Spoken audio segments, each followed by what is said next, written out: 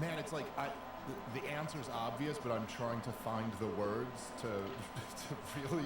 I mean, it's not.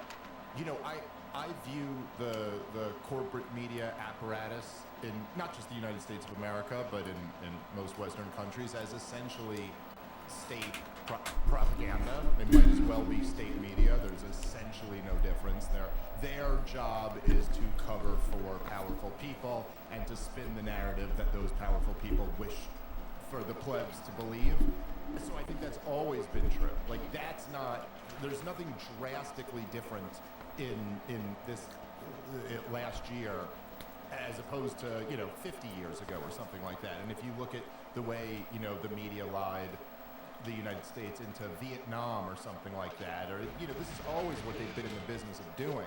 What's striking to me about the last year is how profoundly stupid the propaganda has become and kind of their inability to adjust to the new facts on the ground. So, something like, just for one example, which I guess I care about because he's a good friend of mine, but so Tony Hinchcliffe, when he speaks at the Nazi rally in Madison Square Garden, if you are at all plugged into like social media or this world of internet shows that we're a part of, you just kind of know this video has gone viral. I mean, there's the video of Tony doing his insult comic routine is you'll see one clip on Twitter that's got 3 million, another has 7 million, another has 600,000, another has that. Now CNN at the same time is getting like 200,000 views on their daytime show. And this show is telling you that a speaker made a comment at a Trump rally. But everyone who's seen that is also seeing the actual thing. Like, they can literally see that you're lying to me. So, like, you gotta step it up here, guys. You gotta adjust. And they just didn't adjust. And the lies, it's not that they're lying. That's nothing new. But the lies, like, Joe Biden is sharp as a tack. And Kamala Harris is a phenomenon of joy.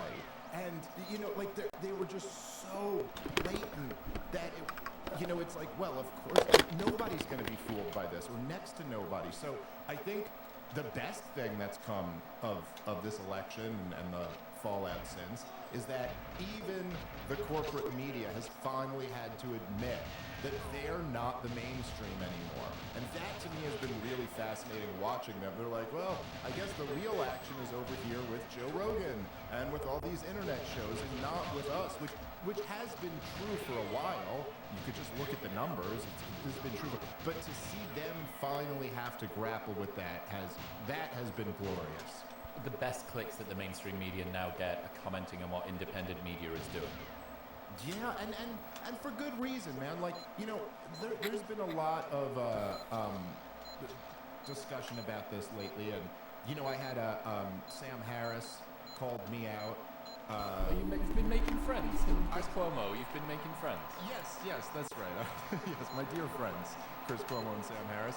And what he said was that he was like, listen, Joe Rogan has some comedian Dave Smith on to break down the history of Ukraine or the Israeli-Palestinian conflict or something like that. And I'm sorry, but that's not, what are we looking at this guy like he's the next Henry Kissinger or something like that? And to be clear, I get his point. Like, he's not entirely wrong. Sure, it is kind of ridiculous that we don't have serious, credible institutions and we don't, okay, there's a fair point to that.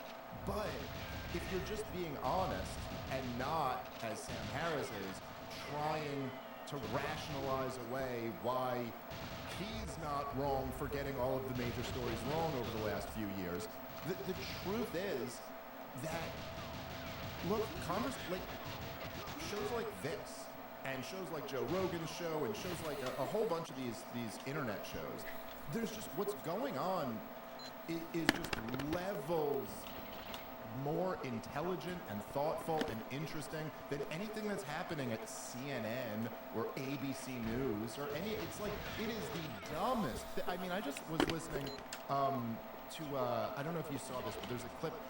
I can't remember her name, but she's one of the CNN ladies. and she's being interviewed about what went wrong in this election, and I'm listening to it, and it's just like the dumbest take. Like, there's not one thoughtful moment. There's not one thing where you go, oh, okay, and I'm somebody personally who's like, I really enjoy reading like brilliant left-wingers, brilliant right-wingers, libertarians, all types of different views.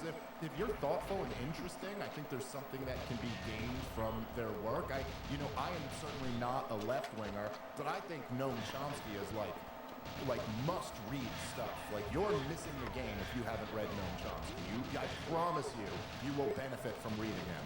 And so I'm just saying, if you're just objectively looking at this, I'm sorry, Tucker Carlson and Glenn Greenwald sitting down and having a discussion is just light years more intelligent and thoughtful than anything that you'll ever catch out of any of these corporate media outlets. And so, for them to all look around like, well, this is ridiculous that we're relying on Joe Rogan and Dave Smith. Yeah, okay, it is.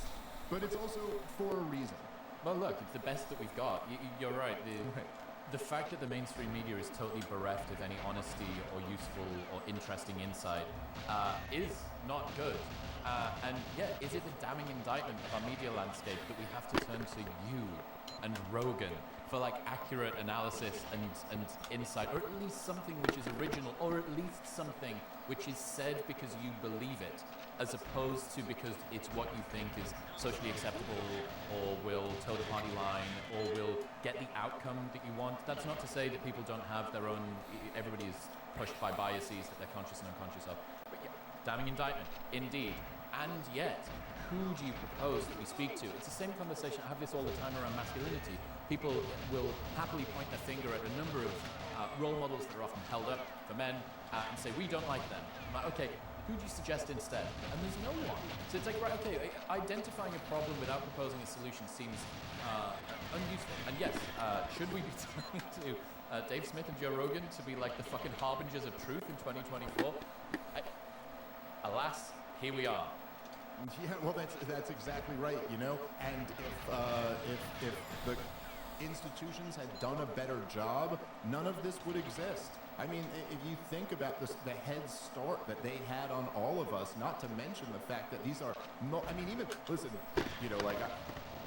Joe Rogan has some money in the bank, but he doesn't have anything like the resources that CNN has. He doesn't have a multi-billion-dollar operation. You know what I mean? Joe Rogan's like a few guys. That's his whole operation. And so it should say something that he's not only caught them, but has lapped them several times over.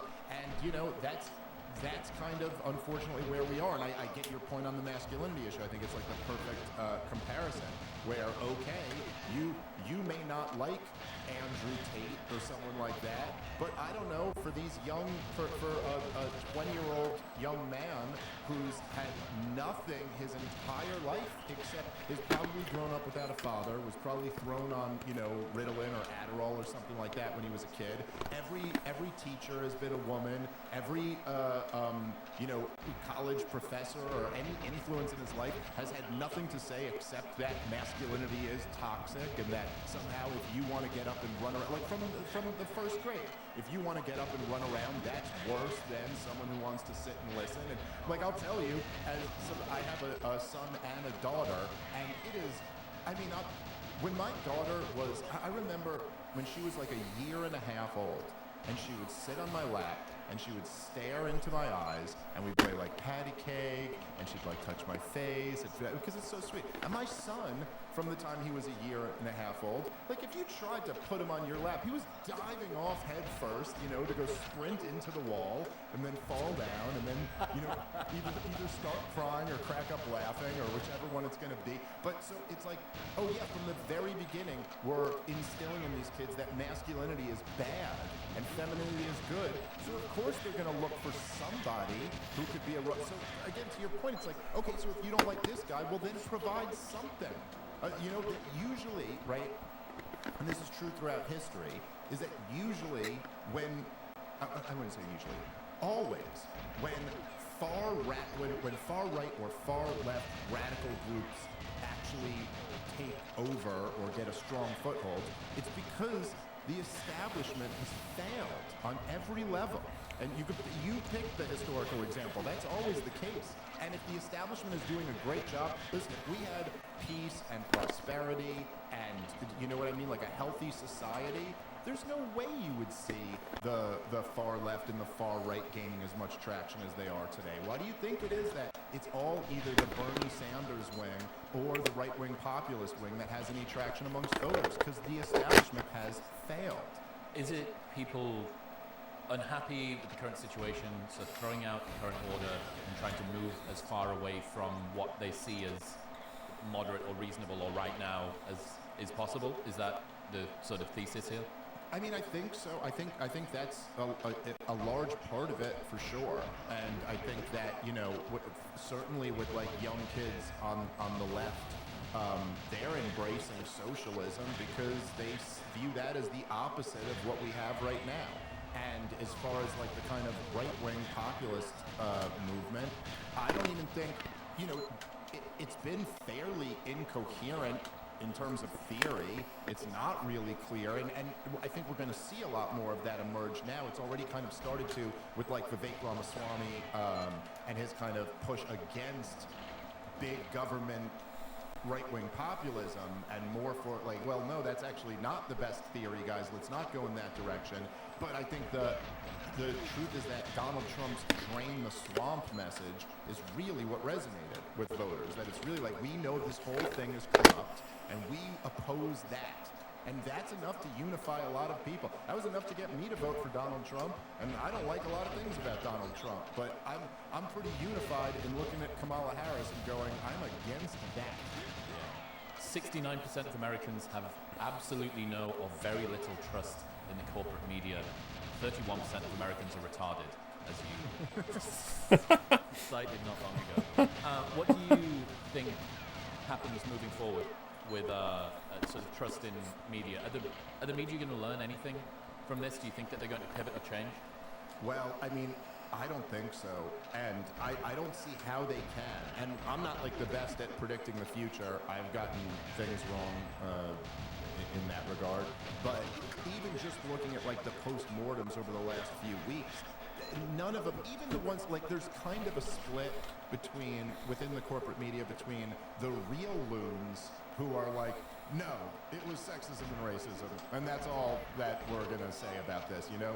And then there's like the ones who are, I guess, only have 1 foot off the cliff, who are like, well, maybe, you know, there are certain things we could have done better. Maybe the trans and the kids thing was a little bit too far or something like that. But even with those guys, just none of them, and in some ways, it's just because they're so strongly incentivized not to admit this even to themselves. But none of them can really have an honest postmortem. None of them can really go like, oh, I guess what happened is that we just consistently lie through our teeth and we've gotten every single issue wrong, every single one of them on the side of power.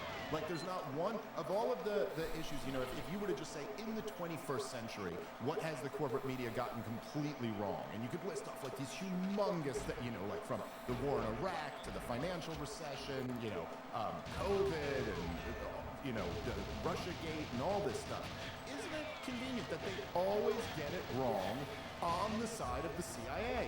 It's so bizarre, you know, and none of them can admit that. And none of them can admit that, oh, we were lying when we said this is a great economy. Actually, we've totally gutted this economy and rigged it against any honest working class person. And I mean, like, you know, it's like, that was one of the major ones. It was just unbelievable to watch them pretend this is a really great economy. And when it's terrible for working people. It's one of the worst economies, the worst, I think, in my lifetime. And so, again, it's just, you look at them, okay, they have no ability to actually grapple with what got them here and why they've lost all their credibility. And then on top of that, you know, and this was a thing that I think a lot of people got wrong, because I even saw a lot of people who I kind of agree with and respect saying that Kamala Harris made a huge mistake by not going on Joe Rogan's podcast when she was invited on. But I think you've got it all wrong if you're looking at it like that. That was a wise move on Kamala Harris's part. There's no way that would have gone good for her. There's no way it wouldn't have been a disaster for her because Kamala Harris is not built to be able to speak openly and unguarded for 3 hours. Her whole thing is she's got to say talking points because otherwise you might find out that she has nothing. She's not interested in any policy. She doesn't have a deep thought on a single issue. And so there's a new game in town now. And it's an amazing precedent that's been set over this last election where now you have to, if you want to be president of the United States, you have to go and sit for an unedited 3-hour-long in-depth conversation. And Trump had to do a bunch of them. And it's just simply the case that what the corporate media does, what the progressive establishment Democrats do, isn't built for that. Like it just can't be done. There is nobody. If you're on the side of transing the kids or whatever, you don't do well in a long-form conversation. You rely on shutting down your opponent by calling them a bigot and then having censorship and having the power and having the control. You can't, because there's just no defending it. It's not like there's not one single person out there who's a good defender of it. It doesn't exist. Yeah, you may not have noticed this. The other day was Transgender Day of Remembrance, not to be confused with Trans Day of Visibility, which is in March, or Trans Day of Action, which is in June. Last week was the last day of Transgender Awareness Week. Transparent Day was earlier this month as well. California legislature has declared August to be Trans History Month. Pronouns Day is in October. Also in October is Gender Fluid Visibility Week. Non-binary People's Day and Non-binary Awareness Week, both in July. October designated as LGBTQ History Month, which was initially Lesbian and Gay History Month. And of course, LGBTQ Pride Month, formerly Gay and Lesbian Pride Month, is in June. So I assume that you've been celebrating appropriately. Yes, How are you? I don't eat until... I'm streaming right now. How about you? What are you up to? Whatever it is you're supposed to do. I can't believe you have all those memorized, Chris. Jeez. Oh, okay, that's Look, cool. they're on my calendar. How are you, my love? I'm How's a everything? good contributing member of society. But yeah, this That's idea good. of sort of the media landscape and it's changing, it really did feel like there was a couple of breakthrough Just to see you moments when spend time with you, independent my media love. went mainstream. So the CNN horse dewormer thing, Joe, the 1-2 punch of the N-word video as well, What? shortly after that.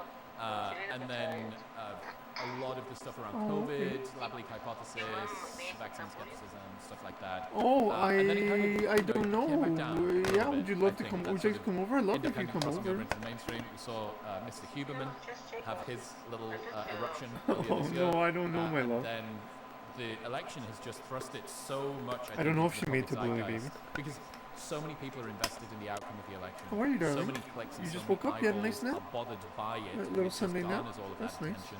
So yeah, it really wouldn't surprise me if That's good, baby within the face. next 4 years we get to the What's stage that? where there's more than 50% of the population. I often overestimate how not normal the normies are. I hear you. I fail flat on my face. A significant portion of people say we don't want MSNBC or CNN to host the presidential debate. Okay, baby, We I want love it to you, I miss happen you. on a piece of independent media. We want fucking Rogan and Glenn to do it, or Douglas Of Murray course, and baby, of fucking Cenk Uygur. I don't know, course. like, you know what I mean? Amazing, Like, I we love want it. that, and it. Yeah, I love I it. feel like we're on a trajectory where that doesn't seem as ridiculous as it might have done only 5 years ago. Yeah, well, in a way, what seems ridiculous indeed. now would be to have it on one of the networks. I mean, it just doesn't make any sense. And I know so many, like, I was going to say blue check journalists, but that's not a thing anymore. But if you remember back in the day on old Twitter, that used to be a thing when it was the journalist with the blue check, and that's how you knew they were like an official journalist. But I remember all of them for years just like deriding Twitter and podcasts, and it'd be like, Twitter isn't real life, and the podcast bros are upset. Does that even really matter? And I remember always looking at this and being like, guys, it's as much real life as the New York Times is real life. Why isn't it any? It's a show. What we're doing right now is a show. There's two people, there's cameras, there's a microphone. Who cares whether it's on the internet or it's on FX or something like that? It's like what matters is how many people are watching. And there's just way more, there's just no, listen, if Elon Musk and Joe Rogan decided they wanted to host the next presidential debates, we all know that would get not more views than if Jake Tapper were to host it, but like by orders of magnitude more viewers on it. So why, the more you look at it on paper, you're just kind of like, oh yeah, it would make no sense to go in that direction and all the sense in the world to go in this direction. And all things being equal, that's probably what you're going to get.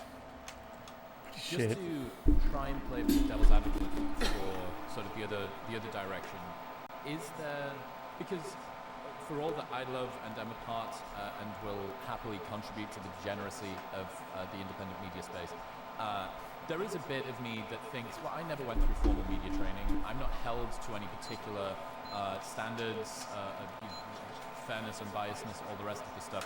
Even if the media has totally disregarded those, etc., etc., etc.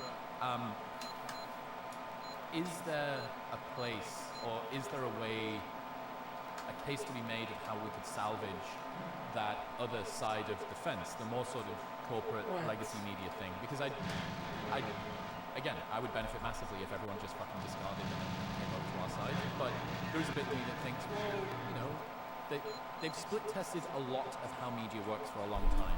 They have the money behind them. It just seems like they're pointing in the wrong direction. And if we could just adjust the direction a bit, maybe we could. Yo, what's up, Dave's 31? How are you? The public with information. I'm not against that in theory, but I do think that institutions in general, there's a line you can cross. Misleading scam, yeah. And so evil that you essentially That should have lose worked. the right to exist. That should have You worked. lose your How are you, legitimacy. Dave's? And so I think, you know, if in 1990 someone was arguing that, you know, we just need to point the Soviet Union in the right direction, and then, you know what I mean? 'Cause it's important to have these big institutions or something like that. I think you would go like, well, no, they've lost their Too far right gone. to exist. And I think the corporate media is well beyond that point. And by the way, I don't like, from my perspective, I'm not flippantly making that comparison. I think it's a well-earned comparison.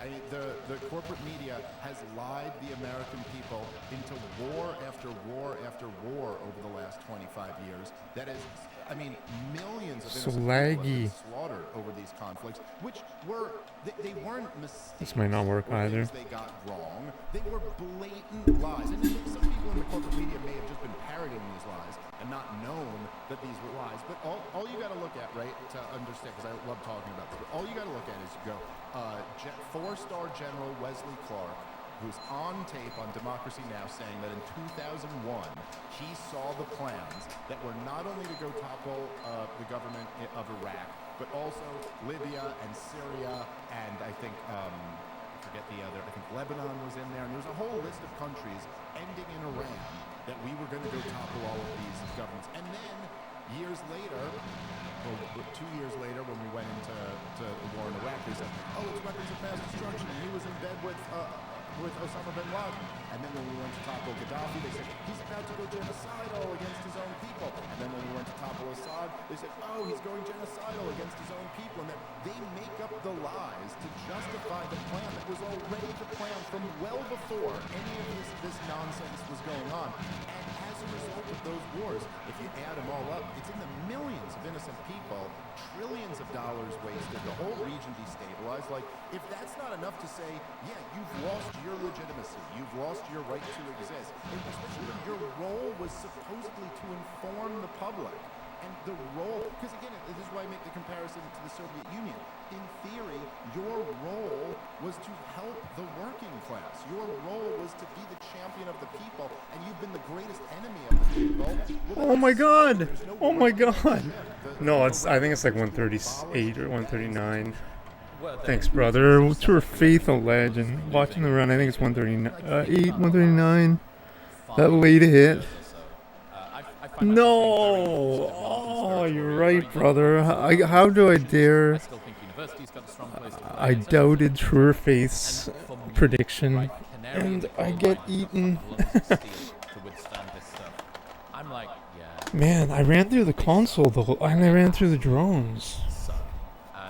I thought the Cause yo, dude, that's exactly. So what I'm doing is I'm adding running through the console, running through the drones. That's kind of what I want to try to do. It's pretty clean. It's a lot less lag. The exhaust bay on SA than 00. Damn, dude. Fuck. Thanks, brother. What's on there? Fuck.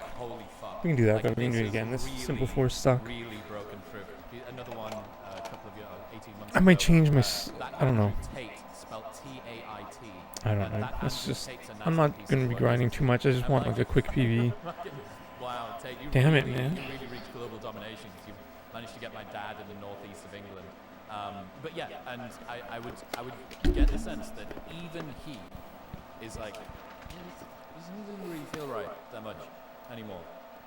So yeah, maybe they're not going to learn. And I don't know, maybe Substack and free press and live streams and all the rest of it, maybe that's going to be... How was the dark room? Dark room's pretty shit. I think I reloaded in the corner. To be done. I don't think I need to reload as much on SA. Another point that I'm sure you've heard talked about before. I think I should just go on Faith. The boring stories that get covered. You know, there is still. I'm reloading too much. Meteorological insights and surveys on like really boring stuff that the press kind of still has a hold over, and you hopefully they're not. Damn, dude, you fucking read it 140 exactly. Maybe they are. But with that, like, you know, who's going to come in and who's going to fill that hole? Who's going to fill that vacuum? Honestly, dude, so, yeah, there's a lot of, I'm playing the strats this for what I might try for 00 for a quick PB. But playing this and getting 140 on SA, this is really good information because I really don't want, I don't want to do 140 again on 00. It'd be just so heartbreaking. I just can't do it. So I gotta I think I should clean up my act on SA and Agent.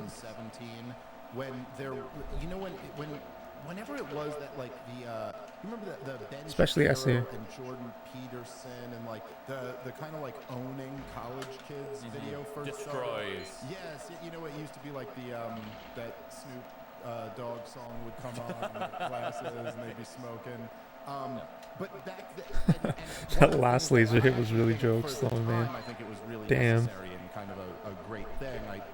I think you got to move out of that realm of just owning 20-years. I gotta watch over that because I could lose a serious run to that bullshit. For the rest of us who weren't at universities, to be like, wow, there has been this tremendous. Yeah, man, XRP is up, dude. Where no one's pushing back on any of these ideas. Pretty exciting. And so they haven't strengthened them. And then I don't know what happened. I'm I'm not up to date on the news. Why am I reloading so much? They have nothing. I was like half a second wasted. It would be as simple as like some 19-year-old would be like, you know, I was born a man, but I identify as a woman. And like Ben Shapiro would be like, how come you're not a trade?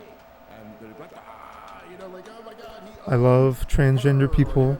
I support freedom. I don't necessarily agree with everything said on my videos. I haven't pre-watched them. There's been a tremendous weakening. And that, you know, it's just like, it's like anything else. It's like if you haven't been to the gym in years and you're weak and your muscles have all gone through atrophy, well, the only answer is you got to start lifting heavy things again. You got to pick up heavy stuff and put it back down, and that's the way you'll recover and get stronger. And so that's kind of like where we have to go going forward, no matter who, no matter what side we're talking about.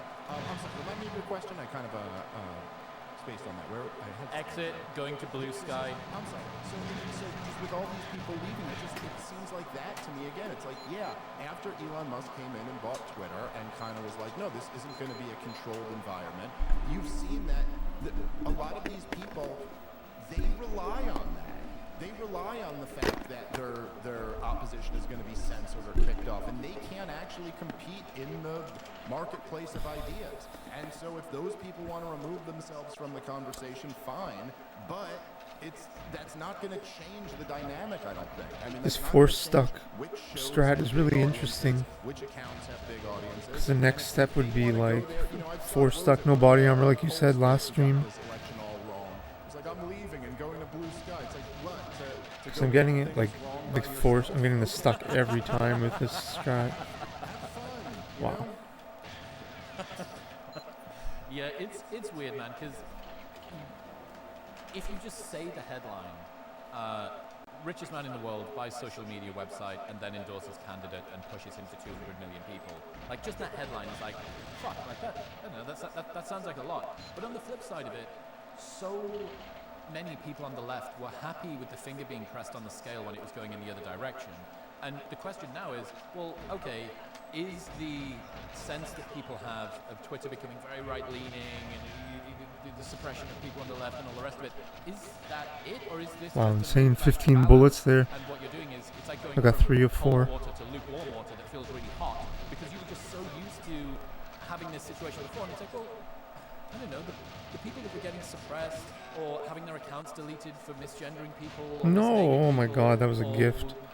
All of that I stuff did was not censored, hit his all of the chest. stuff that came out, they stuck about for the most part. Yeah, it was Gab and Truth Social, but everybody kind of still played in the pool. And it does feel a little bit like, well, I don't know, if as soon as a loss occurs, everyone's like, Hartman, like, screw you guys, I'm going home to Blue Sky or wherever else.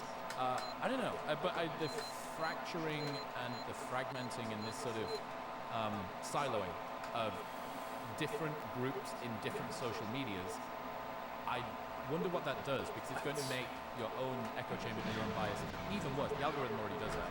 Your follows already do that. You don't even have the offset now of outrage stuff that comes in, apart from, I guess, maybe things from other platforms put across onto yours. But then when you see the replies of that, everybody agrees with me. So I wonder whether the myopia on both sides is going to increase more, given that people are going to cross-pollinate. The misunderstanding that everybody has of everybody else's views also going to increase more, because you never get to see a reasonable take. You never have a discussion that brings that volume down, although maybe you weren't having that before in any case. I don't know. No, I mean, I agree with all of what you're saying, and just to the first part there, I could see looking at it on paper, going, hey, the richest man in the world bought this platform. He throws his capital and his influence behind a political candidate, and I could understand people having an aversion to that. But the truth is that is just the way of politics. Whether you like that or not, I mean, well over 100 years. So what was it, 1912, when Woodrow Wilson ran for president? He was funded by the big bankers. And then he got in there and signed the Federal Reserve Act into law. Right? It's like the most blatant example of like, what? They're going to give you money to win this race, and then you're going to get in there and give them control over the nation's credit supply, which still is the craziest freaking thing in the world that is just kind of accepted now as that's just how modern nation states operate, I guess. But that private banking interests get to print out of thin air money. They get to create money and then lend it to the big banks at next to no interest, so that they can take that money and lend it out at interest to the American people or the British people or whatever government we all have, central banks. It's like the most blatant scam in the world, and this goes on all the time. And so if Elon Musk was doing that so that Donald Trump could pass policy X that would give Elon Musk billions more dollars, I would certainly be opposed to that. It's a little bit different if he's just doing it because he believes in the candidate. And by the way, I mean, if you're talking about giving Donald Trump a whole bunch of money in order to get a policy that you want, I think Miriam Adelson would be the one to look at, not Elon Musk. And so obviously George, now Alex Soros, do the same thing for Democrats. So, yeah, I mean, that's the game. for better or for worse, and mostly for worse. But to your point, I really do, like in deep in my soul, I totally feel the same way as you. And I feel like everybody should be on these platforms together, because we got to share a country, so we might as well all be having this argument together. The thing of it is that it's not like we were having that. That wasn't the dynamic. But if anybody from, say, I mean, look, I debated Chris Cuomo. I'd debate anybody else from the corporate media if they want to do it. If they want to come engage in this conversation in a good faith manner, okay, let's do it. And it's not just me. I know I speak for you when I say that, and lots of other people, that we'd be like more than happy to have. So if they want to do it, that's fine. But they're also, in any type of relationship, like there has to be standards. And just unifying for the sake of unifying is never a positive in human intersocial, relationships. And like it's Oh wow, insane. I can't believe he didn't shoot me. Was like if I should have been shot you hit her in the game. That's a reasonable standard for her to have. And like be like, no, sorry, you have to not do that in order for us to be together. And so my thing is kind of like, after like all the years of censorship and all of the years of like COVID tyranny and all of this other stuff, it's like, okay, hey, if you want to come be a part of this conversation where I'm arguing that you got all of that wrong and it was evil what you did, then fine, come prove me wrong. But if you don't want to do that and you'd rather leave, fine. But the standard is going to be that neither side gets censored. At least that's how I'd like to see it. I've never been, and I don't know anyone who was like a critic of the COVID insanity, who was saying that the people pushing lockdowns should be censored, or that the people who were pushing the vaccine should be censored. All of them were saying, let's have this debate. So I do see an asymmetry here, where there's one side that's quite happy to have the debate, and the other side that relies on censorship. So if that side now has lost the ability to censor, and their response to that is like, well, I'm leaving, like the husband being like, well, if I can't hit you, then I'm leaving. Well, okay then. Well then, okay, the door's right there. I don't know what to say. Yeah, this MSNBC story with Lake and Riley. Have you been tracking this? I saw that Rogan tweeted out the headline of it, but I have not read the article. Basically, the fact that this person was an illegal immigrant, it was an immigrant in the headline of the story. All of the pressure, all of the attention is placed on how he never stood a chance and how unfair it was that he was prosecuted and persecuted in the manner that he was. A person who killed somebody else, not only somebody else but an American citizen, not only killed somebody else who was an American citizen, but did it as an illegal immigrant. And all of this stuff has just been buried. New York Times, with that Fruit Loops fact check thing about RFK, it's like the difference between the American version and the Canadian version. It's not that different, except for the red 40 and the yellow 3 and the BHT lining inside of the bag.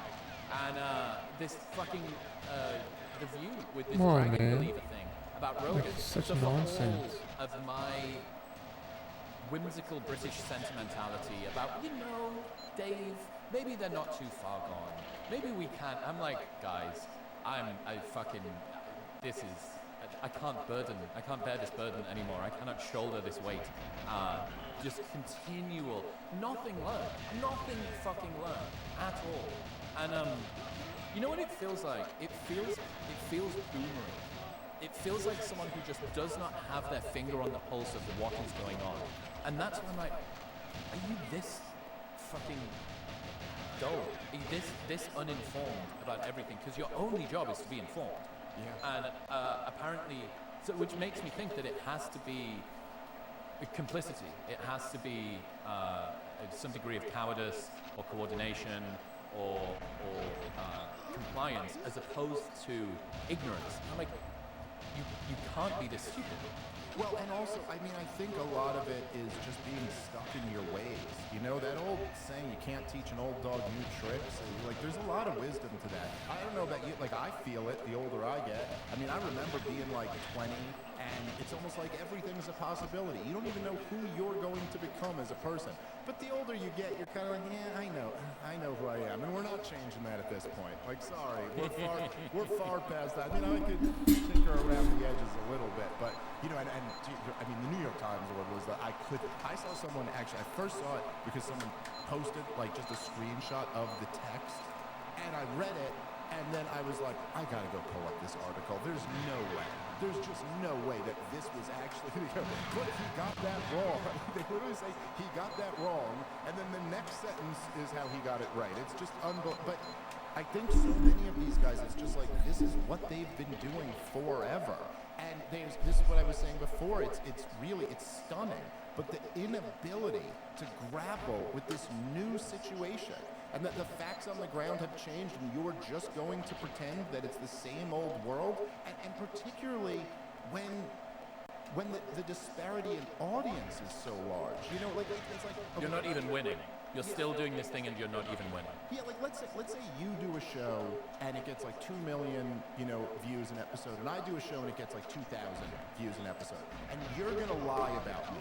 You're gonna say, hey, Dave believes all these things that I don't really believe. Well, okay, the morality of that aside, that's a fairly effective strategy because a lot of people are just gonna hear from you and they're not gonna hear when I respond to you. But if I've got 2 million and you've got 2,000 and your strategy is to lie about me, well, that's a really stupid strategy because so many more people are gonna hear the truth, and the few who hear you are gonna know that you're lying. And so it's just like that. It's right in front of you where you're like, what do you think? Are you still acting? And I remember in my lifetime when that was the case, when they had a monopoly on information and they could just lie about people. If they wanted to remove them, they could just tell you, this guy's a racist. Don't listen to him anymore. Why? I mean, look, the Rogan N-word video was my favorite example of that, because what the media tries to do, and this is one of my least favorite sort of parts of the internet, is to take an indiscretion, which may be an error or maybe actually something that they commissioned to do, that they meant to say, and say, first off, this is what they meant to say, so there's no such thing as misspeaking. Secondly, after that, You're back. You're back in like a few not minutes. one small isolated perspective or an error. This is indicative of an entire ideology. This is the tip of the iceberg, and below it is just bigotry and sewage and transphobia and racism and white supremacy and whatever slime they want to throw at you. But the difference with the Rogan position was the media was saying this is the tip of the iceberg, and millions, hundreds of millions of people were saying, I've seen the whole iceberg. I've watched 500, 1,000, multiple thousands of hours of this guy, and I don't think that you're right. And that the ability to take a single indiscretion, error, vector from somebody who is speaking a lot, like inevitably there's going to be errors that come out, and saying not only did they mean to say it, but this is it proves that they're the transphobe, bigot, xenophobe, racist, whatever, that we always knew that they were. It's like, it's such a tired fucking playbook, and it really bores me. And on top of that, it makes me concerned. It makes me tread more carefully, because I think, oh God, like what if this minor misspeak, what if the way that I put this particular sentence together is constructed incorrectly and then construed in a manner that somebody else can use? I'm like, it's not fucking cool. No, 100%, man. And just like, so to your point about having seen the entire iceberg, I think that's so spot on. And particularly with something like the Joe Rogan experience, where the guy has, I feel like, because I've done Joe's podcast so many times at this point, I feel like I think his listeners have that relationship with me. Because it's just, when you go there, you talk for 3 hours, and people really, it's not like doing a nightly news show where you come on and there's this energy of like, I'm performing the news now. Hello everybody and welcome to the nightly news of ABC and our top story, blah, blah, blah. It's not like that. It's not scripted. It's a conversation. People are going to hear the things that I want to rant about, that I want to talk about. You're also going to see me in a situation where Joe just throws something at me that I wasn't expecting, and you'll see how my mind works and how I think about things, how I take in new information and all. And you sat there for 3 hours and really got to know it. And I've done the show like a bunch of times, but Joe's done every single one of them. Like, the fans who are fans of Joe Rogan, they listen to him for 9 hours a week in their head. Like, they know him. I get people all the time, because we're good friends, and they'll be like, oh, what's Joe Rogan like? And you're like, you know what Joe Rogan's like. That's what Joe Rogan's like, by the way. For anybody, I don't know how much time you've spent with him, but that's what he's like. He's like exactly what you know. He's exactly the same. There's no act being put up. And so when people, millions and millions and millions of people who have consumed like hundreds and hundreds of hours of his content, you're gonna say like, oh, we gotta cancel this guy. Like, you might as well be telling me I gotta cancel my wife or something like that. Like, what? No, I knew all the stuff you're talking about. I already knew, and I knew everything else about it too. So it's just not going to happen. Like, this just is not. It's not possible for you to like get in between that very authentic relationship that he has with his audience. I think what else that does, and it can be whichever media form you like, you know, even Substack to some degree, the sort of frictionlessness that people are able to publish regular blogs on, whether it's personal reflections or stuff from science, daily vlogs. I love the fact that a lot of vlog editing now seems to be moving down from the whole limbic hijack thing. Sam Sulek in his like 45-minute chest and back workout video, which is essentially unedited, right? There's no fluff, there's no nothing, there's no curation. I think what all of this does is it throws into very harsh light the much more curated, much more perverted, molested world of the person who, Joe Rogan is a dragon believer, and you're like, fucking what? Dude, like you're so either malignant or out of touch. Those are the only two options, and both of those mean that I shouldn't listen to you. Yeah, and this has always been one of the worst things about, you know, which you kind of touched on. One of the worst things about political correctness, or like wokeism, as it's called now, is that it does like, when you set up this system where there's like third rails everywhere that you're not allowed to touch. And if you touch them, you're supposed to be ruined now. And that is supposed to define everything about you. That is, you know, that might the slow pause, what? But for anybody who's at all intellectually curious, it's like you need people who get things wrong sometimes. And some of the most interesting thinkers who I've always loved reading, you know, they get certain things very wrong, but that same person might get something else right in a way that you're like, wow, I never thought about it like that before. There's a lot of figures like this who are kind of like, you know, very provocative thinkers who might say four things, and one of them you kind of agree with, the second one you think is dead wrong, the third one you think is wildly offensive, and the fourth one you think is brilliant and you've never thought of things in that way before, you know? And like, who wants to get rid of that person? Those are the best people. Like, those are the ones who are really fun to like read through and kind of, you know, stretch your own brain by thinking about what they're thinking about and what you agree and what you don't agree. And I hate, and not just hate, but I like very bitterly resent anyone who ever tries to make me live my life that way. Fast. Try to make me be like, well, I'm a little bit concerned about talking about this topic because people might think I'm a bad person. No, slow. Part of the reason why those types of people are so important is because when How when is it it really so hits slow? the fan and there's like totalitarianism is on the rise and everybody's falling in line, well, who's gonna have the personality type to stand up and be like, no, I'm against all of this. It's not the conformist, conventional thinker. You know, it's the people who are outside of the box. And so, yeah, Joe definitely has some views that are outside of the box, and he likes getting into conspiracies, and he likes talking about, like, all this stuff. But at the same time, that's, I think, to most people who listen at least, that's part of what makes it so fun and interesting. What you mentioned libertarianism a couple of times there as a card-carrying member. What do you make of the place of the Libertarian Party and that sort of position at the moment? Because it seems to me like the right is going down and the left is going up. So you've got sort of this split, but I assume to you there is more down to be done and less right that would be useful. Well, yeah, I mean, I think that the way I look at it is that I think, so, I mean, I'm a libertarian, forget the party, I'm a libertarian in terms of my worldview, because I think that the greatest struggle in the history of humanity is between tyranny and liberty, and I think that liberty is the key to a moral and prosperous society, and that governments are agents of aggression, and that they bring nothing but destruction, especially when they're out of control and not reined in, as most current governments in the West are.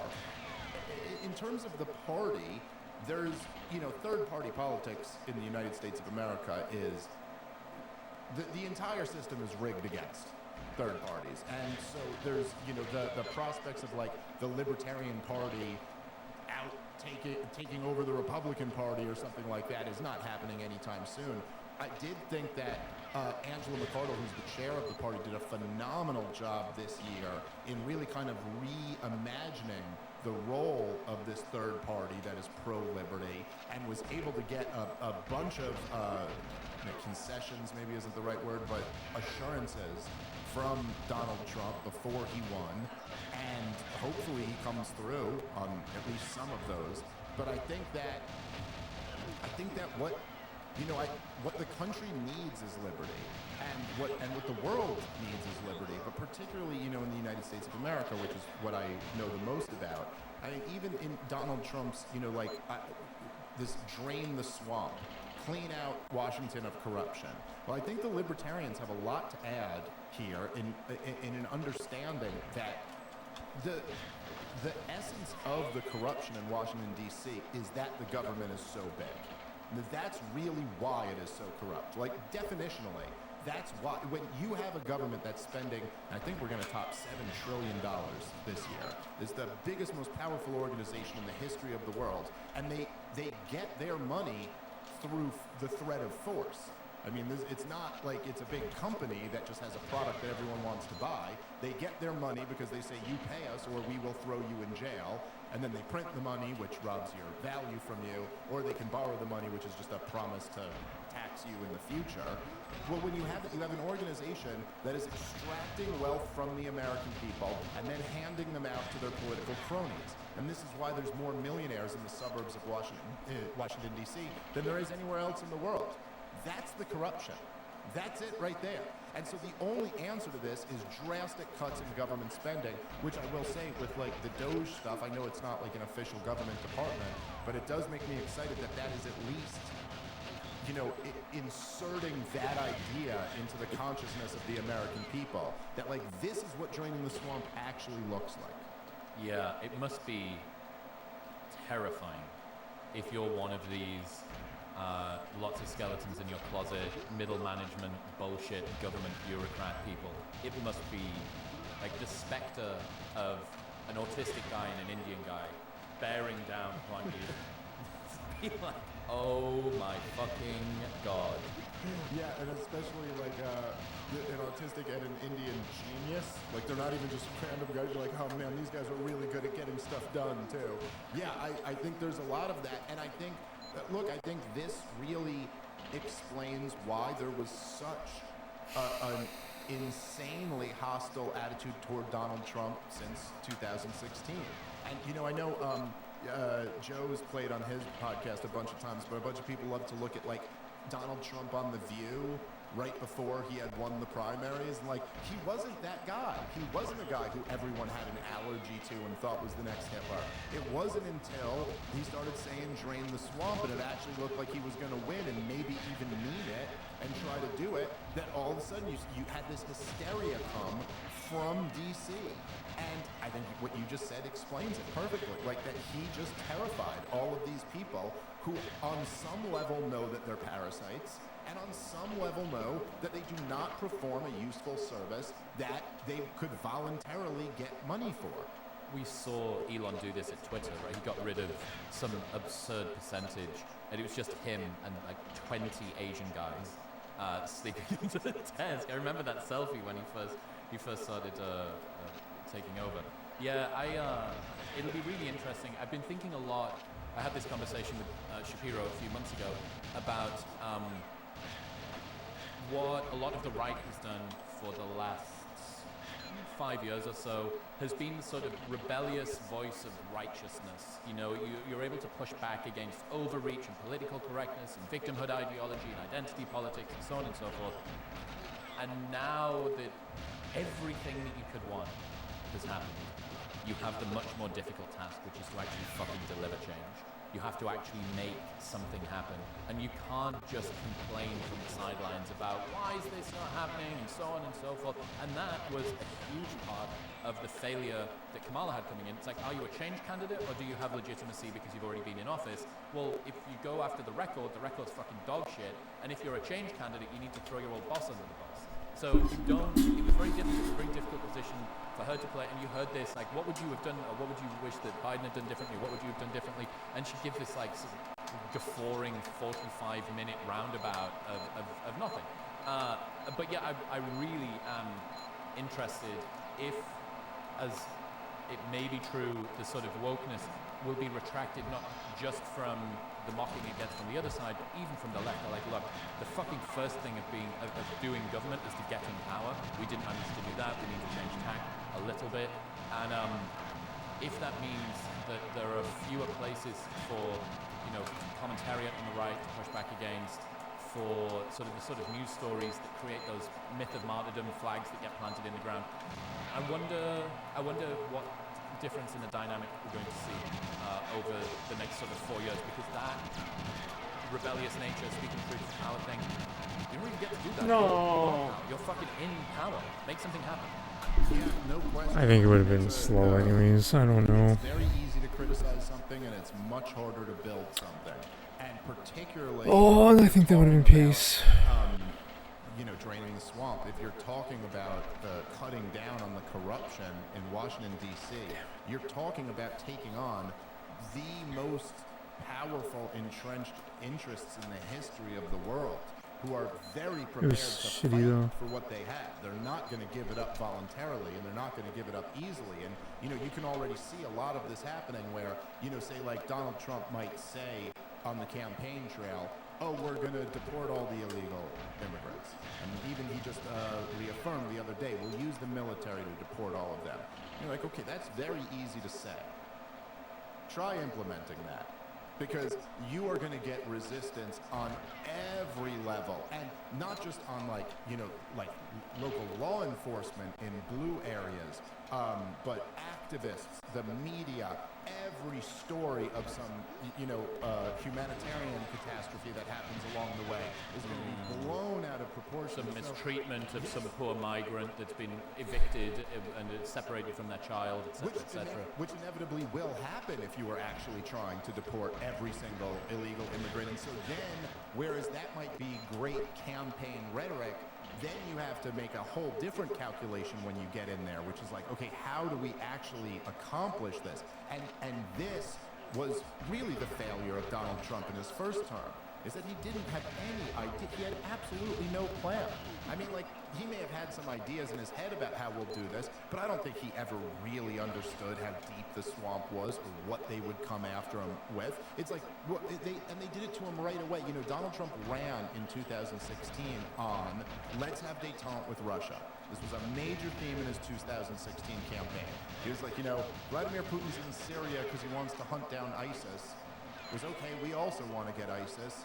I don't care about overthrowing Bashar al-Assad. Let's get along with Russia. Let's make a deal. Let's kill the terrorists together, and then let's get out of the Middle East. We don't need to be there at all. He's like, okay, all right, that sounds good. That's a good campaign idea, and that would be a great policy if you could implement it. But then, you're framed as being a Russian spy.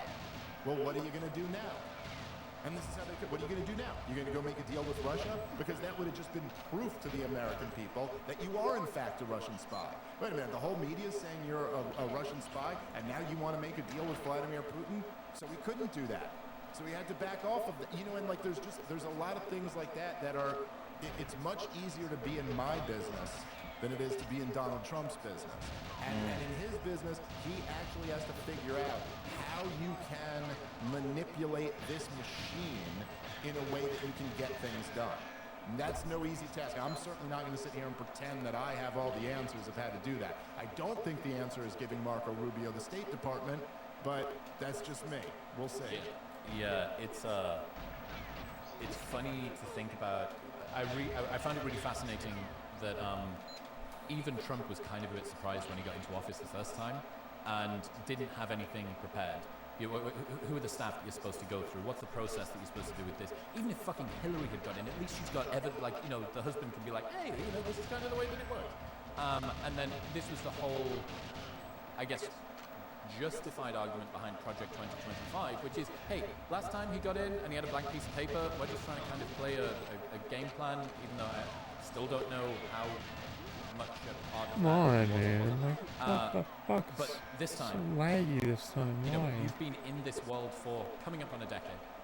You've had on-the-ground experience last time. You had all of the evidence that you've lost. You have everything that you need. If it doesn't get delivered, that will be big egg on face. Yeah, for sure. And especially this time, coming in after this guy has been so burned by this system in every way you can. I mean, with the exception of Jack Kennedy, no American president has been more burned by the system. And so you got that. Now he also has not only a much bigger victory than in 2016, but he actually won the popular vote.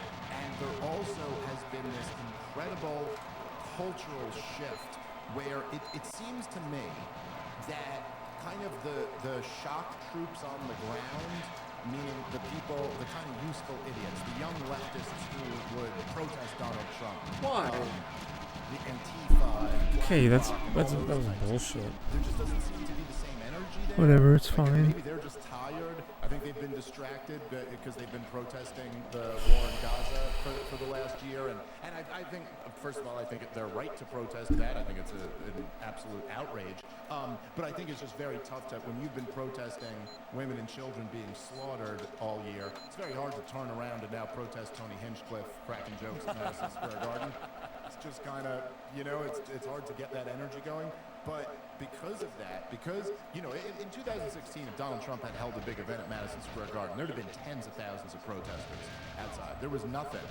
According to the Secret Service, I think there was like 100 who were there. No one showed up to protest. So what I'm saying is that Donald Trump is uniquely set up this time to be able to get these things done. So if he can't get them done now, that's a real shame. I don't know. Maybe the future will be even better, or even a better opportunity. But at least in my lifetime, I've never seen an opportunity like he has right now. Control of the Congress, control of the Supreme Court, winning the popular vote, not the same resistance behind you. Let's drain some swamps. Pressure is on. Dave Smith, ladies and gentlemen. Dave, fucking awesome, man. I really appreciate you. I appreciate your work. Where should people go? They want to keep up to date with all the things that you do. Partoftheproblem.com is that's what my podcast is, and all my stuff is there. And then I'm Comic Dave Smith on Twitter, and I'm all over the place. Part of the Problem is my podcast. That's all. Thanks so much for having me, Chris. I really appreciate it. Appreciate you too. Cheers, man. Thank you very much for tuning in. If you enjoyed that episode, there is something else you will absolutely love right here. Go on, give it a tap.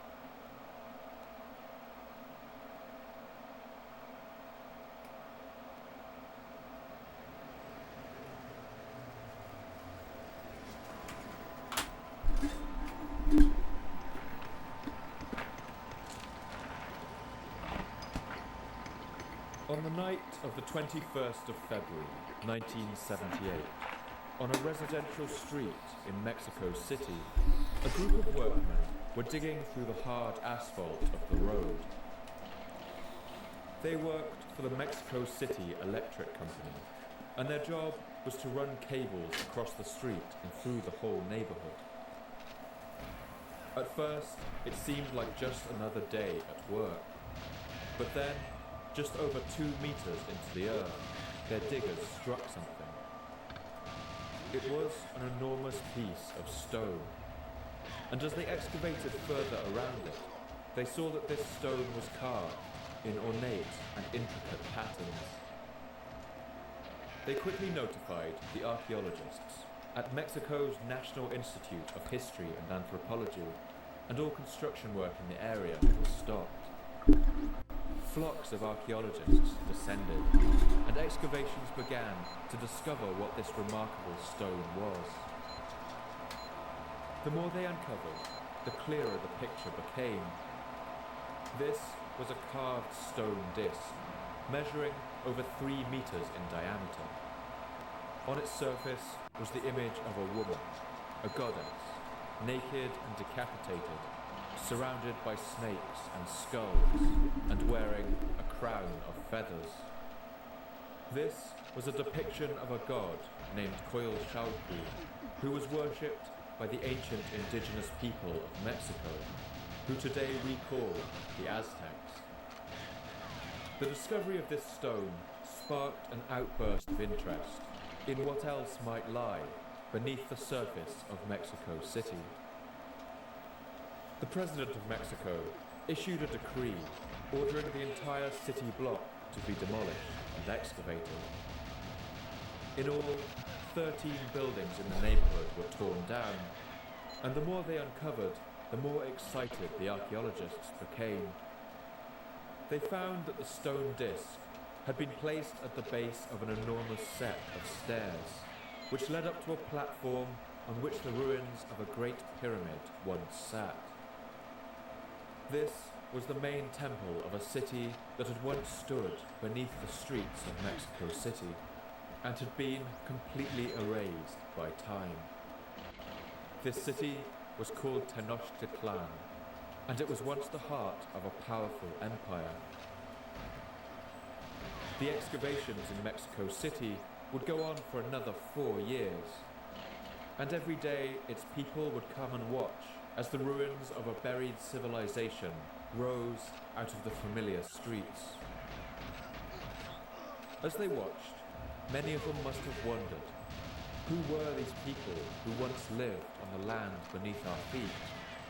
How had they built such phenomenal constructions of such incredible craftsmanship?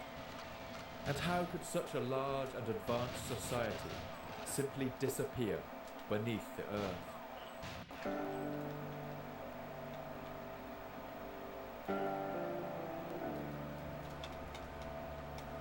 Oh, man.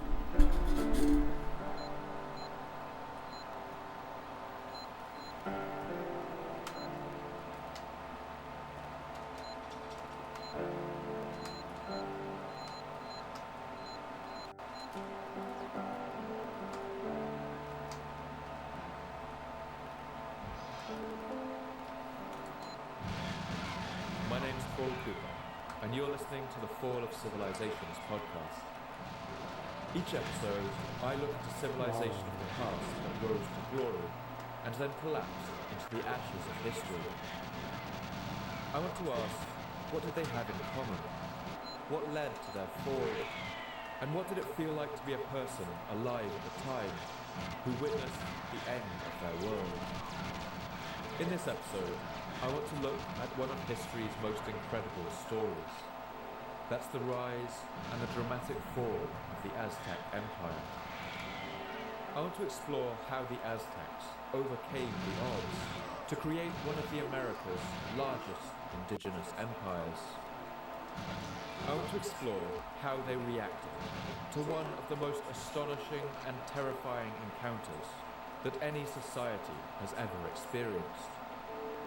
And I want to tell the story of what happened to cause the dramatic and final end of their age.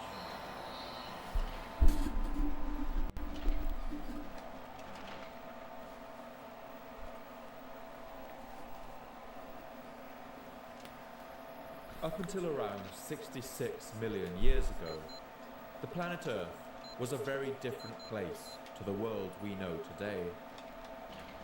In those days, its surface was home to enormous reptiles, known today as dinosaurs. If we could walk across the continent in those days, we would see a landscape covered with ferns and swamps, dotted with enormous primeval pine forests. Small winged pterodactyls flitted in the air, and enormous dinosaurs like the horned triceratops travelled over the plains. In the forest, fearsome packs of velociraptors hunted for their prey, and huge carnivores like the Tyrannosaurus lumbered among the trees. But it's in the sky that perhaps the most impressive of these creatures could be seen. Quetzalcoatlus was the largest flying animal ever known. It had wingspans of over 15 meters, larger than a modern fighter plane.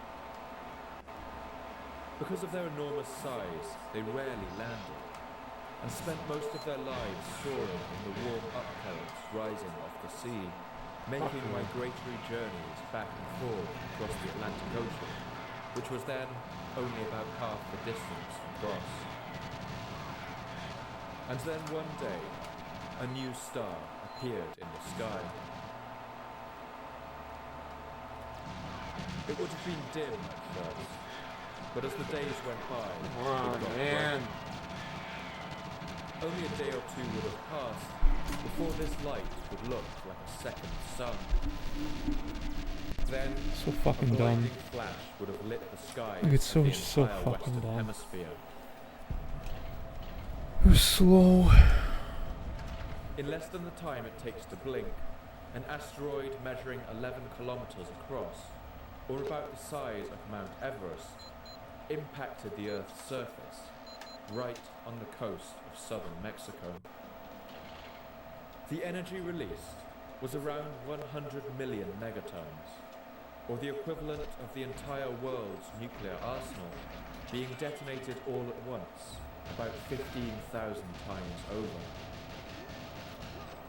The Earth's surface around the impact would have rippled like water under a magnitude 10 earthquake. The asteroid itself was instantly vaporized and sublimed into a core of superheated plasma over 10,000 degrees centigrade, or twice the surface temperature of the sun. Scorching winds of more than 1,000 kilometers an hour blasted out over the continent, and tsunamis of up to 200 meters high thundered into the coasts and washed over the land for distances of 100 kilometers. Wildfires burst into light around the world as burning debris began to rain down on the Earth, and plumes of vaporized rock dust cloaked the planet in a dark shroud that blocked out the sun for years. In parts of the Earth, pellets of glass began to rain from the sky. Much of the life on planet Earth would not survive this event. All large dinosaurs quickly fell into extinction. The Tyrannosaurs and the Triceratops, as well as that enormous flying creature, Quetzalcoatlus. Over half of the plant species in North America were wiped out, and for years afterwards, only mushrooms and other fungi could grow, feeding on the decaying matter of the world's forests.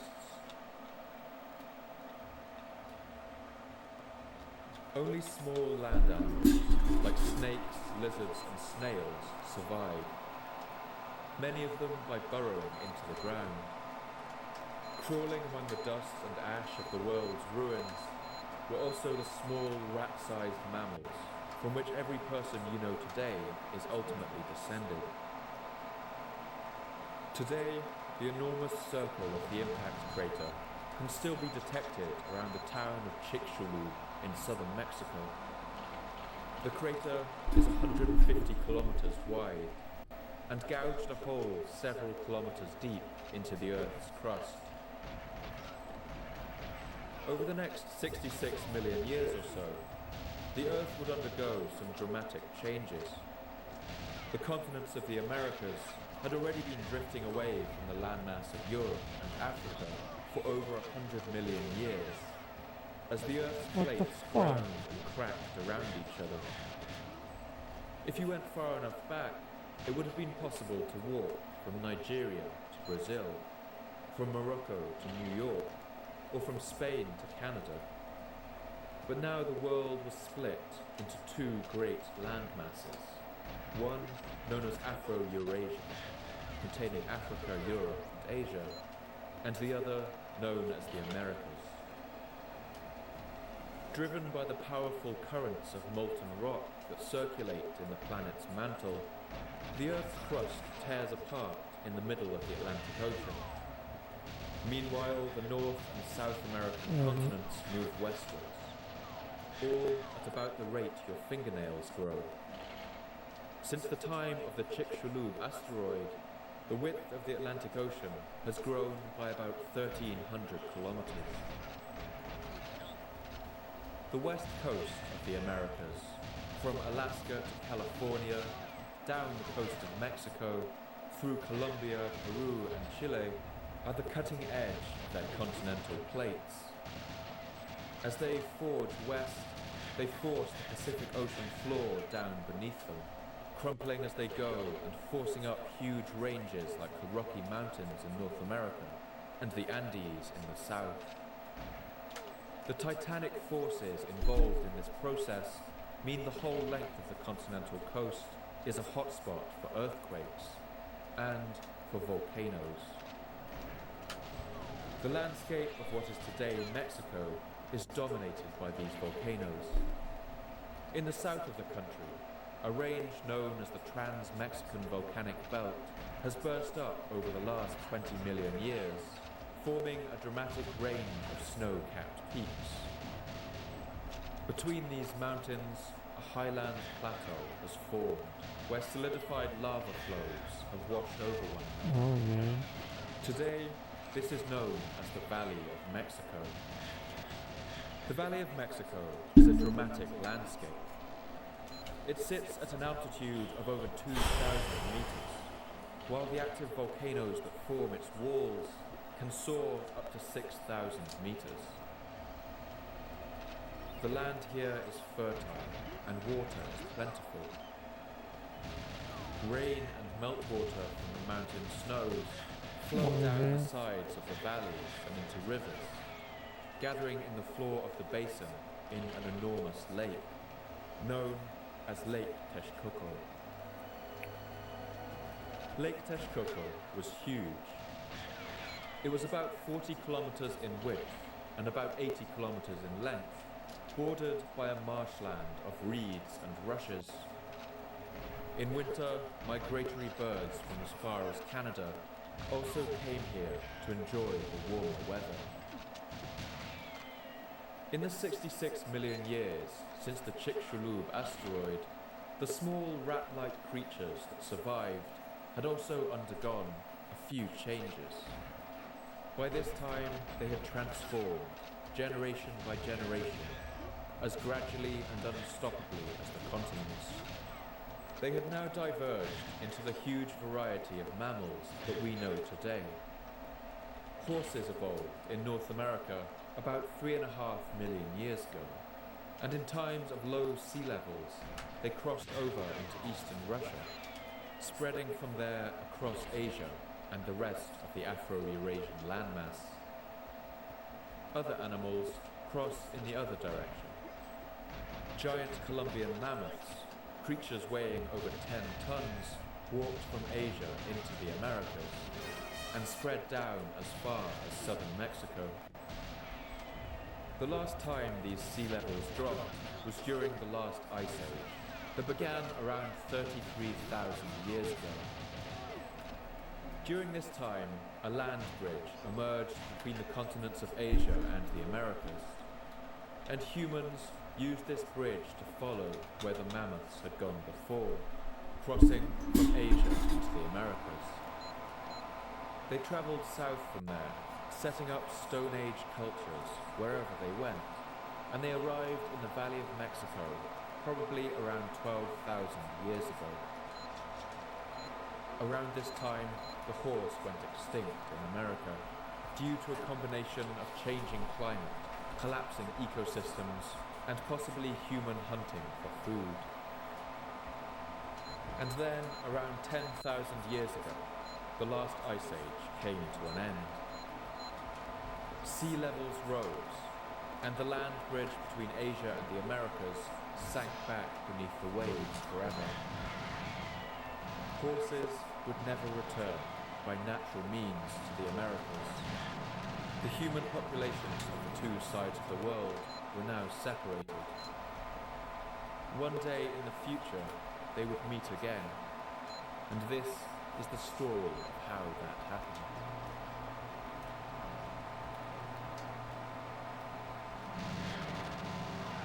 The earliest humans in the Valley of Mexico were hunter-gatherers. They found vast herds of mammoths roaming the pine forests bordering Lake Texcoco, and over the next millennium, Damn it, I fucked it up. hunted them to I extinction. wanted to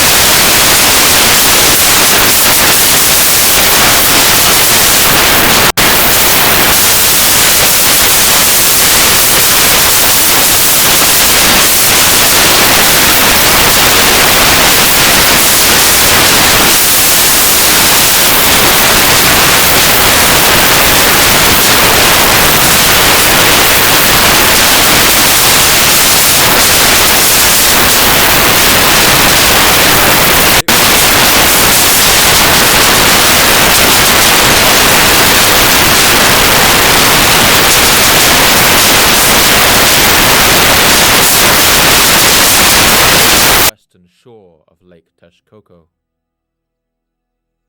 The Mexica built canoes and paddled out to this lonely stretch of land. There, they managed to build a number of small huts and a simple altar made of reeds to their god Huitzilopochtli. It was an incredibly humble start, but it was theirs. And although they were not to know it then, this swampy village would grow in the space of only 200 years to become one of the world's greatest cities. The Mexica named this settlement after one of their legendary kings, who had led them wandering through the desert, a man who had been named Tenoch. And so this place would be called Tenochtitlan. The city of Tenochtitlan expanded gradually at first. From those original few huts, the Mexica soon used up all the space on their island. But with their population growing, they would need to come up with a solution. They began to build artificial islands out in the lake. They would paddle out into the water on canoes and drive tall stakes into the shallow lake bed, then pile earth in around them until the ground rose out of the water. Over the years, these new islands spread out from the center in a chaotic pattern, connected by bridges and canals.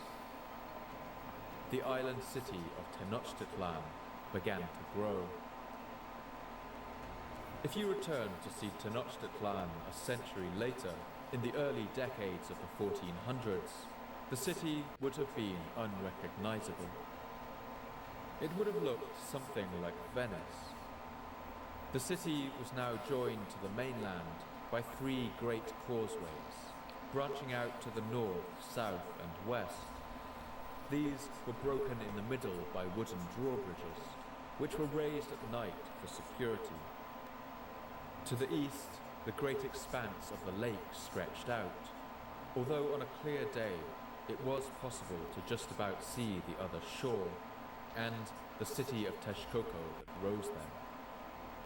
Tenochtitlan was surrounded by island gardens called chinampas. The Mexica built these by weaving together sticks and reeds to make underwater fences, which were then filled in with fertile earth. They used these island gardens to grow all kinds of crops, from maize, beans and squashes to tomatoes, chili peppers, and all kinds of decorative flowers. The farmers paddled between these gardens in their canoes, carrying sprouted plants and tools, and bringing back the crops in baskets.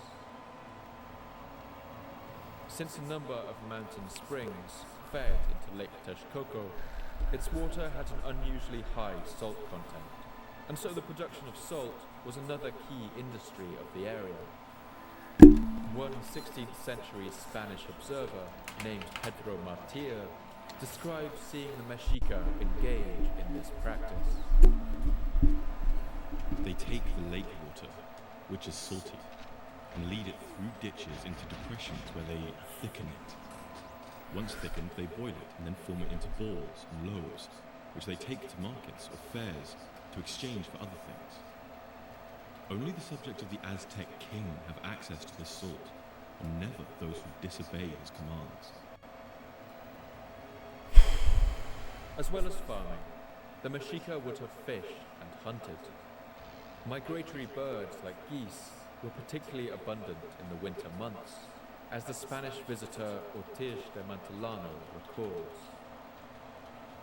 There are great multitudes of birds on the Mexican lagoon. There are so many that in many parts it looked like a solid lake made of birds. This happens in winter, and the Indians harvest many of them. The Mexica also supplemented their diet with other sources of protein. Among these were several species of insect, including one they called the ashiyacatl, a kind of marsh fly. Yo, Cyrus, what's Another up, brother? Spanish writer, What's up, Hernando man? Fernandez, Thank you, dude. I appreciate that, my man. That was I duped 140 like 3 or 4 times over a few streams. That was quite the effort. What's the goal? I don't know, my friend. I'm just doing like the most guaranteed strats right now, and I'm considering. I might change levels right now. I might. Other sources of food. I don't know. I might play a little bit more SA. Maybe get a few natural stocks, or maybe some no body armor. I don't know. I think I just gotta do no body armor. I'll try some runs like that. Thanks, brother. It was a few dupes though, dude. Appreciate that, man. Appreciate that, bro. The Mexica ground these eggs into a paste, baked them into cakes, and flattened them out in tortillas. Both the Ashayacatl fly and its eggs were made up of 60% pure protein, making them an exceptional dietary source. As a snack, the Mexica also liked one species of aquatic worms they called oquilishta, which they toasted with salt. With this abundance of available food and ingenious farming techniques, a population boom took place in Tenochtitlan. It grew in the space of only a century until it housed at least 200,000 people, larger than either London or Paris at the time. In fact, it was likely larger than any city in Europe. It soon covered a rough square of around 3 kilometers on each side, and this rapid growth had a transformative effect on the Mexica people.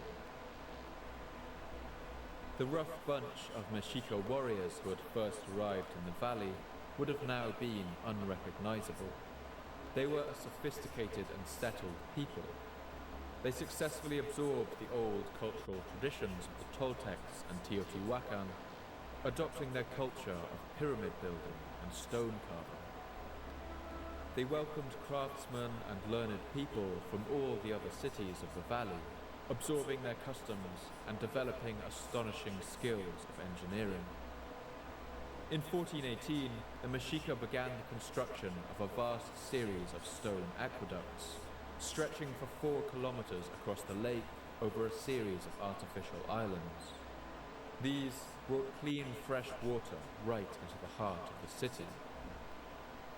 The Mexica also built an enormous dam that helped protect the city from seasonal flooding. Tenochtitlan was divided into a number of key districts. In the north was Cuepopan, or the place where the flowers bloom, and in the west, Moyoplan, the place of the gnats. The humble reed shrine that the Mexica first built had now been replaced by an enormous pyramid. I'm gonna play a little bit, then we're gonna load the vape and then play some more. I saw you got Agent 131, that's huge.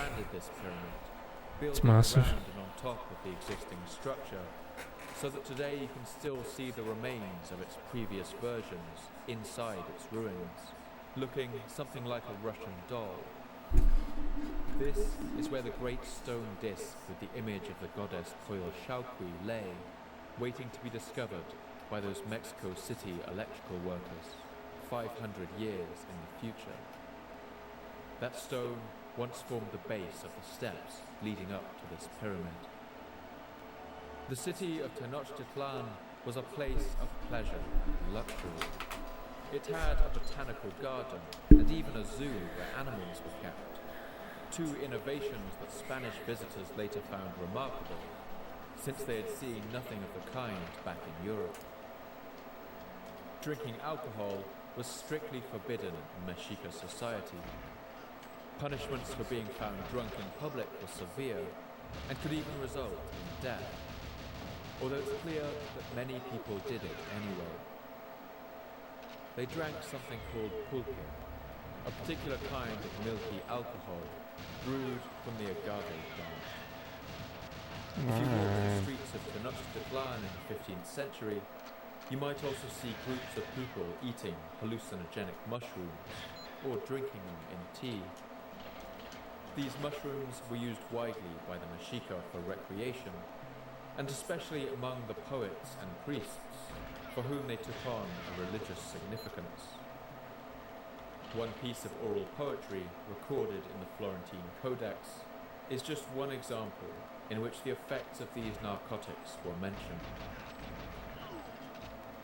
I have drunk fungus wine, and my heart weeps. On earth I have only pain. It matters nothing. We are all precious jewels of the god strung on a thread. We are all together jewels on his necklace. One of the city's most remarkable sights could be found in the northern part. Here, in the district of Tlatelolco, a great market was held.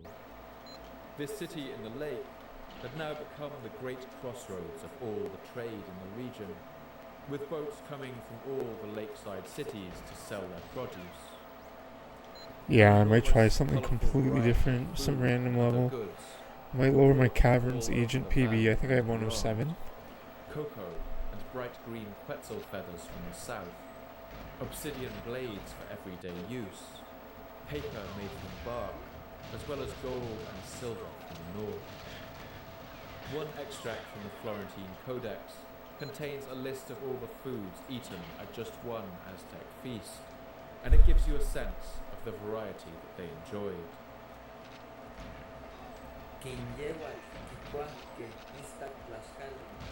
They ate white tortillas, grains of maize, turkey eggs, turkeys, and all the fruits: custard apple, mamey, yellow sapote, black sapote, sweet potato, manioc, white sweet potato, jicama, plum, jobo, guava, avocado, acacia, American cherry, and tuna.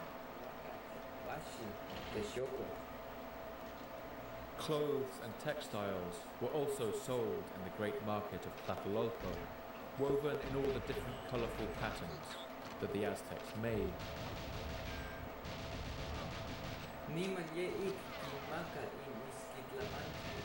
They gave them all the different kinds of precious cloaks they carried, like those mentioned here: the sun-covered style, the blue knotted style, the style covered with jars, the one with painted eagles, the style with serpent faces, the style with wind jewels, the style with turkey blood, or with whirlpools, the style with smoking mirrors.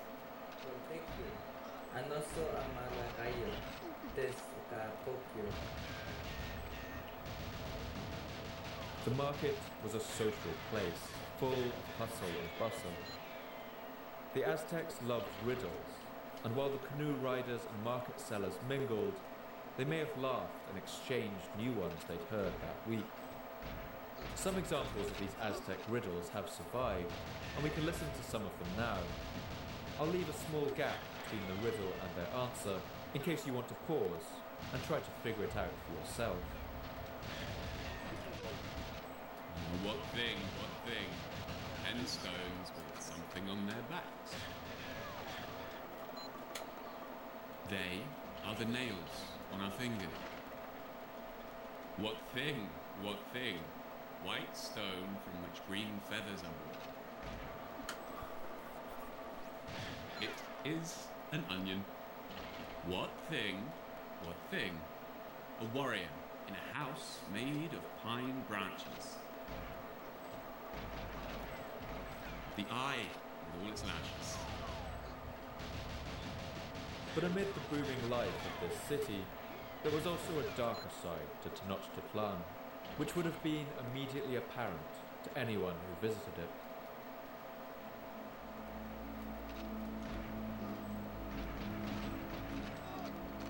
If you were a tradesman arriving in the market of Tlatelolco, it would have been hard to ignore the vast pyramid rising from the district of Tiopan. One shrine painted blue, and another a deep, dark red. The blue shrine was dedicated to the god Tlaloc, whose name meant wine of the earth. He was the god of rain and fertility, the god of life. Other gods the Aztecs worshipped include Tezcatlipoca, the god of night, and the famous Quetzalcoatl, the feathered serpent, who is often depicted as a kind of flying dragon.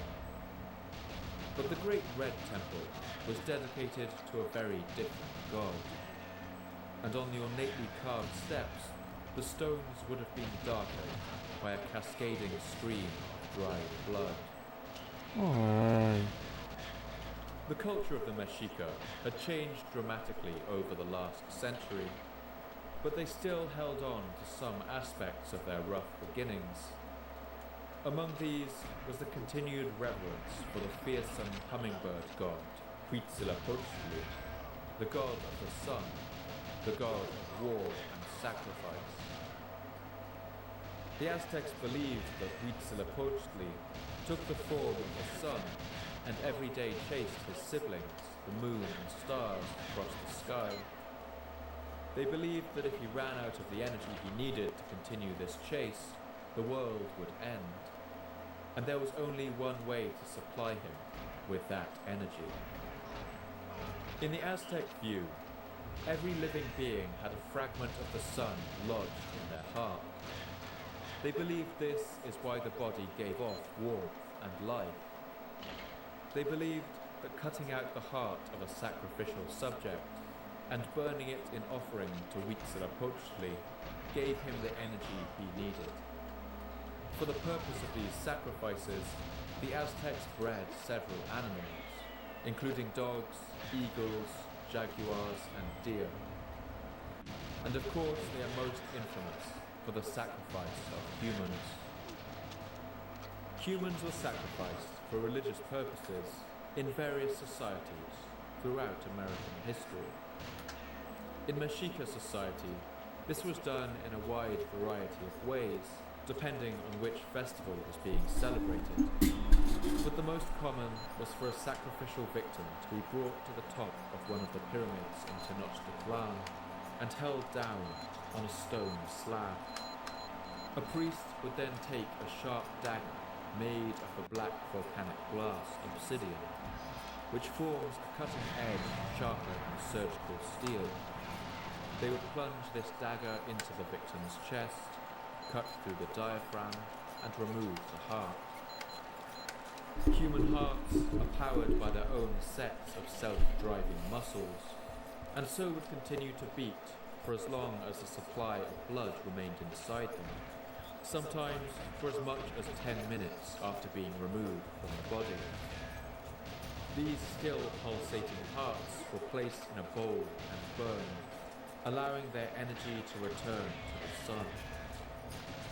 Meanwhile, the lifeless body left behind on Earth was thrown down the steps of the pyramid, where they were dismembered and fed to the animals in the city zoo. Some ceremonies also involved elements of cannibalism. It's impossible to know the full extent of this grisly practice before contact with Europeans. A number of factors complicate this question. The first is that the practice of human sacrifice was used by the Spanish as part of their justification for the colonization of the Americas. For this reason, they were inclined to exaggerate the number of people killed. The Mexica themselves may have also exaggerated the numbers in their historical documents, since boasting a large amount of sacrificial victims reflected well on their power and status, and may have also served a propaganda purpose in frightening their enemies. For instance, the Mexica claimed to have sacrificed over 80,000 people in the year 1487 for the dedication of just one temple. While we have found some traces of sacrificial burial grounds around some Aztec temples, we've never found any evidence of the kinds of mass graves that this kind of slaughter would produce. And so we're left guessing as to how many people exactly may have died. And another factor complicates matters when comparing the Aztecs to other comparable societies from history. That's the fact that sacrifice victims were usually prisoners of war, captured during battle with rival states. Warfare in the Aztec world was a highly ritualized affair. Wars began with a number of ceremonies and rituals, and would always take place in the half of the year when farmers weren't needed in the fields. And the battles themselves were very different to those fought in other parts of the world. Aztec soldiers were generally not aiming to kill their enemy in the battlefield. Their main goal was to capture the enemy soldiers and bring them back to Tenochtitlan to be sacrificed. The incentives to capture rather than kill your opponents were huge. All lower-class boys were trained as soldiers from an early age, but they would not be considered a true man until they had captured their first enemy for sacrifice. After taking 2 prisoners, he would rise through the ranks. He would be allowed to wear sandals into battle and would be rewarded with a feathered cloak. At 4 captives, the warrior would be promoted to the rank of Jaguar warrior and would be given an actual jaguar skin to wear into battle. Jaguar warriors held a similar position to European knights, and a commoner who rose to Okay, I think I'm gonna play a different level, like Caverns Agent or some in shit. fact, this was the only way any commoner could rise in social status. If a Jaguar warrior truly excelled and captured even more, he would be promoted to the rank of Eagle warrior. These were the military elite of the Mexica, and would go into battle wearing a beaked helmet and resplendent feathers. They were the most feared of all the Aztec warriors. Because of these incentives to capture rather than kill, some historians have argued that human sacrifice in Mexico actually did little more than change the location Oh, of the maybe violence of I'm war. decide what I want to do with my life. While a European battle at any point in history might see tens of thousands of soldiers What I killed, want to do. all the violence usually took place out of sight of most of the population. Meanwhile, an Aztec battle would see relatively few casualties, but all the killing would be done where everyone in the city could see it. I think everyone should make up their own minds on how they feel about this. We shouldn't try to minimize the day-to-day horror that this practice would have involved, but it's also important to remember that sacrifice is not something that makes the Aztecs particularly exceptional when looked at in a wider historical perspective. An even more difficult question to answer is how the average Mexica person of the time felt about it all. It's likely that reactions to the practice were extremely varied and complex. Many ordinary people may have viewed it with a mixture of fear and fascination, as European peasants once felt about our own grisly, drawn-out public executions. Or perhaps they felt about it the way we feel about the more than 1 million people who die around the world in car accidents each year. A tragedy for the individuals, they may have thought, but not something that can be helped if we want the world as we know it to keep on going. Some certainly may have enjoyed the spectacle. Like the ritual slaughter of gladiators and unarmed prisoners in the Roman Colosseum, the Aztec sacrifices would have been raucous and would have reminded anyone who watched them of the fragility of their own lives and of the power of the state. The sight would have served a purpose in terrifying people into obeying their king, and of course, they would probably have got a guilty rush of pleasure as they thought, "I'm glad that's not me up there." While all of these questions are still a matter for lively debate, one thing is for sure. The practice of human sacrifice was about to increase sharply. And part of the reason for that is a dramatic change in the political landscape in the Valley of Mexico. As the year 1400 passed by, the world of the valley was about to erupt into war, and one king would soon rise to power in Tenochtitlan who would embody the warlike spirit of the Mexica like no other. He would turn this booming island city into the hub of a powerful empire. and a military force that would eventually dominate the whole valley and beyond. And his name was Itzcoatl.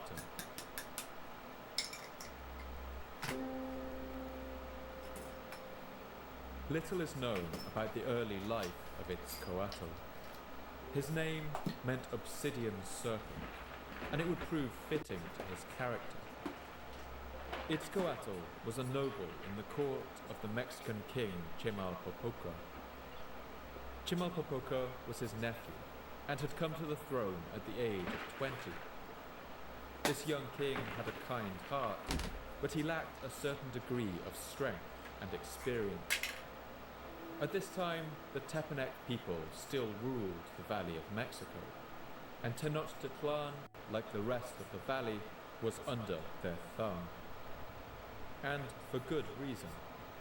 The Tepanecs had a powerful army, supplied with fighting men by over 40 cities, and their capital city of Azcapotzalco controlled the shore of the lake, right where the three great causeways of Tenochtitlan met the land.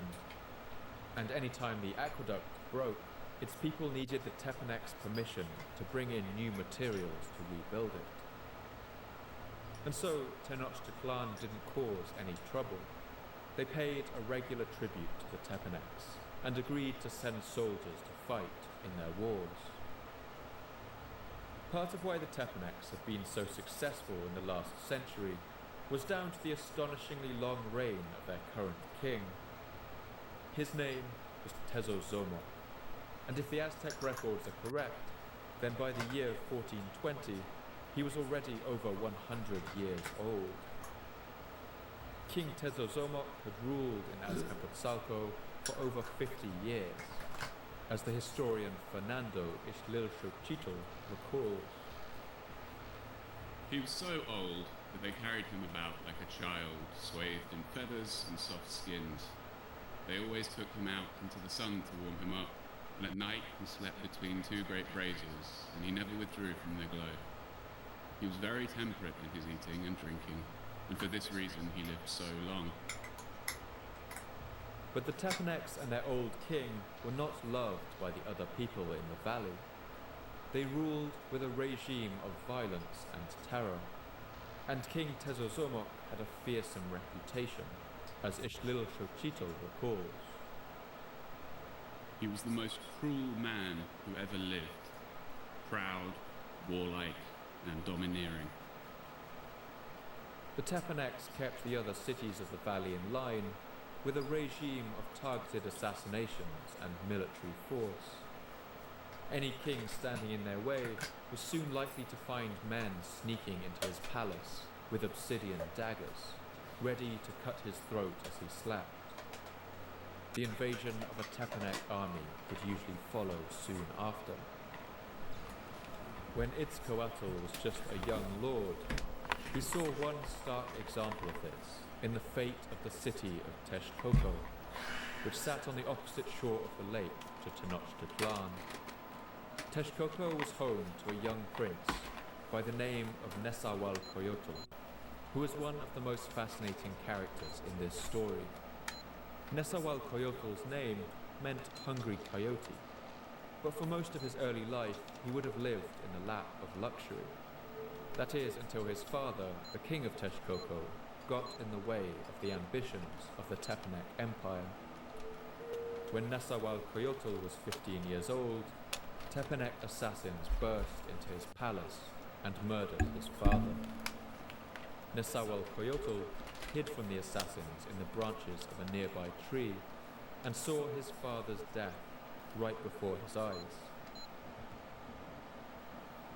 When it was safe to come down, he fled the city. A Tepanec army soon marched on Texcoco. The Tepanecs demanded that the weak young king of Tenochtitlan, Chimalpopoca, also send troops to help in their war, and so the armies of Tenochtitlan helped the Tepanecs to burn down the city. The young prince Nezahualcoyotl, still grieving for his father and his slaughtered people, was forced to flee the only place he had ever called home. For 4 years, Nezahualcoyotl hid in the mountains, disguised as a commoner. He must have been terrified that assassins would find him and that he would soon meet the same fate as his father.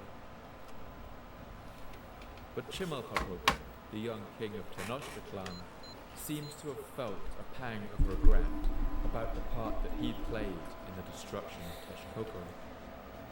He travelled to the Tepanec capital to meet the old king Tezozomoc and intervene on the young prince's behalf. I think it's an incredible image. King Chimalpopoca, a young man of 20, entering the dim-lit chamber. The ancient king Tezozomoc, swaddled in his feathers and skins, sitting beside his burning brazier for warmth. We can imagine Chimalpopoca's voice shaking a little as he asked this powerful emperor to spare the Prince Nezahualcoyotl. He asked that the prince be allowed to come to Tenochtitlan to live in peace and to study at one of the city's schools. Amazingly, King Tezozomoc agreed to the proposal. And so the young Nezahualcoyotl was allowed to come down from his exile in the mountains and to live in Tenochtitlan. He studied in a kind of school called a Kalmekat, where the children of the nobility learned the crafts of high society, how to become military leaders, administrators and priests. It must have been a strange feeling for the young prince, to live just across the lake from the home that had been taken from him, and where a puppet king now ruled. He would have even been able to see his home of Texcoco across the lake on a clear day. He may have sat at the tops of the tall pyramids, gazed out over the lake, and wondered if he would ever be able to return home. He spent 10 years in Tenochtitlan, and he would always have an affinity for the city and its culture. And it's here that he met the noble Itzcoatl, the obsidian serpent. We don't know exactly when they met, but I like to think it may have been during this time. Perhaps they wandered the markets of Tlatelolco, watched the canoes coming in with sheaves of maize, and ate fish egg tortillas together. They may have walked around the great plaza of Tiopan and spoken about their shared hatred for their Tepanec rulers. And perhaps it's here that they began to hatch their plan to wrest control of the valley away from the cruel king Tezozomoc. They couldn't have known it then, but the chance they were hoping for was just around the corner.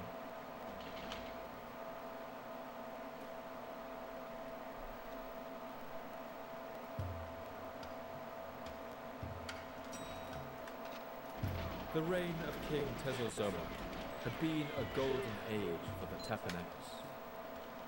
But in the year 1426, the old king finally died, at the grand age of 106. And suddenly, the power of the Tepanec Empire began to falter.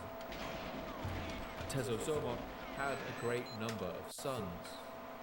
Upon his death, one son named Tayatzin took the Tepanec throne, but one of his brothers, a man called Mashtla, fancied his chances. Mashtla toppled his brother from the throne and seized the crown for himself. A full-blown succession crisis erupted, and civil war broke out across the Tepanec lands. And suddenly, the city of Tenochtitlan found itself right at the center of it. The kindly young king Chimalpopoca had a strong sense of fairness. He backed what he saw as the rightful king, but the usurper Mashtla was of course enraged. He began to exchange insults with Chimalpopoca, and at one point even sent him a gift of women's clothing. Chimalpopoca was by this time around 30 years old, but he still had that strain of youthful naivety. In the year 1427, he was lying asleep in his palace when a band of trained killers crept over its walls. They snuck into the bedchamber of King Chimalpopoca and killed him. The Tepanek usurper, King Mashtla, must have been delighted when he heard the news. But he didn't realize that he had scored something of an own goal. The death of the kindly King Chimalpopoca made way for another, much stronger king to rise in Tenochtitlan. Now was the turn of Itzcoatl, and he would spell the end of the Tepanek Empire. Itzcoatl partnered with the exiled prince Nezahualcoyotl, and together the two of them went from city to city around the valley, gathering people to their cause. And everywhere they went, they found people who had had enough of the Tepanek's rule. The Aztec chronicles record that they gathered an army of up to 100,000 men. And when the Tepanek's most loyal ally, the city of Tlacopan, joined the war on Itzcoatl's side, King Mashtla must have known that his days were numbered. But he didn't give up without a fight. The war raged on for 2 years. At first, the Tepaneks besieged Tenochtitlan. They knew that if they could take out the island city early on, the resistance to them would be destroyed. But the lake city was exceptionally well placed to withstand a siege, and so a steady stream of goods and reinforcements would have easily passed in and out of the city by canoe. Tenochtitlan held out until King Itzcoatl arrived with his army and sent the besieging Tepaneks packing. Their retreat quickly turned into a rout, and the combined forces of Itzcoatl and Nezahualcoyotl marched on the Tepanek capital of Azcapotzalco in the year 1428. They encircled it, broke down its walls, and burned it to the ground. The usurper King Mashtla was dragged back to the city of Tenochtitlan and killed at the top of its great temple. The era of Tepanek rule was over, and now a new power ruled in the valley. Prince Nezahualcoyotl returned to his home of Texcoco and ruled as its king, 10 years after he had fled as a frightened child. Itzcoatl also ruled in Tenochtitlan, and together with the smaller partner of Tlacopan, they formalized a treaty that would see them rule over the Valley of Mexico together. These 3 cities divided up the former Tepanek lands, and their kings agreed to cooperate in future wars of conquest, dividing the tribute between them. This was a treaty known as the Triple Alliance, and it would form the foundations of a true empire in the region, a power that would one day come to be known as the Aztec Empire.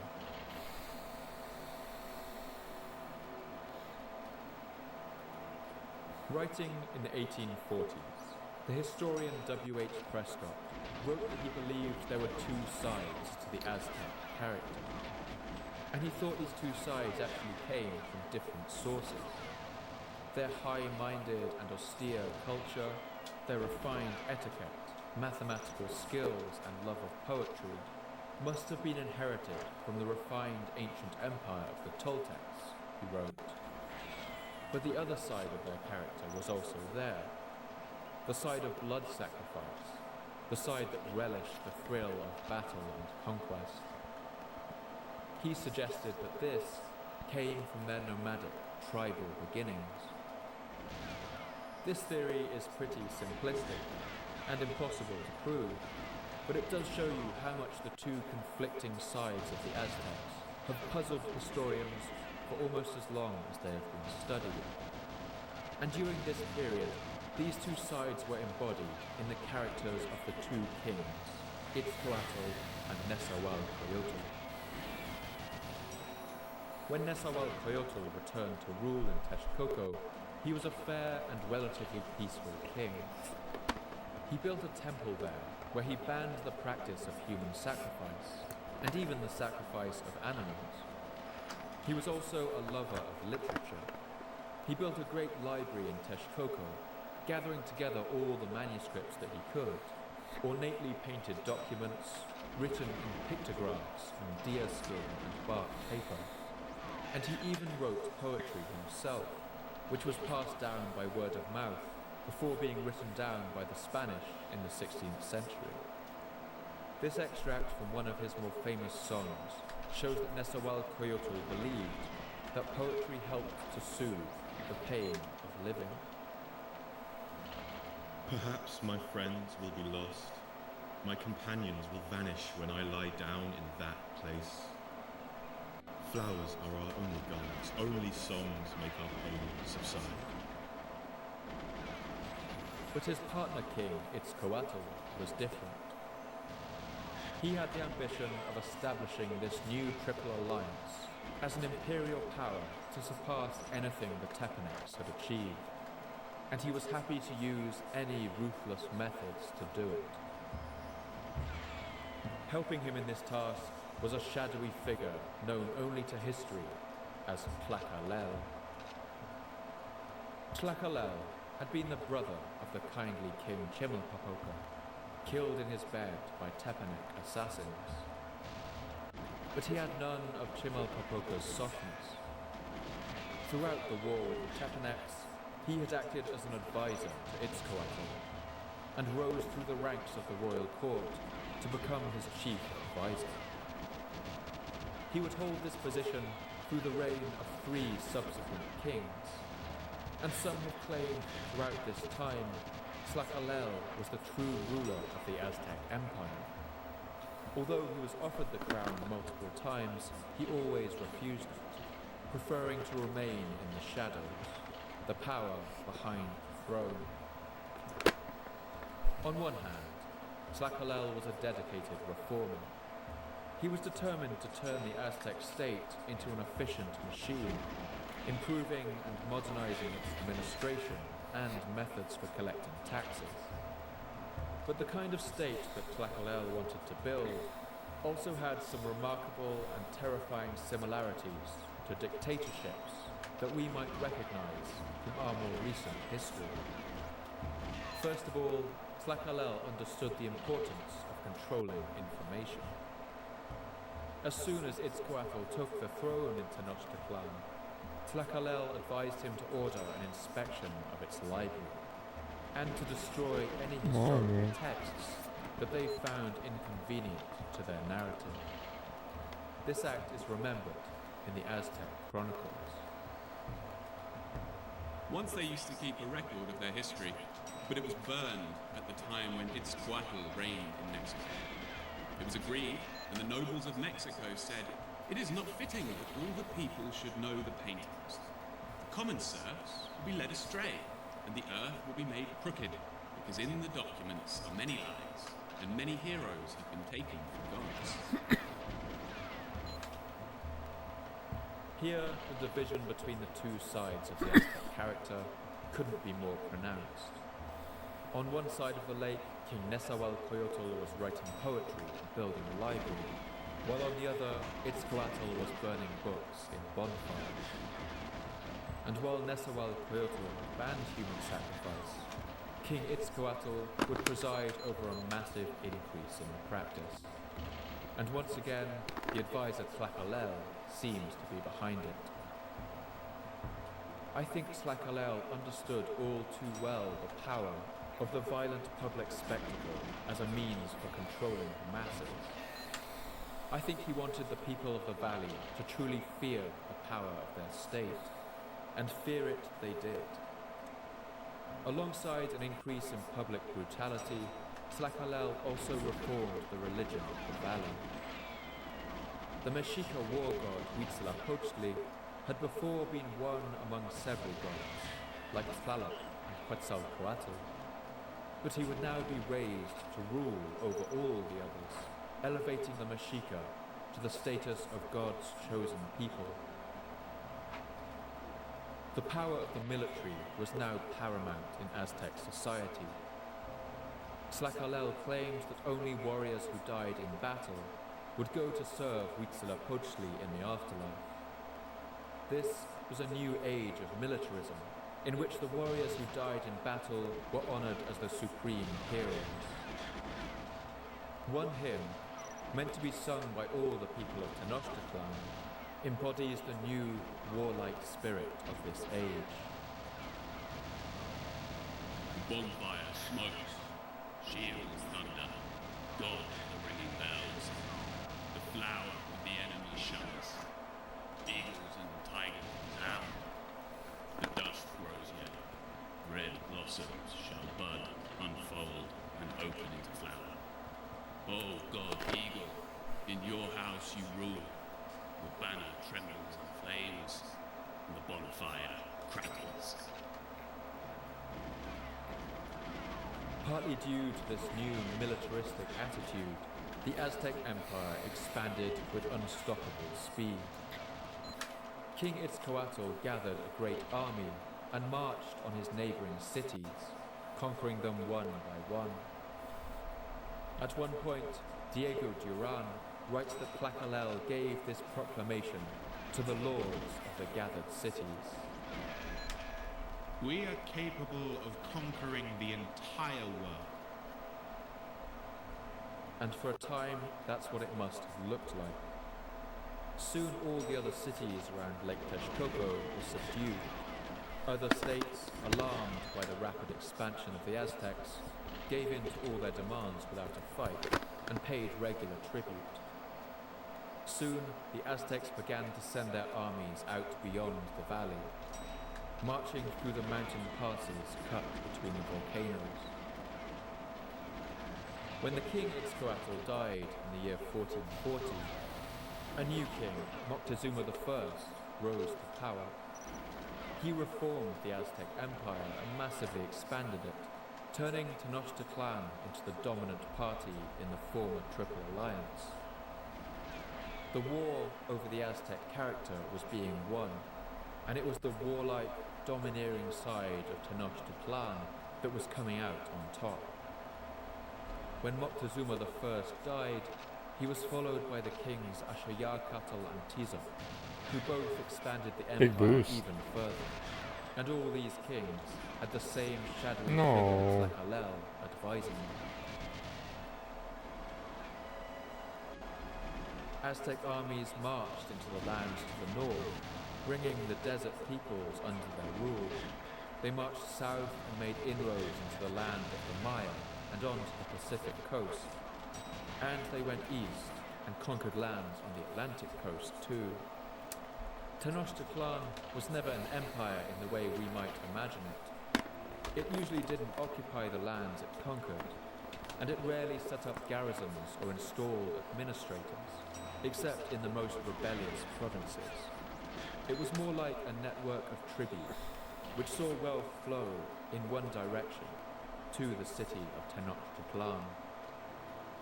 The historian Inga Clendinnen describes it in the following manner.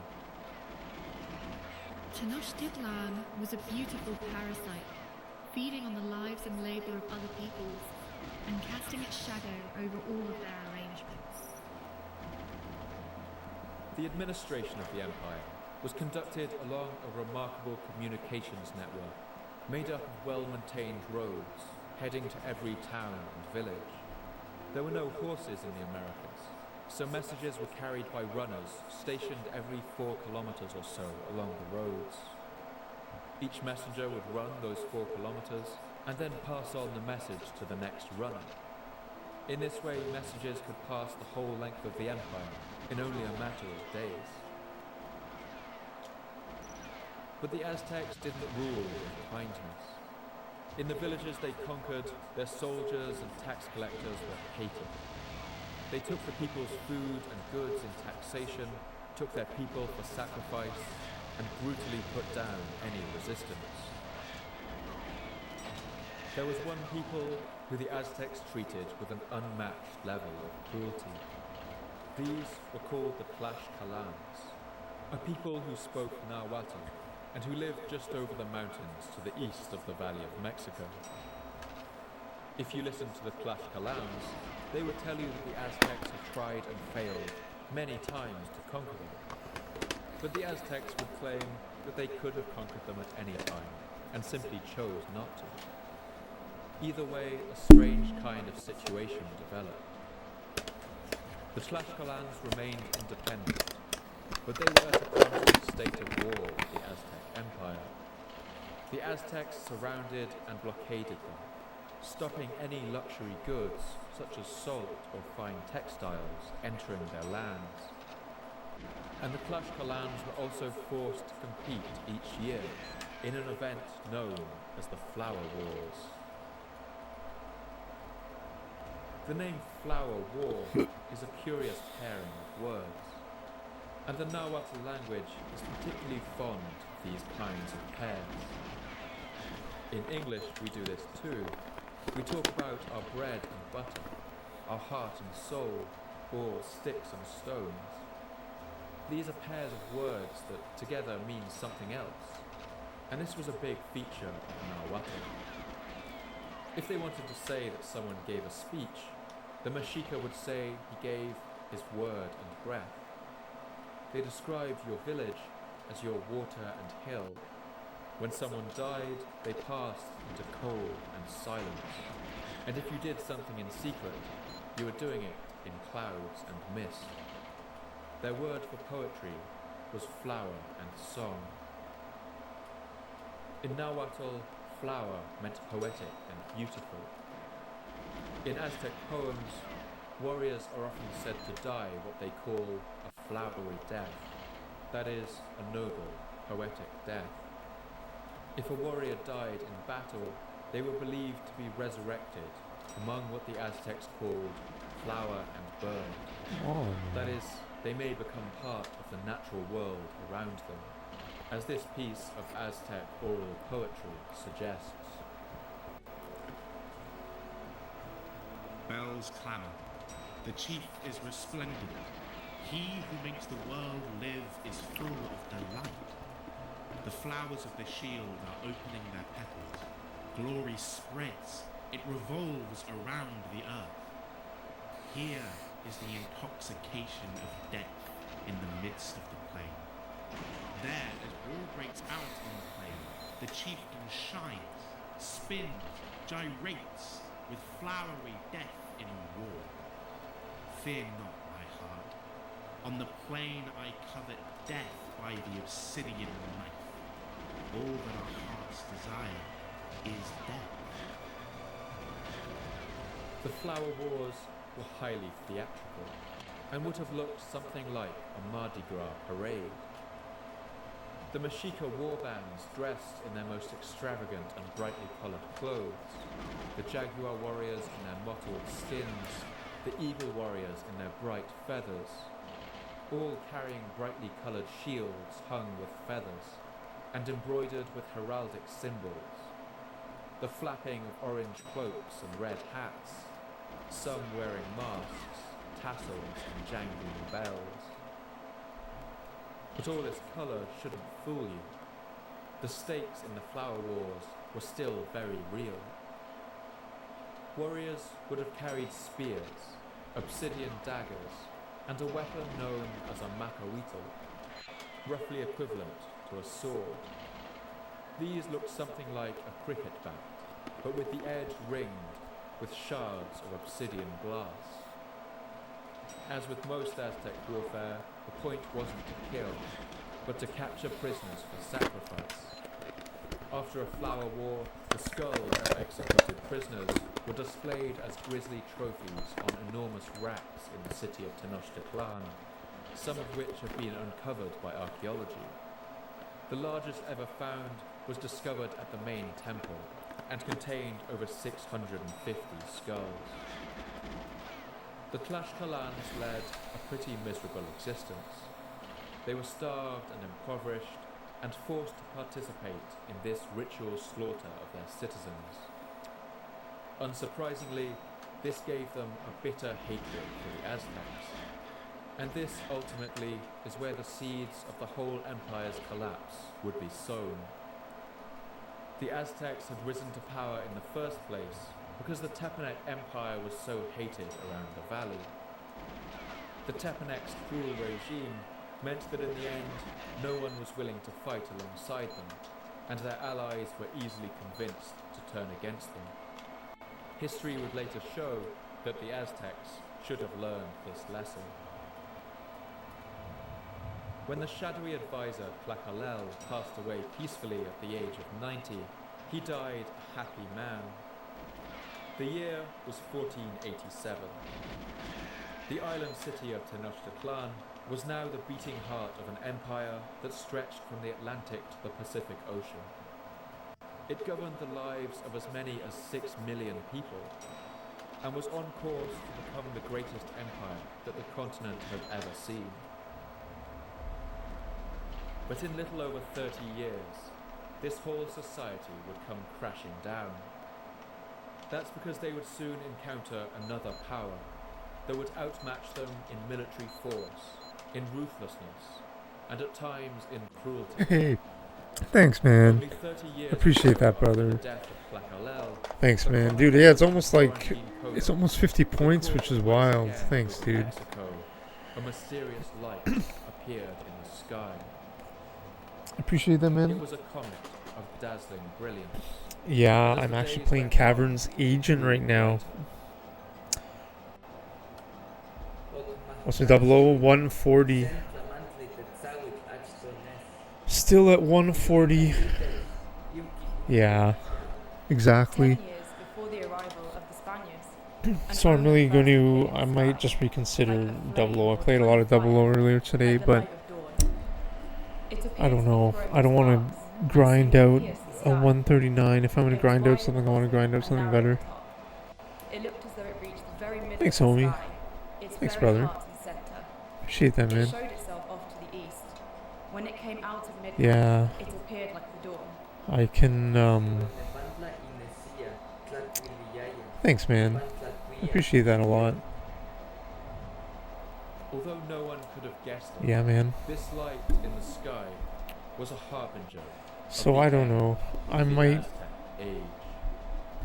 I think next time I play it, yeah, could take weeks. Took you ages. Yeah, man. I remember that grind.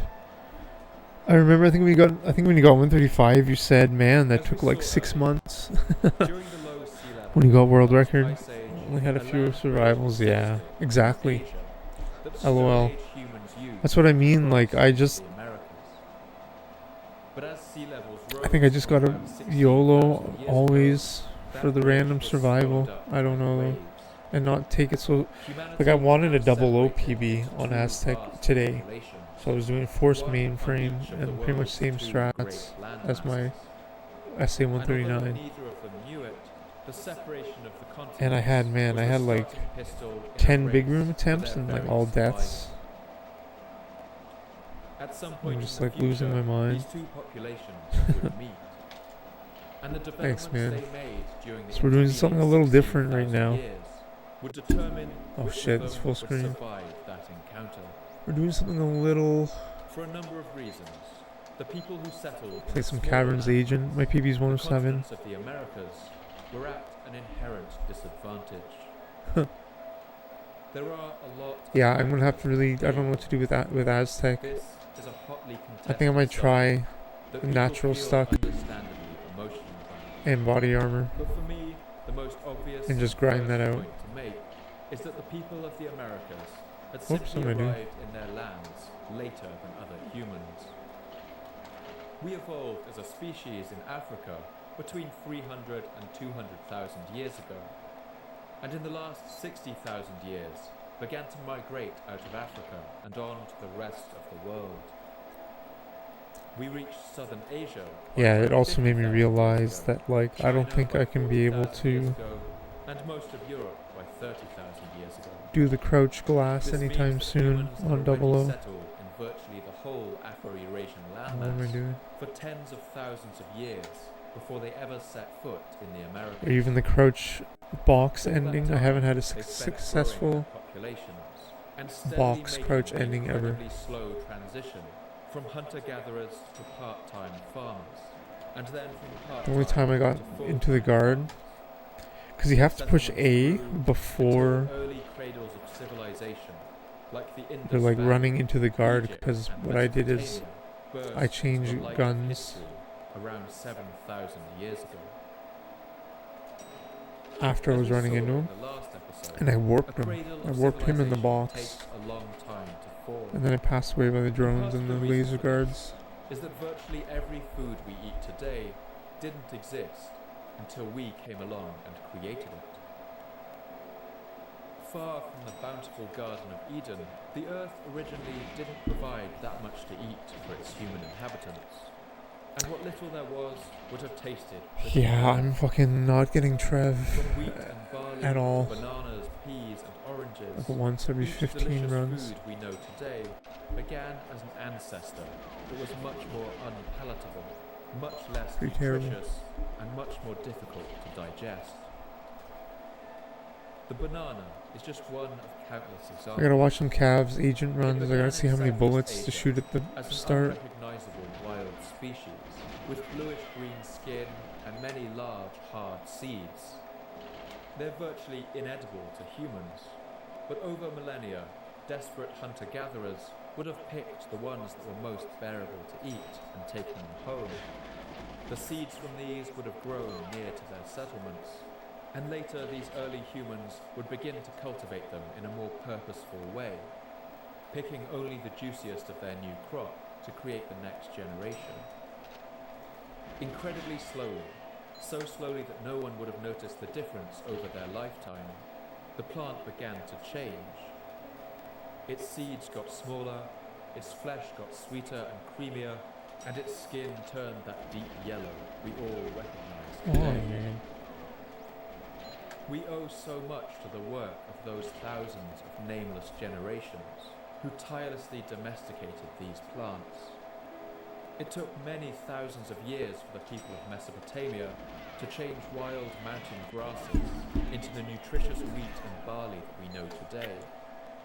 This process began as early as 10,000 BC, and from there these cereals spread to the rest of Afro-Eurasia. Peas and pulses like lentils were another of the earliest domesticated crops. Wild peas were even eaten by Neanderthals, as the 46,000-year-old remains from the Shanidar cave in Kurdistan seem to show. But modern peas were first domesticated in Iraq as early as 11,000 God, years man, ago. this level really sucks. This was nothing short of an agricultural revolution that fueled the growth of early societies. I suck at this As the level. quality of these foods improved, they offered greater nutrition to our diets, higher calories and more protein, and it became possible to support larger populations. Thanks for being here. But the people of the Americas were much newer to their We land. might change levels again.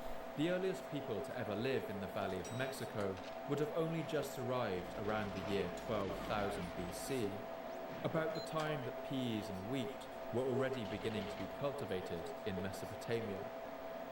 These earliest Mexicans found huge herds of mammoths and other animals that could be hunted. It would have been several millennia before they began to feel the pressure to move away from their hunter-gatherer lifestyles. Due to this, one of the most common foodstuffs in the Americas, maize or corn, only began to be domesticated around 7,000 years ago. At this time, the Come on, Maya man. culture in Mesopotamia was already a thriving agricultural society, as we saw in the previous episode. This meant that in the long, arduous work of domesticating crops, the people of the old world had something like a 3 or 4... Maybe I should just not start. shoot, honestly. Some have suggested that the nature of the plants themselves may have also been a factor. And once again, the people of the Americas suffered a stroke of bad luck. One of the most common foodstuffs... Well, I want to learn the in level, Mexico so I'm was gonna corn, shoot at which least likely a little bit. descended from a plant called teosinte. This is an incredibly bitter kind of grass. It looks nothing like the rich yellow globes of corn we know today, and since such a drastic change had to be bred into this unappetizing plant, it may have taken longer for early people in the Americas to domesticate it than for the people in Mesopotamia to turn wild grass into wheat, or wild peas into lentils, neither of which require such a dramatic Oh my transformation. god, this level, man. And there are other factors too. In the Americas, a lower diversity of animals also acted as a disadvantage. There were only 2 animals in the Aztec world to be domesticated, turkeys and dogs. But in the Old World, livestock like sheep, goats and pigs contributed greatly to the amount of protein available to the population. Cows were a rich source of meat and milk, and could also be used as pack animals to carry loads and pull plows. Yo, what's up, brother? But above all, there was the horse. Nice, Jimmy. Thanks, bro. The Although the commiseration. horse had evolved in the Americas, Thanks, Jimmy. it had been How are you, extinct man? there since the last ice age. It's sometimes said that the indigenous Oh, here we go. American No, empires, like what? the Aztecs, What did I even get stuck never on? invented the wheel. But that's Alright. not actually Cool, true. dude. We found numerous Appreciate that. examples of clay toys made from machine I hear ya. children, Yeah, it's which good to mix it include up. perfectly engineered wheels. But if the Aztecs ever experimented with You just need a wheels lot for of large luck, vehicles, also. it's likely they would have quickly given up You know, on the idea. Like, what the Without any fuck? horses or oxen to pull a Actually, cart, I feel like I the should just design not of the shoot wheel even. wouldn't have saved Get much like a labor. 105 or some The bullshit. Aztecs simply carried things from place to place using straps that Thanks, attached to man. their Thanks, forearms. brother. That's nice of you, man. This worked well enough Thanks, for them, brother. I duped but it 140 a required large bunch. proportion of the population down in manual labor. And compared to the horse-driven So that's power when I of the know old that world, it's like it was just another setback. some of the dupes I The thought it average was for rate of sure landmass 138 or is just something. about exactly twice the size of the combined continents of the Americas. It gave me perspective on the level This as a larger whole. habitable area, along especially with with the extra double O tens aging. of thousands of years that people had lived there, meant that the population in the Old World was much higher. Estimates for the population of the Americas pre-contact vary wildly. Some historians have gone as low as 8 million, while others have gone as high as over 100 million. But I find an estimate of about 60 million to be reasonable. But compared to the You are Old playing World, 2.x the difference is caverns, stark. right? By contrast, China alone had surpassed 140 million. Why am I so by the year terrible at that 1200. first door? Like, A why am I just century so before awful? the Aztecs had even arrived in the valley Yeah, of me Mexico. too. This larger population meant simply that there were more human brains put to work on the business of inventing new things. Come And on, vast man. trade networks Like, this is like not the fun. Silk Road meant that if something was invented in China or India, it would only be a matter of years before it would be available in Europe. Due to their 3 or 4 millennia head start in domesticating crops and all Fuck these me, other man. advantages, the timelines of the two sides of the world show a marked difference. While the people of Mesopotamia developed pottery over 7,000 years ago, the first pottery in Mexico would not begin for another 2,500 years. While bronze making began in India and the Near East around 3,300 BC and spread to Europe and East Asia in the following centuries, experimentation with bronze work was only just getting started in Mexico when There we go. Tenochtitlan was at its height in the 14th century. High carbon Oh, and I steel still get the was boost? invented in South Same. India in the 6th century BC and exported around the old world. It No. would never be invented in the Americas. By the 5th century AD, Mexico's first empire of Teotihuacan Oh, come had on, just man. reached its height. Like, I But literally the old slapped world him. had already seen millennia pass Whatever. that saw the rise and fall of the Sumerian, Egyptian, Assyrian, Babylonian, I should just run around him. Greek and Roman empires. When Teotihuacan fell around the year 550, China's Chen dynasty had invented matches, and Indian engineers had invented the spinning wheel. When the Toltec Empire fell in the Valley of Mexico around the beginning of the 12th century, the Chinese had already invented gunpowder What? and a magnetic compass for use at sea. This level's too When the ridiculous. Mexica people arrived This level's in like a the Valley of carnival Mexico ride. around the year 1300 AD, Arab and European scientists had already Stick's described fucked? rules Oh, for no fractional way. light, and Yeah, my Italian stick is craftsmen quite had good, I'll be invented the honest. first eyeglasses. Sorry, brother. By the 108, time nice. Aztec emperors Nice, man, my PB is Itzcoatl, 107. Teotl were born, The first handheld cannons had been invented in China. I'm waiting till the last frame to push B now.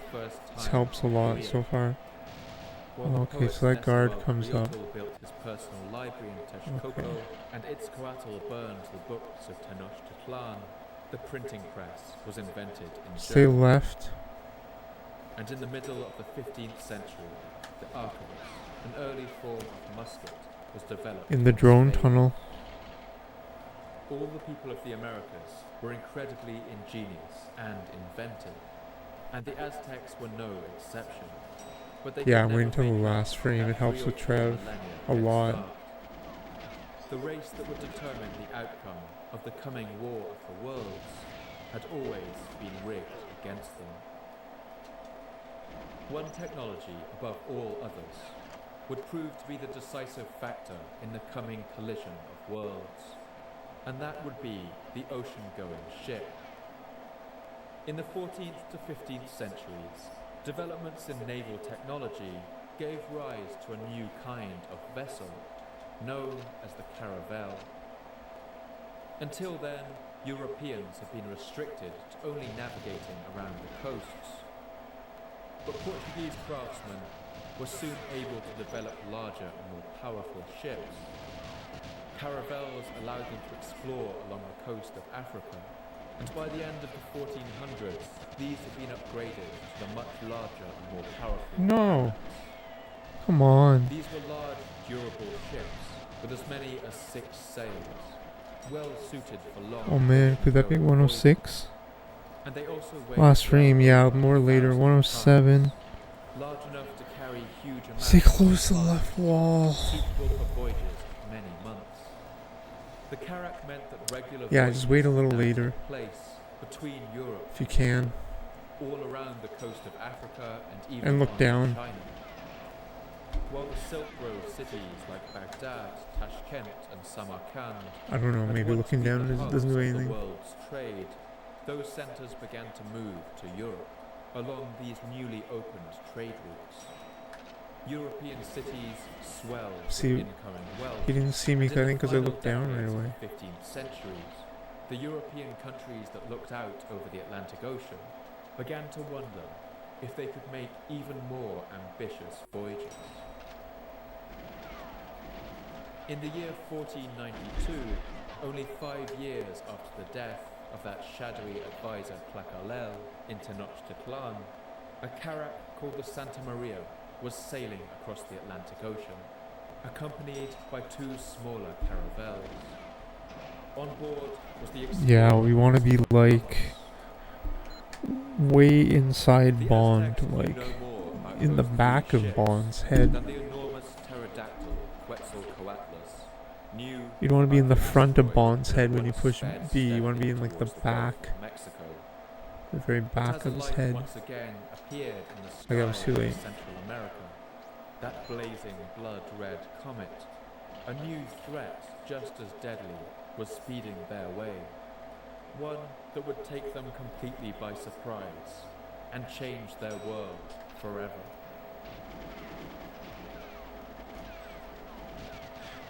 Oh, the boost. Fuck off.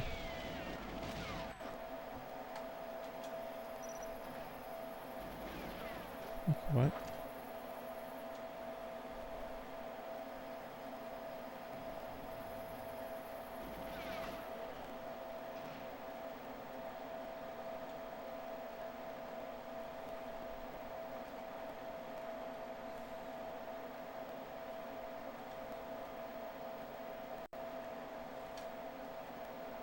What the fuck, man?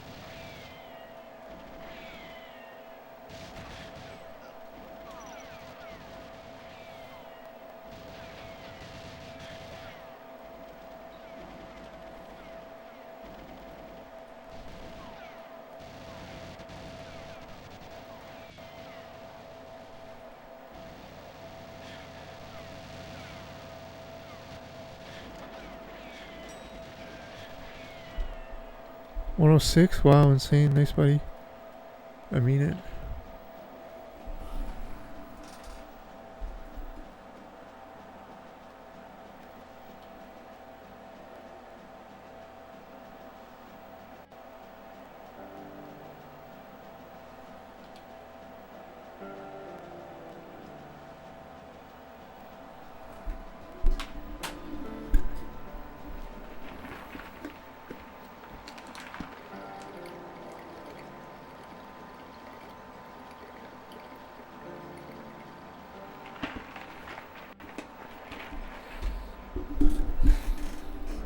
Thanks, man. This is fun. We're both playing this level right now. That's fun.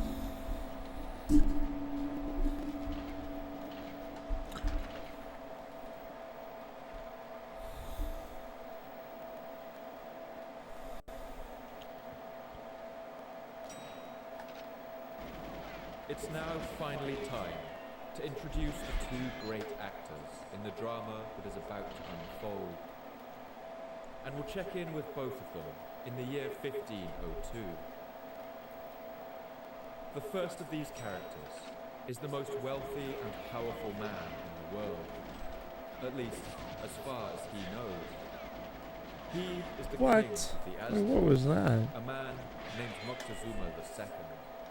And the year 1502 was the year of his coronation. Like most Mexica of his time, Moctezuma had dark, wavy hair and was of average height. That's a crucial part of the run. Nose and a large forehead. People who knew him recall that his voice was eloquent, courteous, and diplomatic, but he spoke with a kind of quiet force. Some say that he spoke so quietly that the movements of his lips could barely be seen. Moctezuma was 35 years old. He was the 9th king of Tenochtitlan, coming to power when the empire was at the height of its confidence. The people of the capital must have had high hopes that he would carry their young empire to even greater what the fuck glory. is that? A Mexica coronation was a drawn-out and splendid What? affair. Moctezuma first went into spiritual retreat for a few days, fasting and praying in the temples. Once that was done, there would have been a raucous ceremony, with music, dancing, festivals, feasts, and the arrival of visiting nobility from all over Same boost. the lands. After the coronation, it was traditional to go to war and bring back captives to be sacrificed. For this purpose, Moctezuma crushed a number of rebellions across the empire and brought many captives back to Tenochtitlan. The blood would have run down the steps of the temple for days. Moctezuma would have overseen these sacrifices, wearing a headdress made of shimmering green quetzal feathers. And we can imagine the cheering of the crowds as the new emperor raised his hands, and all the lands of the Aztecs bowed down beneath him. Oh, it had the AR. What?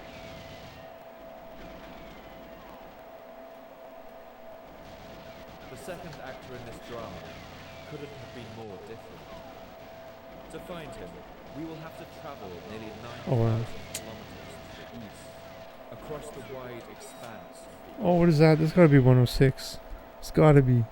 Eventually, No, we reach the 107, no. of Europe and fly over forests of cypresses and pines until we land in the small village of Medellin in Spain.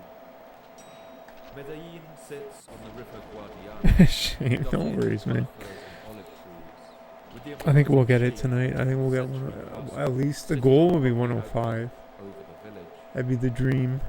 Its houses are painted white with terracotta tiles, and in one of these houses, a 17-year-old boy is sitting alone and studying. He has a sickly, pale look about him. In fact, as a child, he was so frail that his parents expected him to die of sickness. See, that was on several swirly. occasions. See? At the age of 14, he had been sent to study Latin with an uncle in the city of Salamanca, and his parents had hoped this would set him up for a legal career. But the boy hated his time there, and after 2 years he returned home, much to the disappointment of his parents. Now it's 1502. On the other side of the ocean, the Emperor Moctezuma is climbing that tall pyramid to be crowned, and this teenager is stuck in his small Spanish hometown. The monotony of his life makes him irritable and unpleasant, as the 16th century Spanish historian Francisco López de Gamara recalls. He was a source of trouble to his Come on, parents, man. as well as to himself, for he was restless, haughty, mischievous, and given to quarreling. This boy's name was Hernando Cortés, known to his friends as Hernan. If you looked in his eyes at the age of 17, you may not have imagined what lay in this boy's future. But perhaps you would have seen a little flicker in the center of those eyes. And if you looked closer, it may have looked like the fluttering of flames. Come on, man. Cortés was a member of a class known as the Hidalgos. They had noble ancestry, but didn't own any land. And with little by way of inheritance, being the son of a Hidalgo wasn't the most envious position. As Cortés approached the age of 18, he knew what path awaited him. He wanted to go to fight in Italy, where a number of wars were raging, and where there would always be demand for mercenaries. But the closer that day approached, the more he began to hear of discoveries that were happening on the other side of the world. When Cortés was 7 years old, Columbus had landed in the Caribbean, and by the time Cortés was 18, the explorer Amerigo Vespucci had published a work in Latin called Mundus Novus, or The New World. Too sensitive. In this work, he suggested that the lands discovered by Columbus were not the edge of Asia, as had previously been thought, but an entirely new landmass. The relatively new technology of the printing press had spread this idea around all of Europe and beyond. A frenzy for exploration had begun. Since then, stories have begun to flow back to Trev. Europe about the opportunity that might await. Like, I'm not shooting. I'm not shooting in the right spot. Mountains and gold. The more Cortés heard these stories, the more he lost his previous enthusiasm. I'm not shooting the right number of bullets. He soon made up his mind, as recalled by the historian de Gomara. He considered which of the two routes would suit him best, and decided to cross over to the Indies, because it seemed to him a more profitable journey than the one to Naples, on account of the great quantity of gold which had come from there. Cortés dallied around the port town of Valencia for 2 years. He loved to gamble, a habit that never left him. But despite this vice and others, he soon had enough money to buy passage on a ship across the Atlantic. He finally set sail in the year 1504, at the age of 19. Cortés wrote down no account of his roughly 2-month journey across the sea, but one Dominican friar who wrote down his experience some years later gives us some sense of what it must have been like. The ship is a very strong and narrow prison from which no one can flee. The heat, the stuffiness, and the sense of confinement is sometimes overpowering. The bed is ordinarily the floor. Most passengers go about as if out of their mind or in poor health. There is a terrible smell, especially below deck. It must have been a relief when he finally landed on the island of Hispaniola, which is today divided between Haiti and the Dominican Republic. This was the island where Columbus had first landed in the New World, and where the first European settlements in the Americas began.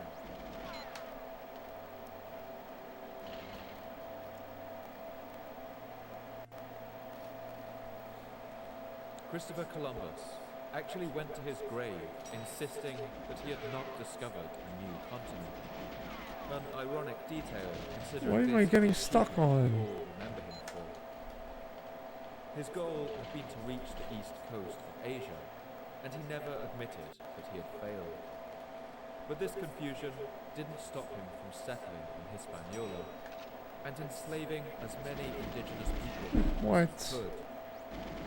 He worked tens of thousands of them to death in his gold mines. The scale of his use of slave labor was shocking even for those at the time, and back in Spain people started to refer to Columbus with the nickname Pharaoh. Like, what the fuck was that? Perhaps as many as 2 back 200,000 boosts? Like, what? indigenous people were killed under his regime, which ruled with terror and sadistic punishments over the native people.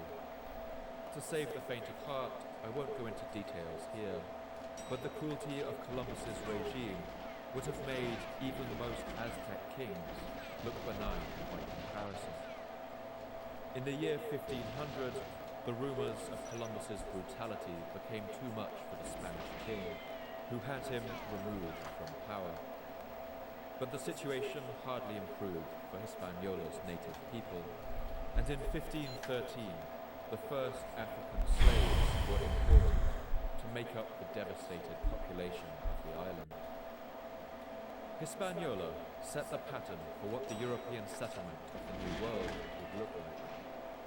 It was a steamroller that crushed all other forms of life beneath it. And this was a pattern that would be repeated countless times over the coming centuries. We don't know what Cortés thought of Hispaniola when he got there. At the age of 18, he registered as a citizen, which meant he was given a plot of land to build a house and farm on, complete with a staff of enslaved locals. Since he had a couple of years' legal training, he was given a job as a notary in a small town for the next 6 years. He witnessed legal documents and learned the ins and outs of law right there at the edge of the known world. But that same boredom he felt as a child began to creep over him, and in 1511 he gave in to the siren call of more exciting prospects.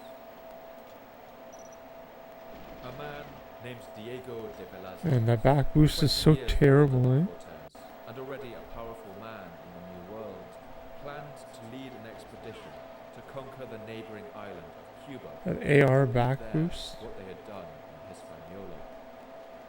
Cortés signed up to go with him.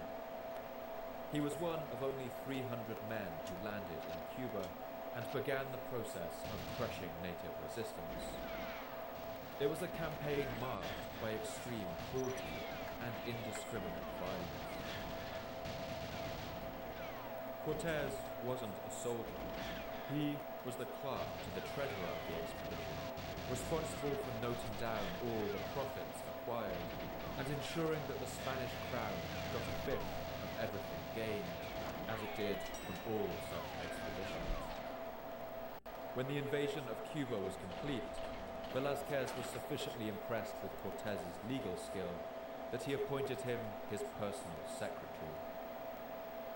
In Cuba, they set up the settlement of Santiago, and Cortés was appointed its municipal magistrate. As a reward, Velázquez gifted him a large estate, including gold mines, and even more enslaved people to work for him.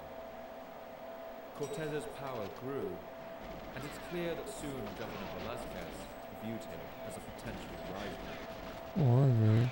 Around this Like, time, Cortés grew his beard. It's just better not to and shoot, began to dress honestly. like a king, wearing Or an shoot very extravagant late. hat with a large plumed feather, a medallion of gold, and I a don't black know. velvet cloak.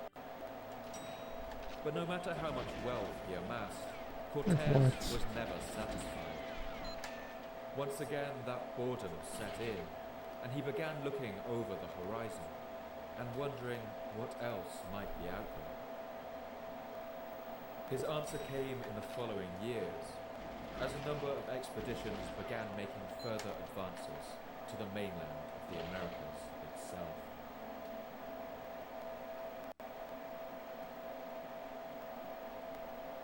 In 1517, an expedition led by one Francisco Hernández de Córdoba explored the coast of Mexico for the first time.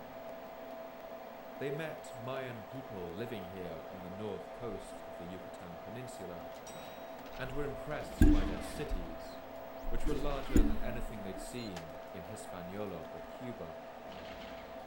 But the expedition was ill-fated.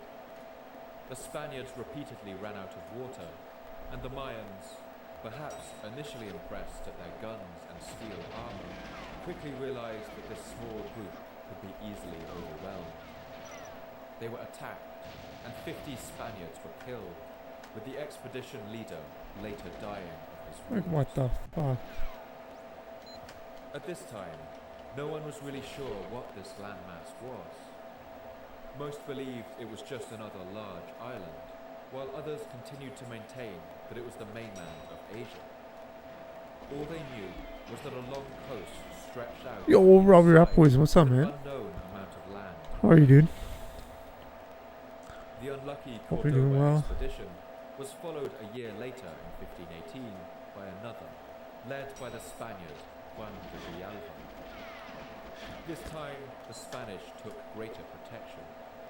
They armed their ships with What's small poppin', bro? cannons Not too much, called dude. culverins, capable of shooting Not too much, a man. 10-kilogram cannonball around 400 meters. Cortez doesn't seem to have paid much attention to these expeditions. How are you, man? Hope you're good, dude. Cuba. But when Juan de Grijalva failed to return from his voyage, rumors and worries began to spread.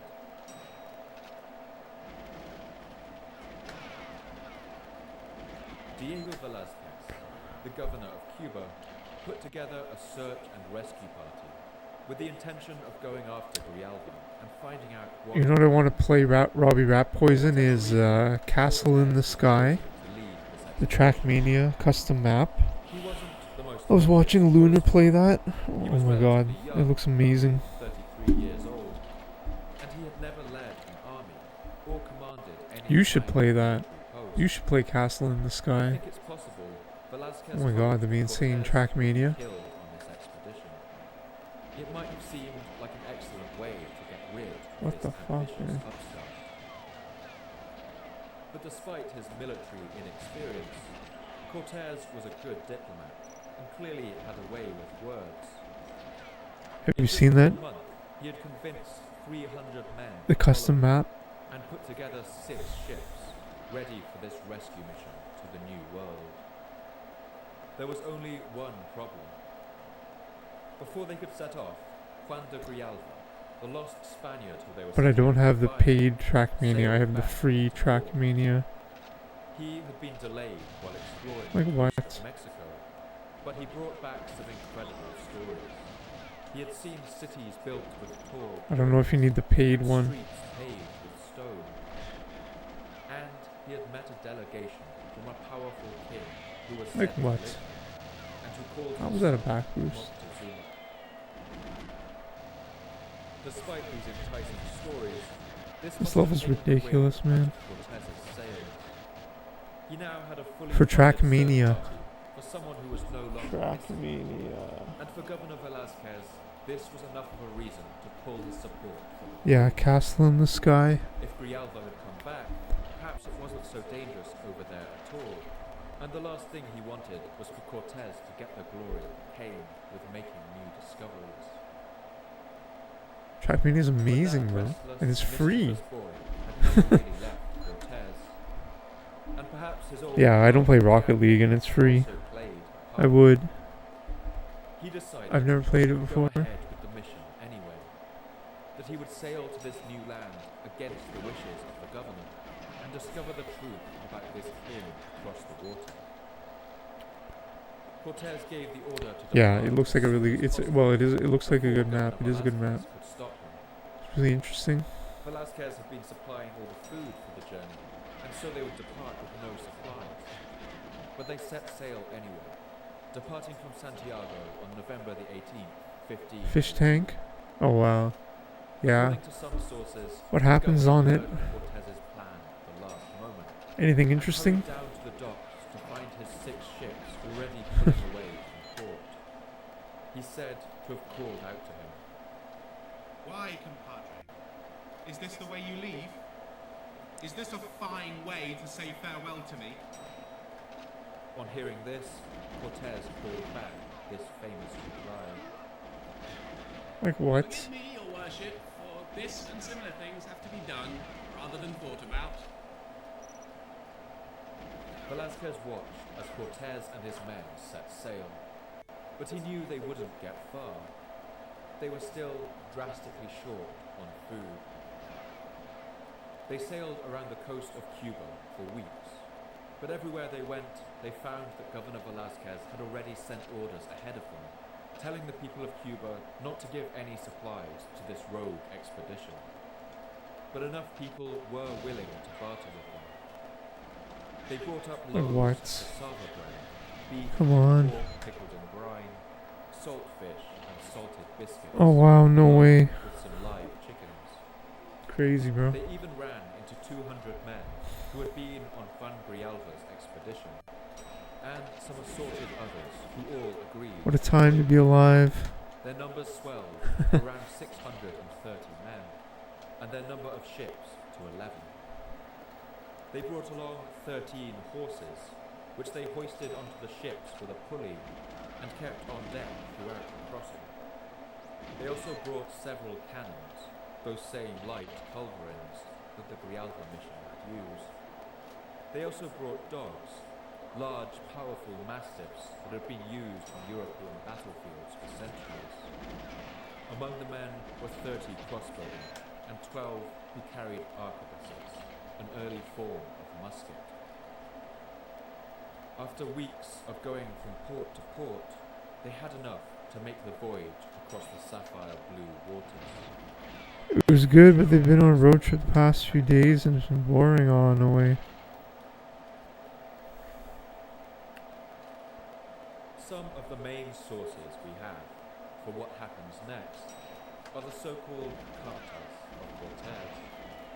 These are the letters that he wrote throughout his expedition and sent back to King Charles V of Spain. Sent to His Sacred Majesty the Our Sovereign by Don Fernando Cortés, Captain General, New Spain, in which he gives an account of the lands and provinces without number as newly discovered. The letters are remarkable for a number of reasons. For one thing, they're the only set of documents that we know were written at the time of the invasion by someone who This was sucks, definitely there. man. And they also have a This really remarkable sucks. literary ambition, full of detail and colour. But of course, they also have their problems as historical sources. Cortés was not classically educated, and he wouldn't have been familiar with the epics of Greek and Latin. But he did enjoy reading the romances that were popular in Spain at the time. Tales of daring by adventurous knights fighting against foreign enemies. And there's something of that feeling to these documents. Cortés always casts himself in the best possible light in these letters. But his years as a notary and treasurer's clerk had also made him well versed in Spanish. It's going alright, man. It's going alright. Thanks, buddy. This meant that all of his Thanks, accounts man. cast him in the best possible legal It's going light alright. too, usually taking pains to show that he'd done everything exactly according to the law. For this reason, his letters have to be read very carefully, and with an acknowledgement that their relationship to the truth is often quite strained. On the Spanish side, we also have the memoirs of two of the soldiers Yeah, who it's followed pissing me off. Cortés, Yeah, dude, this level really sucks. who wrote down their memories in the 1560s. I might sign during off in a the few Golden minutes Age. because of this level. One of them, Francisco de Aguilar, renounced earthly wealth and retired to a Dominican monastery. While the other, I'll take a Bernal 106 and Diaz walk away. de Ideally, it would be Guatemala, 105. That'd be amazing. Guatemala.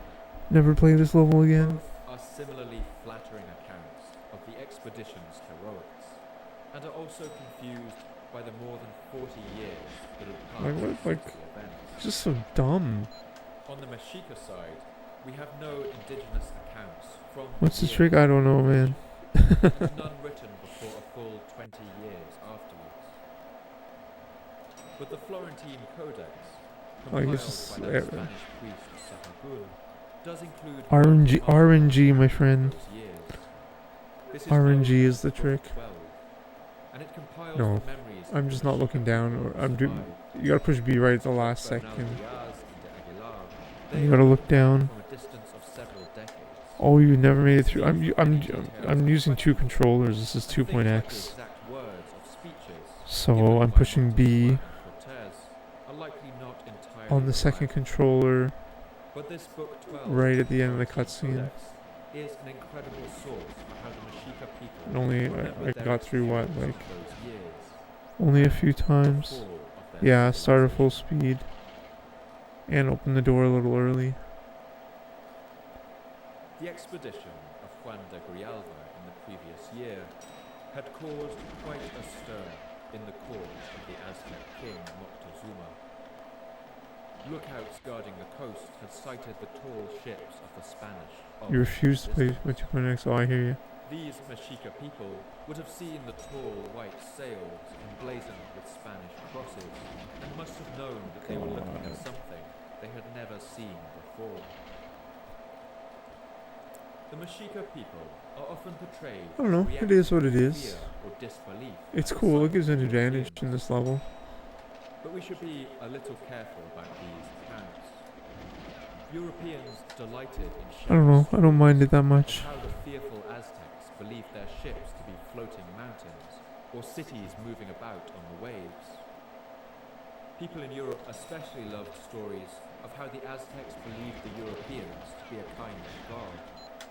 And the soldier Bernal Diaz, writing 40 years later, embellished his stories with the idea that the Aztecs believed Cortés to be the return of the god Quetzalcoatl. Over time, these stories became more and more specific, adding in details like the fact that Quetzalcoatl was supposed to have pale skin. Like 2.x But makes honestly, this there's no evidence that the Mexica this ever start believed so the nice. Europeans to gods. I mean, And these stories are likely if you're later good. inventions. which I'm not. If the Mexica ever did believe something of this sort, they quickly dispensed with the idea. They must have been astonished at the first sight of Spanish ships, and with their armour, their guns, and their horses. But they quickly assessed the reality Oh, this is of the run. situation, Oh, like what? that these were men from a different Why? place, whose ships were larger and whose weapons were more powerful than their own. And as their contact with the Europeans went on, it's clear that they began to see them not as a kind of god, but as a kind of devil. At the sight of those tall white What's bad on this sails level? on the Streets, coast, maybe dam, the archives, and Mexica depot. watchmen immediately paddled out on their canoes to investigate. They made a traditional Yeah, sign of interesting, good respect point. as they reached the Spanish ships, Well, I mimicking mean, kissing the ground. And the if Spanish people are able to regarded use it, as the Florentine Codex. I'm not upset by it being a thing. Then they embarked, launched off, and went out on the water. The waterfolk paddled for them. When they approached the Spaniards, they made the earth-eating gesture at the prow of the It boat. should be banned, yeah. The Spaniards called to them, "Who are you? Where have you come from?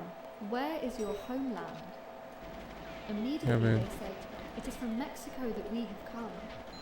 They answered them back, "If you are really Mexica, what is the name of the ruler of Mexico?" They told them, "Oh, our lords, Moctezuma is his name."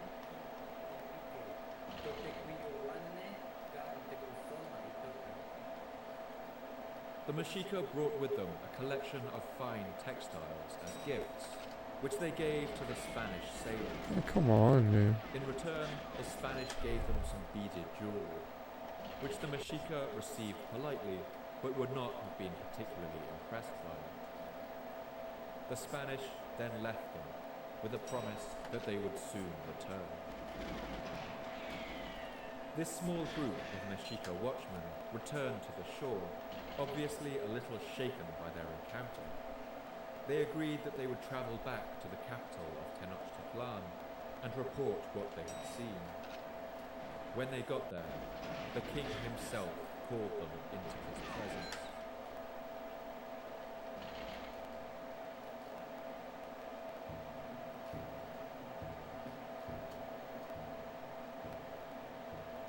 King Moctezuma would have made an imposing sight even to the Aztec nobility, and to these commoners he must have been terrifying. Many years later, in the 1560s, the Spanish friar Diego Duran interviewed an old Mexica man who had worked in the palace for most of his life. Duran asked him what the Emperor Moctezuma had looked like, and the man replied that he didn't know. In all his years there, he had never dared to look. These lowly watchmen would have come before the Emperor barefoot. I hate would you, have Trav. bowed their Like, heads when they spoke to him. Meeting his eyes would have been strictly forbidden. They gave the king the beads that the Spanish had given them, and then, Give up. as clearly as they could, they told the king what they had Sorry. seen.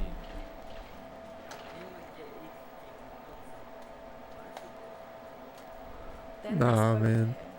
Well, "O you're our Lord, look at O it's just this Master, level's just destroy awful. us if Move you on. will, but Move on here to is something what you can be enjoy. seen and done at the place where your subordinates stand guard for I'm you playing this for the beside not from the meme, but just because I We don't went really want to see play our anything Lord else. out on the water. I can laugh. We gave them all your cloaks, and here are the fine things I'm just bringing belonging down. to I them want to they bring gave down us.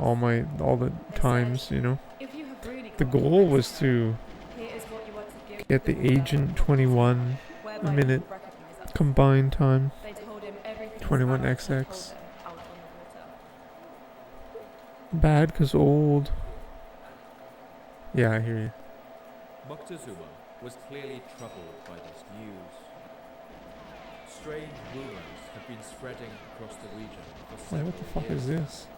Whispers about terrifying things that had happened to the populations of Hispaniola and Cuba, which lay right at the edge of the Aztec world. In 1519, a canoe of native Jamaicans had landed in Moctezuma's lands, apparently refugees from some terrible destruction taking place there. A strange chest had even washed up on the shores of the Gulf of Mexico and was brought to Tenochtitlan for inspection. It contained several suits of bizarre clothes, the likes of which the Mexica had never seen before, as well as a number of jewels and a sword. What? Come on. All of this. Like this fucking game, man. He was a cautious and pragmatic ruler, and his first instinct was always Yeah, to that's seek true, out bro. more information before acting. Well said. He told the men to Well tell no fucking one said. what they had seen. He ordered them to return to the coast and establish a permanent watch, in case the strangers in their large ships returned.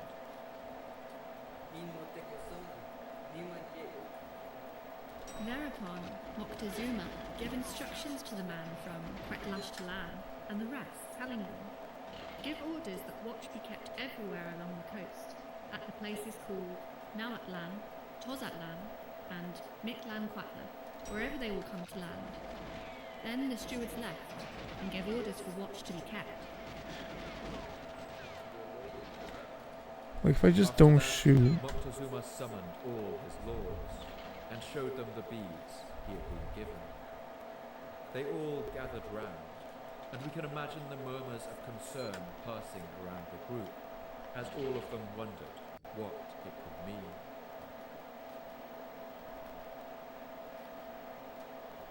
The days passed, and nothing more happened. The Aztec New Year soon came round, with all its celebration and ceremony. And as the year wore on, Moctezuma may have almost forgotten about the strange encounter that happened on the eastern coast. One of his favourite palace women bore him a new son. He watched performances of jugglers and dancing dwarves, both of which he loved. He heard the poets from the city of Texcoco come to his palace and read poetry about all the Aztecs' favourite subjects: the brevity of life, the valiant deaths of warriors, and the decaying of empires. Life in Tenochtitlan went on. But then, as the year drew to a close, another report came to him.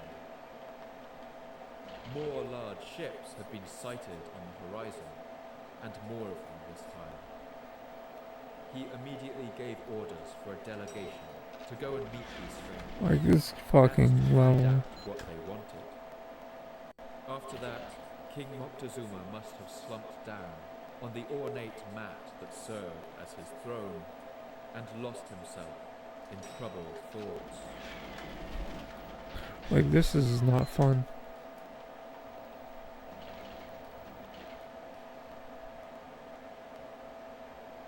Cortez and his 11 ships quickly made the short crossing from Cuba to Mexico and sailed for several weeks along the coast. Swear to God, if I didn't The ships glided over get a sapphire run now, water, I probably would have turned past this overgrown level off. sandbars and white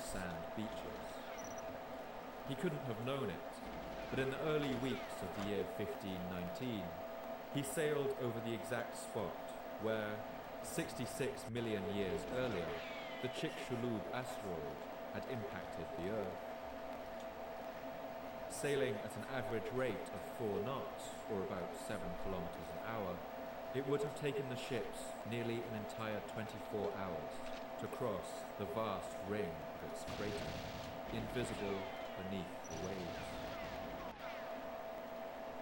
The weeks of sailing along the Mexican coast dragged by without incident. And then one day a watchman shouted that there was a canoe paddling out to meet them. There was a man inside it, dressed in the style of a Mayan peasant. But when he got closer, they were astonished to hear him shout out in Spanish, with tears in his voice. Gentlemen, are you Christians? Whose subjects are you?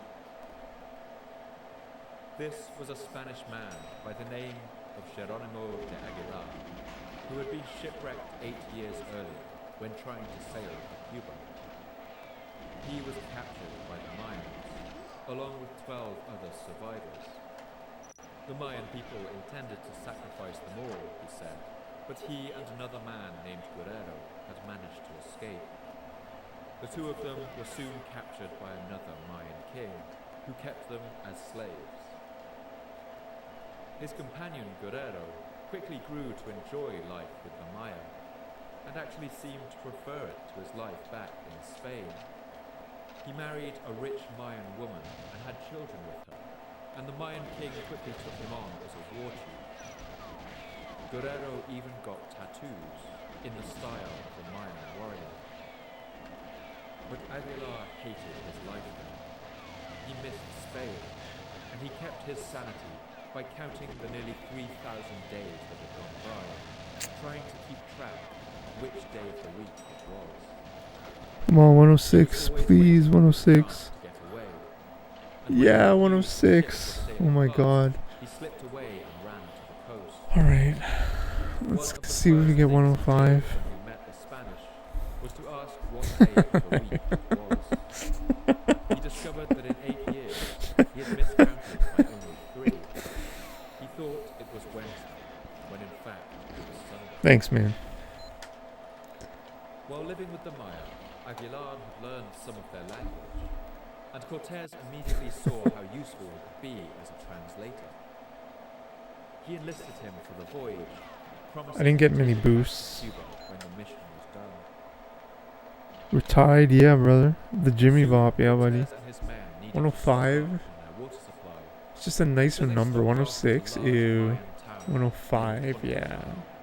which sat at the mouth of a river, today known as the Rio Grijalva. 105, I can just leave that on my times page forever. The locals had perhaps heard No, varying but rumors about the foreigners sneaking around their shores it'll buy me some in their time. large ships, and they made an attempt to drive the Spanish away by force. What followed was a brief but bloody clash, Cortés's first battle in Mexico. Although there were some experienced fighters among his troop, Cortés's men, for the most part, were not professional soldiers, and neither were they particularly well trained. But they were at least capable of following orders, and they held their nerve in this first encounter. This was Cortés's first chance to try out his cannons and guns, and they had the desired effect. The Mayans soon panicked and fled. 400 of them were killed, and the Mayan chief surrendered.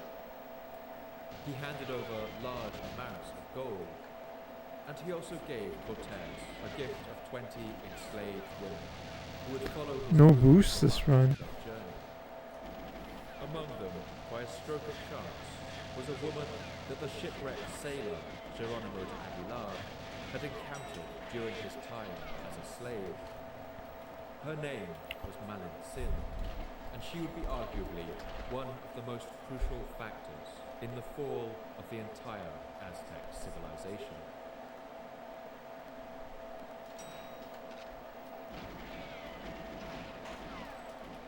Sin is one of the most enigmatic characters in this story. She was born sometime around the year 1500, somewhere in the region where the Aztec Empire met the Mayan heartlands.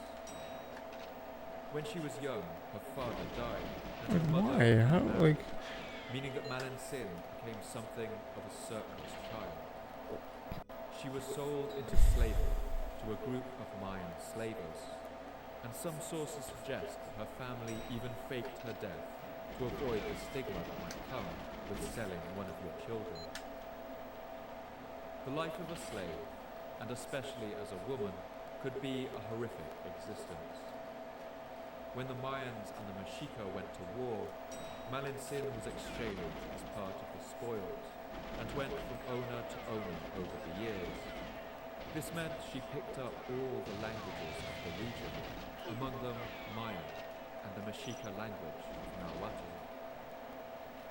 When she was finally given to Cortez and his men as a tribute by the chief of Potonchan, she was a veritable dictionary of Central American languages.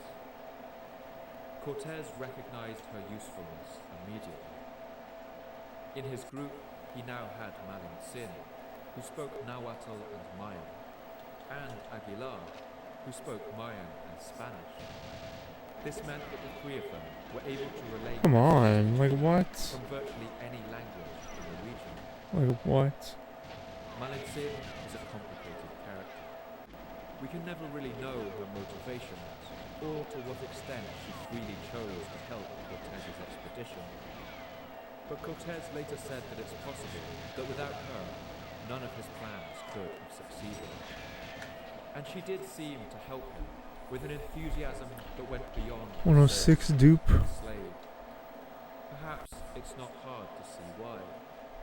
Until now, her life had been an endless chain of indignities and abuses.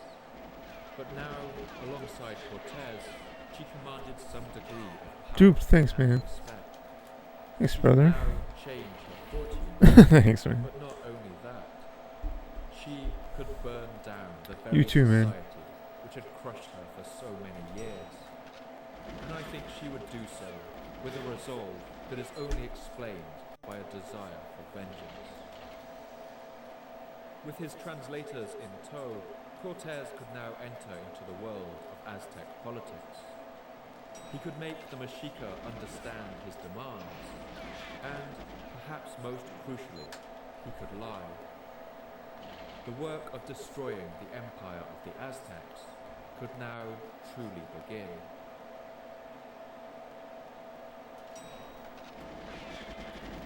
Cortez sailed further up the coast of Mexico, and finally settled on a landing point to the north.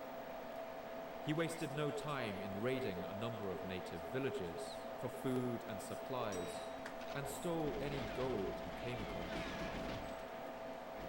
From the very start, Cortez Oh my god, I got the boost. potentially illegal mission. He had defied This is it. This is the 105, bro. Cuba, Velasquez, and set out on his own. And he knew that there were elements among his men This is still it. loyal to Velasquez. He must have known that a mutiny was one of the biggest dangers out there in the unknown. And so one of his first acts was to scuttle 10 of his ships, ensuring that no one would be able to sneak away and inform Velasquez of his whereabouts. But he did leave one ship afloat.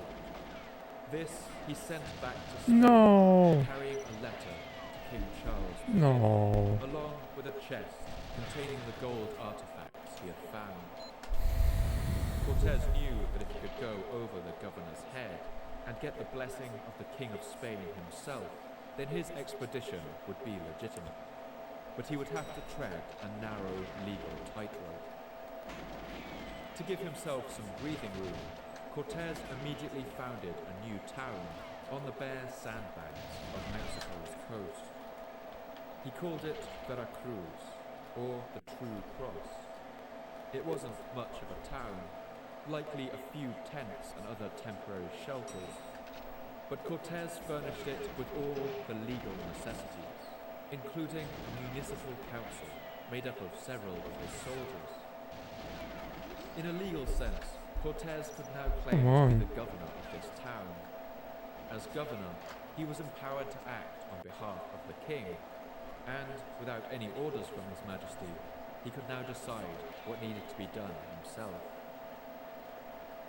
Only a few days after the founding of Veracruz, a group of Mexica men, dressed in the finest feathers and embroidered cloaks, arrived and announced themselves as the messengers of Moctezuma. They brought gifts of gold and incense, as well as some food. Come on. Some other Mexica men also sat among the trees overlooking the beach. These were Moctezuma's finest court painters, sent with their brushes and what? paints to record everything they saw. Cortez met Moctezuma's delegation and listened to their words with interest. These words passed down the chain of For translation frigate, nice. to Malencin in Nahuatl, Nice, dude. who repeated them to Aguilar in Maya, and then Aguilar translated them into Spanish. When Cortez spoke, his words went back the other way. It must have taken a long time to hold these conversations.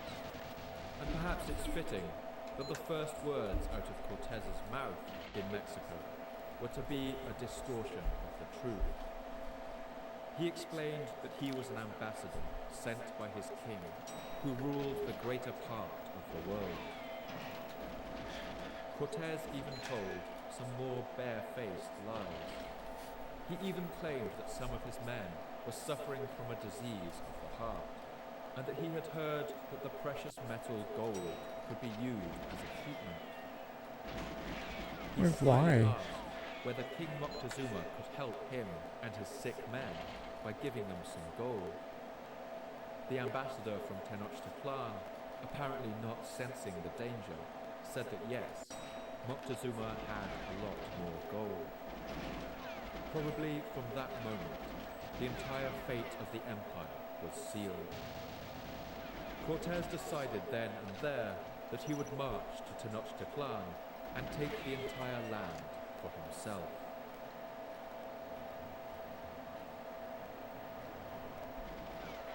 In the palace of Moctezuma, the king's angry words were echoing down the halls. He had summoned his chief soothsayers and magicians, and was taking out his frustrations on them. After all, part of their job was to predict the future by all the means known to the Aztecs. By taking hallucinogenic mushrooms and gazing into obsidian mirrors, by casting grains of corn onto the pages of holy books, and with the mysterious tying and untying of knots. But all these methods had failed to predict the Oh, come on. Oh, no. of these bizarre Damn it. forms. The priest Gyges No, if I later didn't wrote down 106 the words again. that people remember Yeah. Moctezuma shouting at these magicians. Is your position then to be deceiving? Okay, 105 is a good goal. Pretend to be men 105 of is a good goal. science and forecast that which will take place in the future. Deceiving everyone by saying that you know what will happen in the world. That you see what is within the hills, in the center of the earth, underneath the waters, in the caves and in the earth's clefts, in the springs and waterholes. But everything is a lie. It is all pretense. Although he punished some of his soothsayers, Moctezuma's rage does seem to have eventually abated. He must have sat and pored over the images that his painters had brought back to him. The ships with their white sails, the men in their bizarre clothes, and perhaps most strangely, the creatures they had brought with them, whose backs they rode on. Creatures Like, that why? looked like some kind of deer with no horns. Perhaps most worryingly, the foreigners had also given his ambassadors a demonstration of their weapons, and the stories they brought back seemed almost unbelievable, as the Florentine Codex records.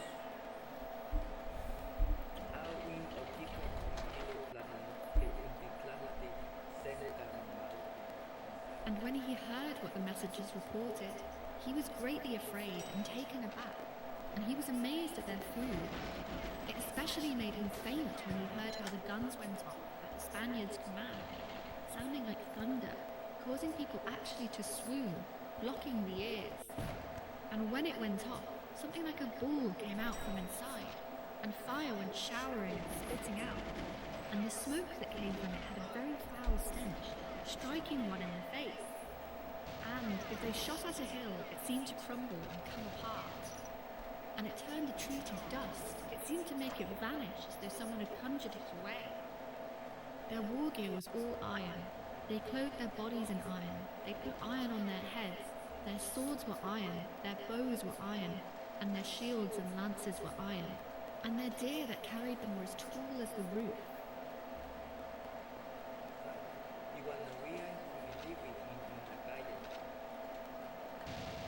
Many historians have caricatured Moctezuma as a weak and indecisive king. But I don't think that's entirely fair. Come on, every In time? the coming days, he decided on a number of practical approaches to the situation. First of all, he needed information. He sent out messengers to all the cities of Mexico and beyond, to all the rulers and Oh my gosh, could this be it? asking if they knew anything about these No, strange would appear 106. so suddenly on their shores. No. The messengers would come back one by one and tell him that no one knew anything. Moctezuma also ordered spies to place themselves in every town and village between Tenochtitlan and the coast, and to report back immediately if the Spanish tried to move inland. He also sent his disgraced magicians to try and redeem themselves by putting curses and spells on the foreigners.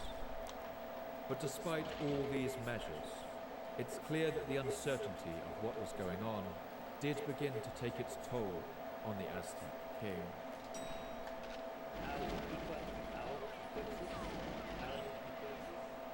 During this time, Moctezuma neither slept nor touched food. Whatever he did, he was distracted. It seemed as though he was ill at ease, frequently sighing. He tired and felt weak. He no longer found anything tasteful, enjoyable, or amusing. When we compare what the Mexica and the Spanish knew about each other, it's easy to see why the Spanish advantage wasn't simply in guns, steel, and horses. To Moctezuma, the Spanish were a complete mystery. They didn't have a city that could be conquered, or wives and children that could be captured. They had no known weaknesses. He didn't know where they came from, why they were here, or what they wanted. And this made it very difficult for him to devise a strategy to deal with them. Oh. No. And I missed the door? Damn it, that was it. I fucked it up. In the days after landing in I Mexico, fucked it up, that was it, bro. Cortez had already sent letters home, sending That was the one. We can do it again. That was it. lands he had arrived in. Thanks, bro. His letters were immediately printed and distributed around European cities, and he even sent back some That was the artifacts run, man. that he stole from Aztec temples. Can't believe I fucked that up. These were exhibited in town halls around Europe, little more than a year later. The German painter Albrecht Dürer saw some examples of Aztec art on display in the year 1520, and he later wrote about the inspiration he drew from. All the days of my life I have seen nothing that rejoiced my heart so much as these things, for I have seen among them wonderful works of art, and I marvel at the subtle intellects of men in foreign parts. In fact, in only a few days, the Spanish had already found out everything they needed to know to bring down the empire. Cortez knew that there was a king called Moctezuma who ruled in a city called Tenochtitlan. He knew that he was the most powerful king in the region, who possessed a great deal of gold. And he knew something much more important, that this Moctezuma had enemies. These three pieces of information were all Cortez needed to devise a strategy that would deliver a series of hammer blows right at the heart of Mexica society, and bring the whole edifice of the Aztec Empire crashing down. The first of these hammer blows would land on a people we've encountered in this story before, the people of Tlaxcalan. For many years now, the Tlaxcalans had despised the Aztecs. As we've seen, the Aztecs blockaded and starved them. They forced them to participate in the flower wars and killed their sons at the tops of their temples. Cortés knew that Moctezuma's army was vast and that his 600 men alone wouldn't be enough. This meant he would need to find allies. And the moment he found out about the Tlaxcalans' hatred for the Mexica, he knew they were just the opportunity he needed. Cortés set out on the road to Tenochtitlan on the 8th of August, 1519. He knew that the road to the coast would be his lifeline for supplies and reinforcements, and so he left almost half of his company behind in the town of Veracruz. He departed with 300 men, marching in their full armour, even sleeping in it at night, fearful of surprise attacks. Cortés himself hardly slept, as he recounted in one of his letters. I shall not sleep until I have seen Moctezuma and observed the quality of his land. The journey from the coast to the Valley of Mexico was a distance of about 400 kilometers. The first stretch of the journey was flat, hot and tropical, with dense forests dotted with Aztec plantations of maize. After that, the land rose sharply, and those great volcanoes began to soar on either side.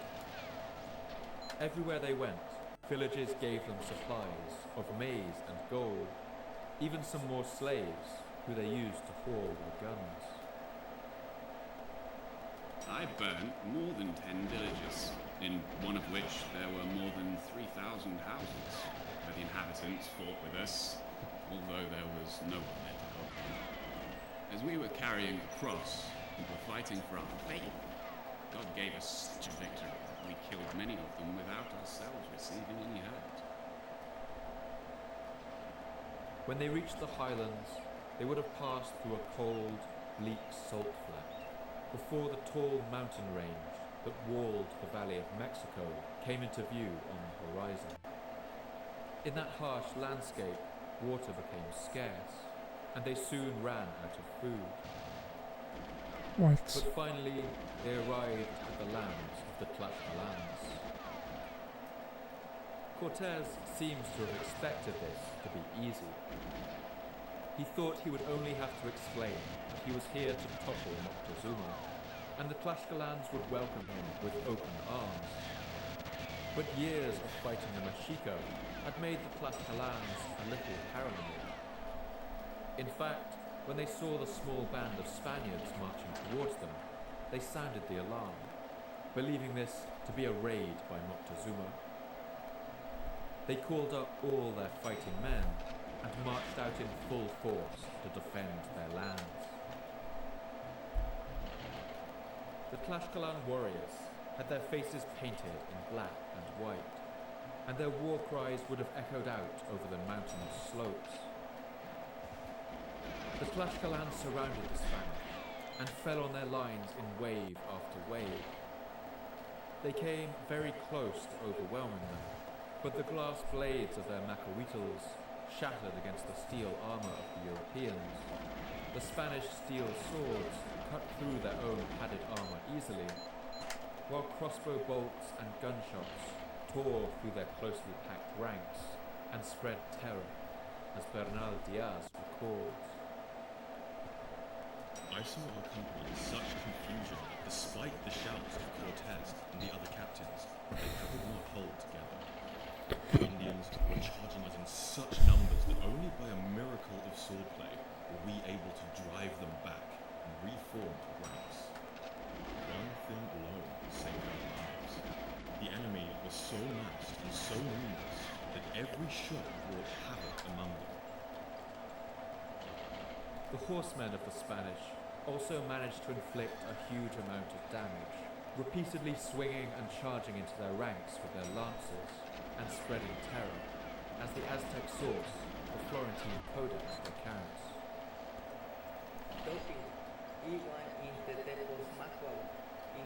The horses, the deer, neighed. There was much neighing, and they would sweat a great deal. Water seemed to fall from them, and their flecks of foam splattered on the ground like soap suds splatting. As they went, they made a beating, throbbing, and hoof-pounding like throwing stones. Their hooves made holes. They dug holes in the ground wherever they placed them.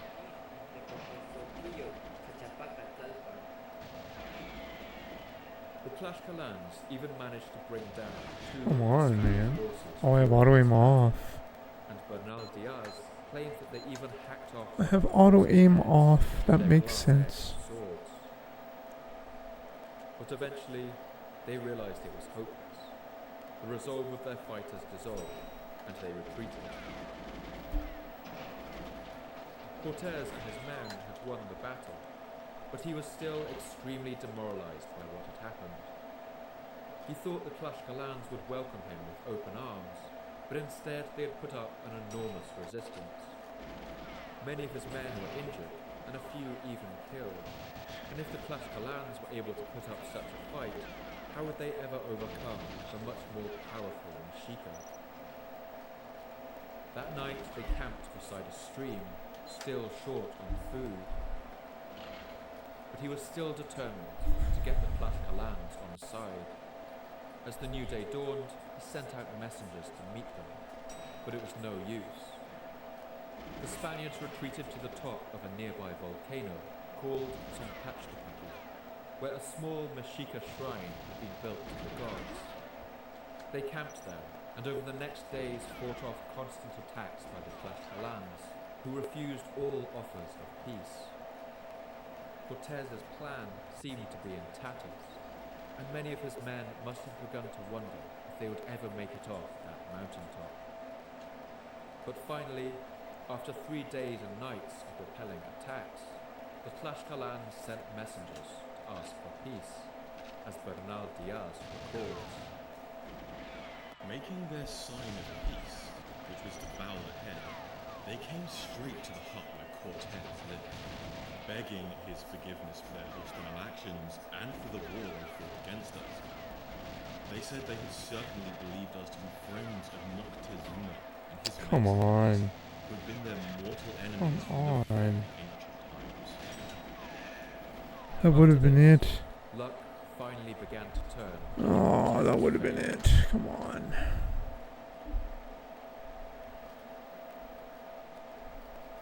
The events at Tlaxcalan sent ripples through the Aztec world.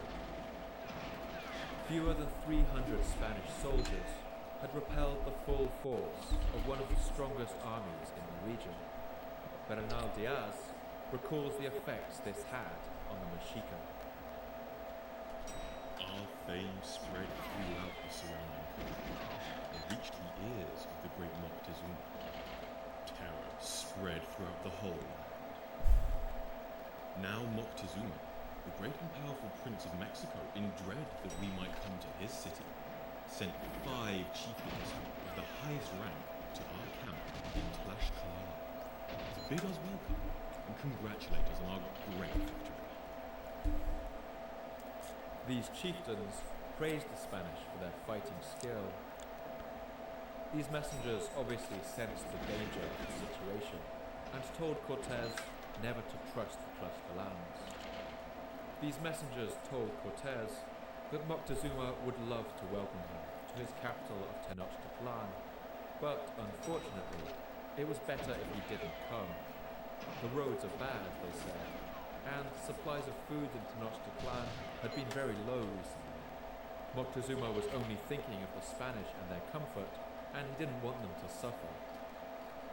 Cortés listened to this speech, translated for him by Malintzin, and he thanked Moctezuma for his thoughtful words, but he said he didn't have a choice.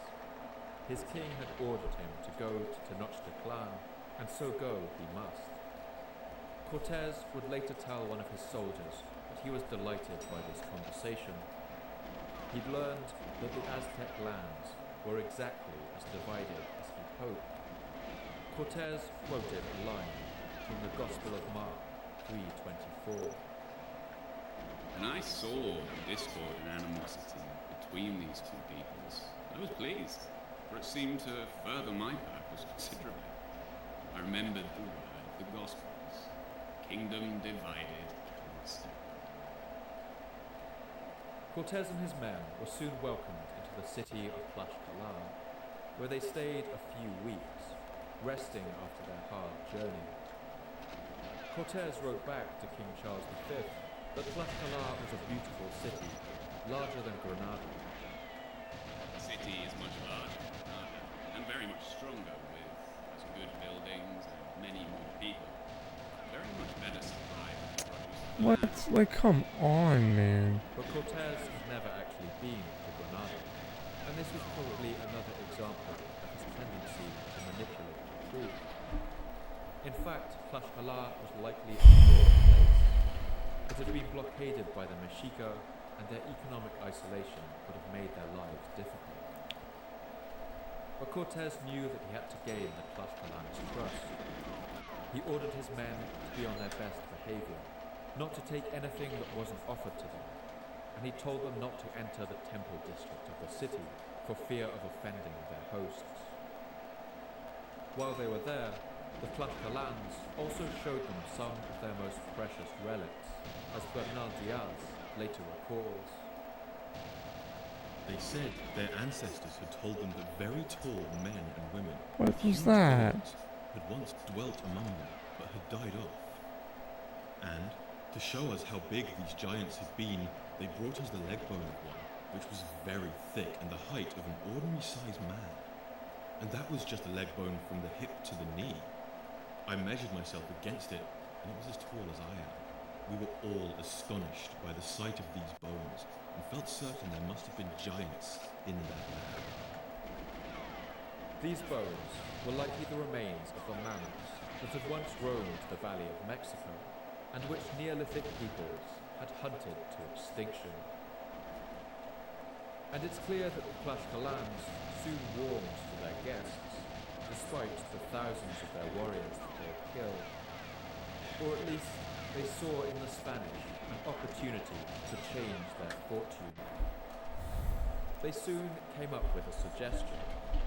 They told Cortez that there was a great ally of Moctezuma nearby in the city of Cholula, as the Florentine Codex recalls.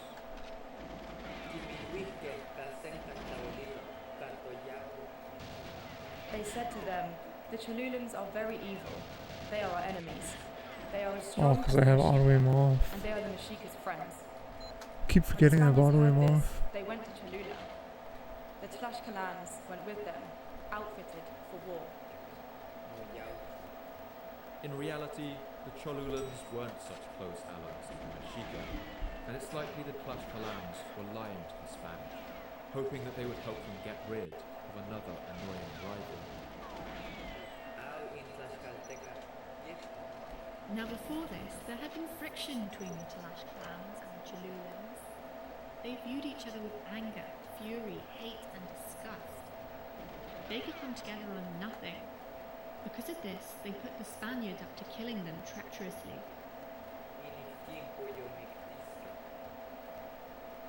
It's moments like this that really undermine the idea that the Aztecs thought that the Spaniards were gods. If you had a god in your presence, you probably wouldn't try to trick them like this. But, alarmed at the thought of the Cholulan threat, Cortez agreed. Come on. He and his men marched to Cholula, a wealthy city that once held the world's largest pyramid by volume. It was a glorious place, with many tall towers.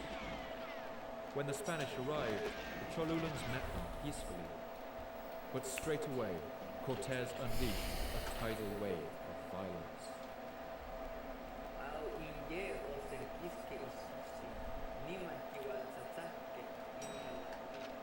When they had all come together, the Spaniards and their friends blocked the entrances, all of the places where one entered. Thereupon, people were stabbed, struck and killed. No such thing was in the minds of the That was so Cholulans. dumb. They did not meet the Spaniards with weapons of war.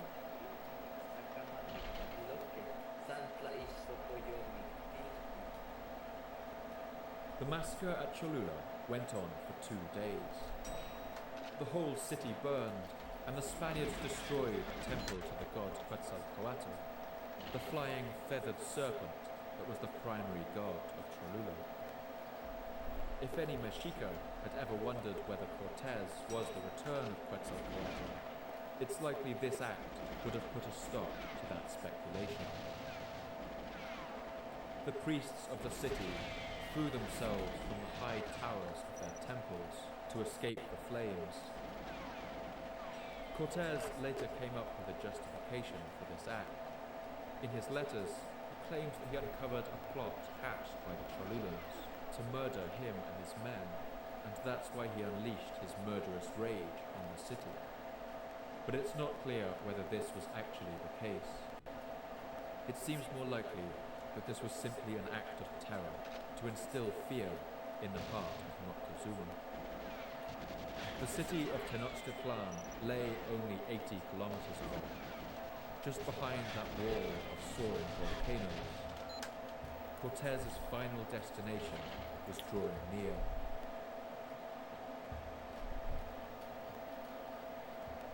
When Moctezuma heard of the sacking of the powerful city of Cholula and the destruction of the temple to Quetzalcoatl, he was inconsolable, as the Florentine Codex remembers.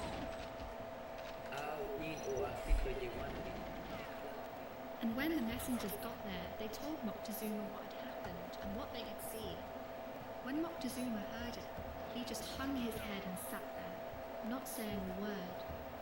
He sat like someone on the verge of death. For a long time it was as though he had lost awareness.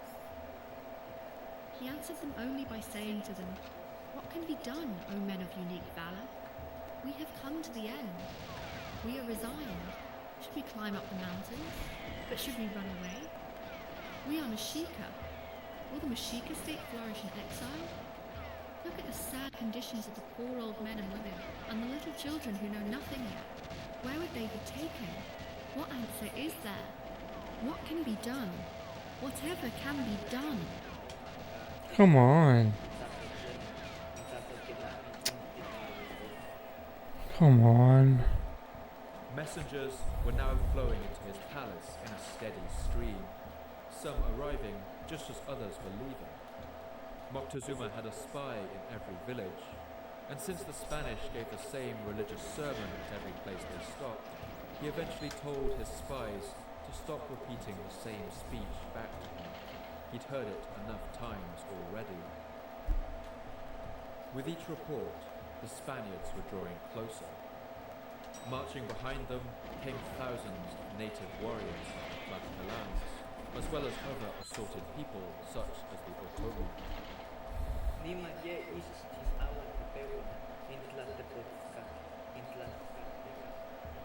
Then all those from the various cities on the other side of the mountains, the Tlaxcalans, the people of Telilhuicatepec, of Huaychotzinco, came following behind.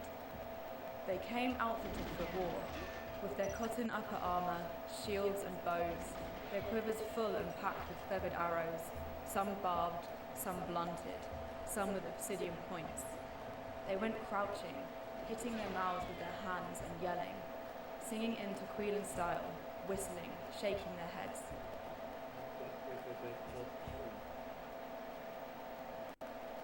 Moctezuma's messengers soon reported that the Spanish had reached the gates of the mountain passes and were preparing to cross over into the valley. They said that the Captain Cortez was looking for Moctezuma. The king must have been terrified. He decided to send one of his servants, dressed up in royal clothes and bearing as much gold as he could put together. He hoped that if he gave the Spanish what they wanted, a meeting with Moctezuma and the gold they seemed to crave, then they might finally leave him alone. The messenger went out and met Cortez in the high mountain passes, forested with pine trees.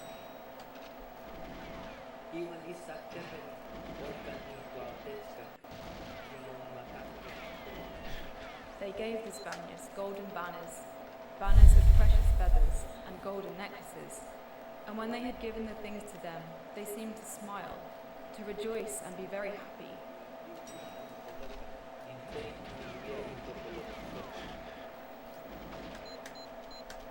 The messenger dressed as the king introduced himself as Moctezuma, and he asked the Spanish what they wanted in the lands of the Mexica. But Cortés was not fooled. His Tlaxcalan allies knew what Moctezuma looked like, and they tipped him off to the deception.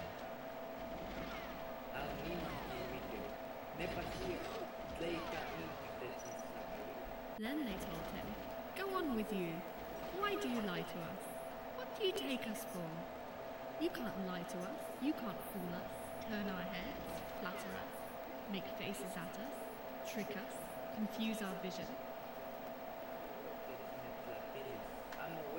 Fuck me. The Spanish marched on through the mountain passes, with the volcanoes towering on either side, and their thousands of native allies following behind. The atmosphere among the Tlaxcalans must have been electric. How many of them had ever dreamed that they would one day march into the lands of the Mexica and bring vengeance on their most hated enemies? At the news that his disguised servant had failed, Moctezuma fell into despair. News of the Spanish advance had now spread throughout the land. People fled, and whole towns and villages were deserted.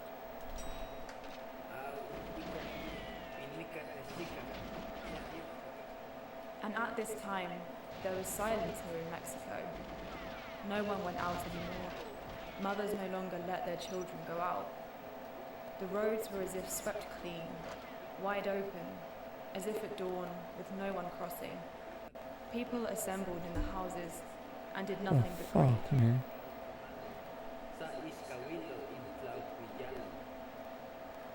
Moctezuma even ordered the roads to be blocked, but the Spanish easily overcame these obstacles, and panic began to descend in Moctezuma's court. The magicians that Moctezuma had sent to slow down the Spanish also returned, and they reported that their spells had no effect. Even worse, some of them had experienced visions in which they saw the whole of the Aztec Empire, all its temples, palaces, all its houses and towers going up in flames. It was probably the last news that Moctezuma wanted to hear.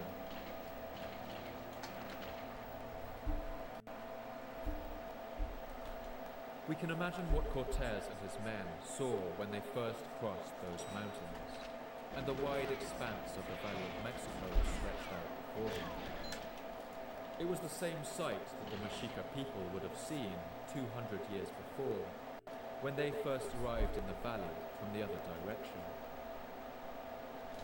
About 15 kilometers away, the wide blue waters of Lake Texcoco would have stretched out, with the white clutter of dozens of cities ringing its bank. The grasslands striated with fields of corn, beans, chili peppers and cotton, smoke rising from the villages and cities. And in the water of the lake, the glittering white jewel of Tenochtitlan sat. The closer the Spaniards marched, the more awe-inspiring the city looked.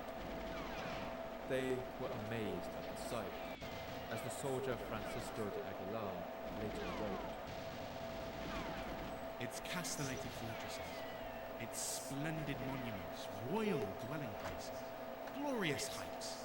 How marvellous it is to gaze on them, all stuccoed, carved and crowned with different kinds of decoration, painted with animals, covered with stone figures. As they approached the great causeway of the city, they must have done so with an enormous sense of trepidation. But there, out in the middle of the bridge, they saw a figure standing in a crown of green quetzal feathers, surrounded on either side by warriors wearing jaguar skins and eagle feathers. The Emperor Moctezuma had finally come out to meet them.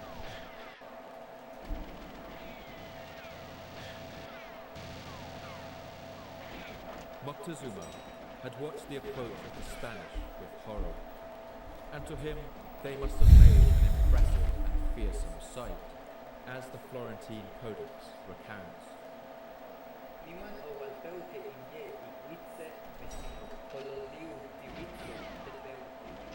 The Spaniards set off on their way to Mexico, coming gathered and bunched, raising dust. Their iron axes and halberds seemed to sparkle, and their iron swords were curved like a stream of water. Their armor and iron helmets seemed to make a clattering sound. Some of them came wearing iron all over, turned into iron beings, gleaming so that they aroused great fear, and were generally seen with fear and dread. Tenochtitlan was guarded by a huge army of soldiers. Every man in the city had been trained for war since childhood, and the entire vast army of the empire was based here. It's quite possible that they could have surrounded the Spanish and overwhelmed them, as the Tlaxcalans nearly had. But Moctezuma was paralyzed by fear.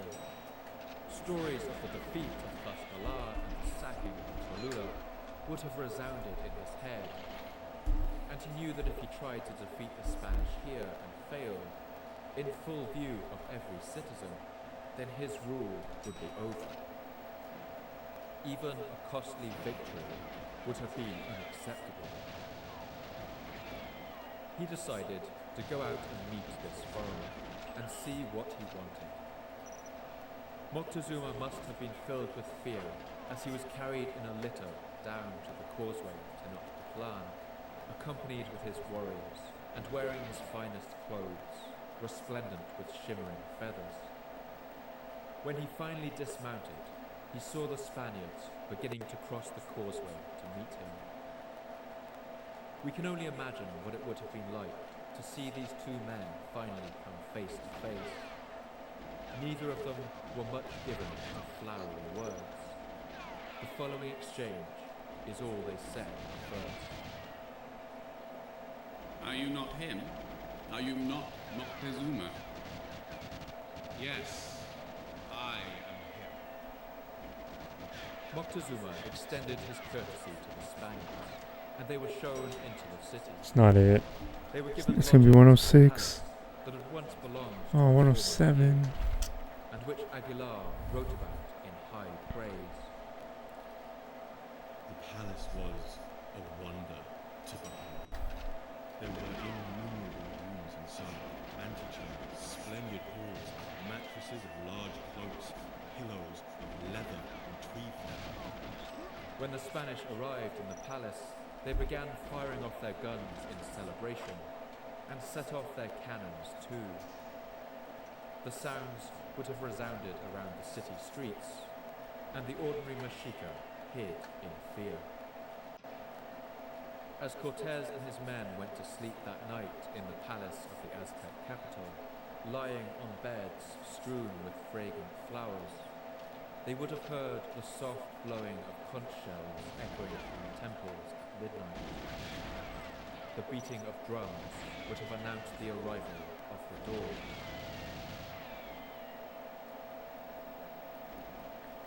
Cortés and his men spent the next few weeks in Tenochtitlan. They saw the sights of the great market of Tlatelolco, which Bernal Diaz remembers with astonishment. Among us there were soldiers who had been in many parts of the world, in Constantinople, and all of Italy and Rome. Never had they seen a square that compared so well, so orderly and wide, and so full of people as that one. Getting the starts down at They least. also visited the towering temples of Teopan, noting with distaste the blood running down the steps. And they lost no time in interrogating Moctezuma about the stores of gold he had. The Aztec king, increasingly feeling like he was losing control of the situation, gave up his treasury to the Spaniards. He gave them fine pieces of carved jade, but the Spanish weren't interested in those. They were interested in the ornately decorated pieces of gold jewelry, headbands and chest plates, statues and other works of incomparable art. The Spanish created a fire and melted it all down into gold bricks.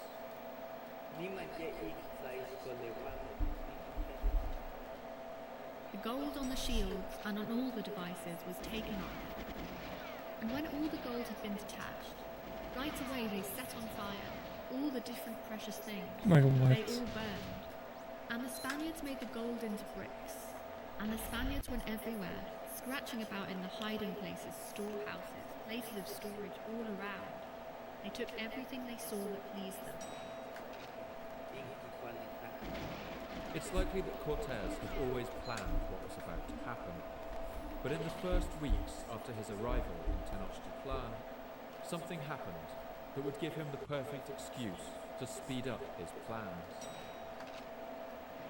News arrived from the coast that 6 of his men back in the town of Veracruz had been killed in a quarrel with some local Mexica. Cortez likely knew that it had been an accident, but he saw his opportunity and decided to use this as an excuse to move against the Emperor Moctezuma. The meeting started like any other. Cortez entered the throne room with his soldiers, and Moctezuma offered them more jewels and other gifts. But Cortez turned them down. He told Moctezuma that he suspected him of plotting to attack his men on the coast.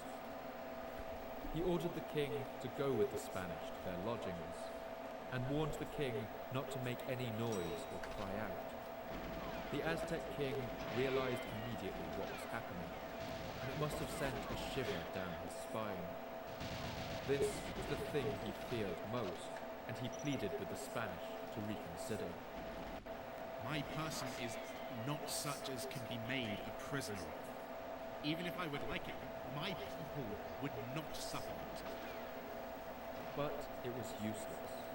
Moctezuma spoke to his courtiers and told them that the great god Huitzilopochtli had told him that he should go and live with the Spanish for some time. We can imagine the blank looks of these powerful men as they heard these words. Many chiefs came.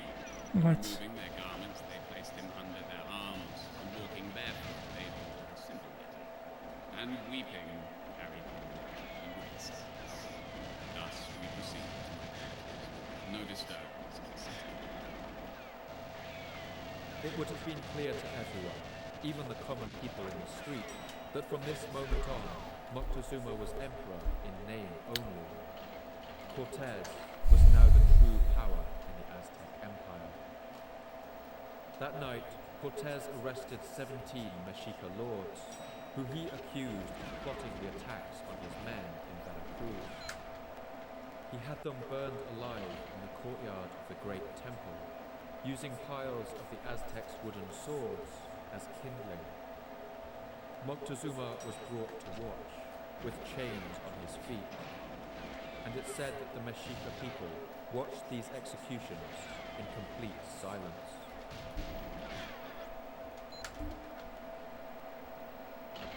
Moctezuma, for the most part, seems to have borne his imprisonment with dignity but resignation. He went about his usual business, watched jugglers and poets as usual, continued to bathe and meet with his lords. But everywhere he went, Spanish guards went with him. And then one day, in April 1520, a messenger managed to slip the Aztec king a secret note, painted on a piece of cloth. It showed 18 Spanish ships off the coast. To Moctezuma, the meaning was clear. Another group of Spaniards were arriving, and they were not the friends of Cortez.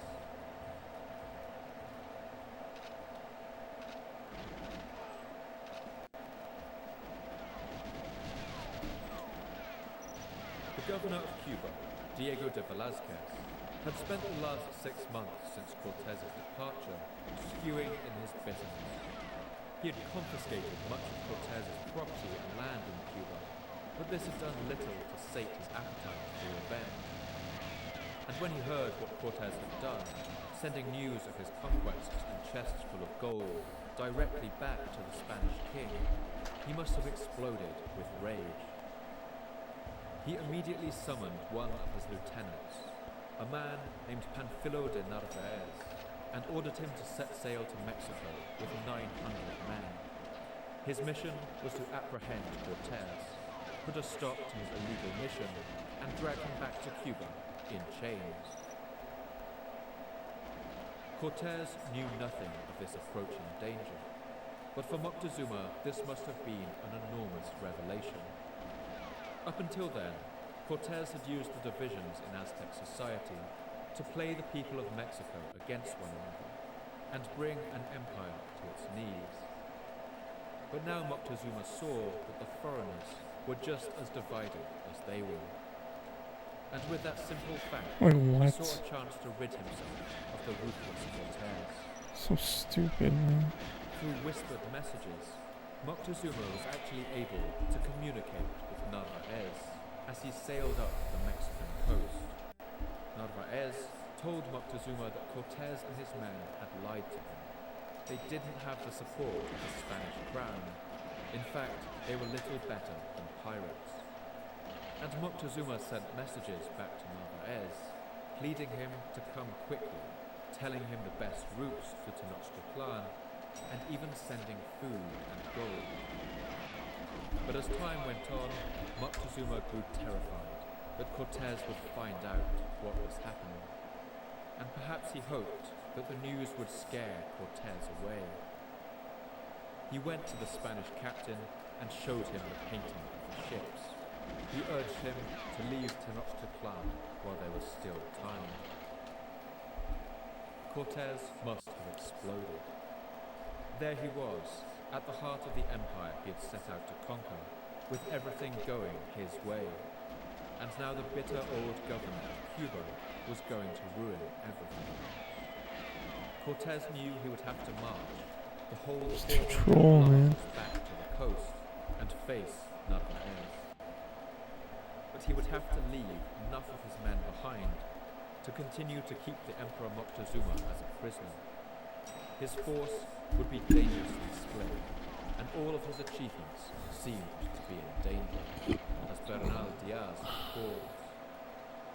When Cortez heard about the ships and saw the painting on the cloth, he became very thoughtful, for he knew quite well that the fleet had been sent against him by the governor, Diego Velázquez. Cortez set off at the beginning of May with 80 or so men, leaving just over 100 behind in Tenochtitlan. His men now marched in Aztec cotton armor, as it was lighter and easier to carry, and it was surprisingly effective at soaking up arrows. Cortez sent a messenger to the Tlaxcalans, asking them for 4,000 men to help him fight Narvaez. But considering their recent experience, the Tlaxcalans were not enthusiastic about fighting any more Spaniards. Instead, they sent Cortez 20 turkeys as a gift. Narvaez landed and marched up the Mexican coast, seeking to capture the town of Veracruz, where only 100 of Cortez's men still remained. They camped at a place called Kempoala, camping at the top of one of the town's temples and waiting for Cortez's army to arrive. They were supremely confident of success. Narvaez outnumbered Cortez 3-1, and he expected his opponent to take much longer to cross the Mexican Like, come desert. on. When one of his men told him that Cortez's army was only 5 kilometers away, he refused to believe it. And either way, he was sure that Cortez would wait until dawn to mount an attack. He may even have been expecting Cortez to surrender. But Cortez had been in Mexico for over a year at that point. He had learned how to fight in that landscape and how to turn the odds in his favor. That night, the rain came down in torrents. While Narvaez slept, Cortez and his men crept through the dark at midnight, the rain covering the sound of their movements.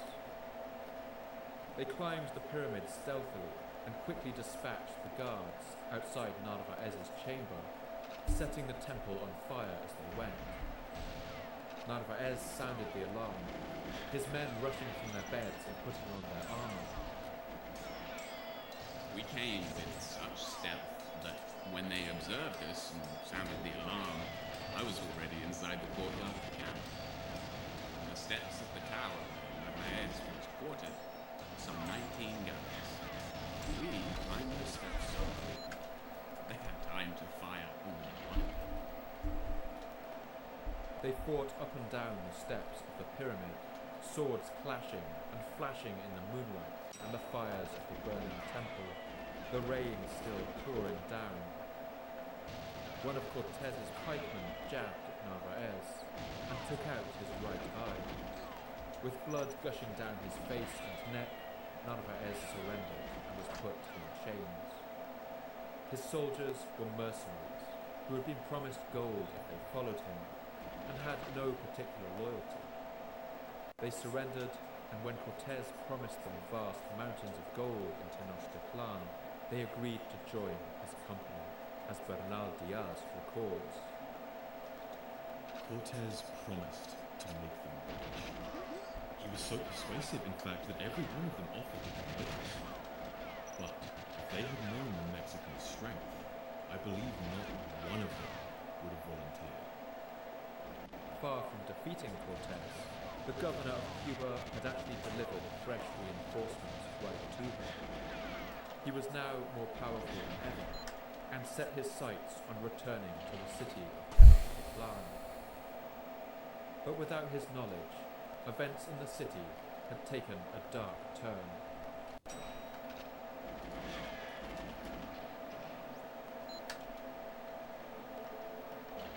While Cortez dealt with Narvaez on the coast, in Tenochtitlan he had left in charge a man named Pedro de Alvarado.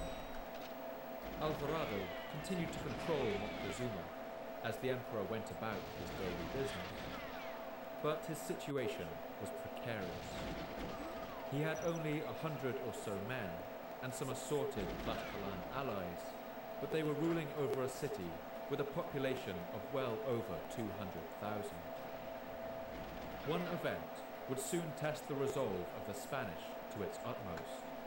This was the festival of Toxcatl.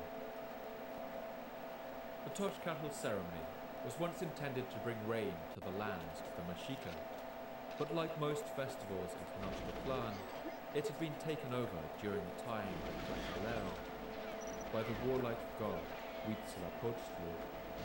It now involved the sacrifice of a young man chosen from among the people for his good looks and charm. He had lived the whole of that year as the god Tezcatlipoca, being showered with every luxury. But now his day had come. He was dressed up like the gods, and his life was to be offered up to them in sacrifice. Moctezuma had asked Cortez for permission to carry out the festival before he left for the coast, and Cortez had given it, on condition that there would be no human sacrifice. But now Alvarado sensed growing signs of rebellion among the Mexica. With Cortez gone, they sensed weakness. They stopped providing the Spaniards with food, and one Mexica girl who had been doing the laundry was found murdered, presumably as a warning to the other Mexica not to work with the foreigners. Alvarado even heard rumors that the Mexica were preparing to scale the walls of the palace and rescue the captive Moctezuma, even tunneling through the walls to free him. No doubt the Spaniards' Tlaxcalan allies, who hated the Mexica, were happy to stoke these rumors. Trouble was brewing in Tenochtitlan, and on the third night of the festival of Toxcatl, it would all come to a head. The ceremony would have been vivid and full of colour and dancing. The Mexica sang sacred songs Like and how? dressed in feathered headdresses and bright embroidered clothes, as the Florentine coast recalls.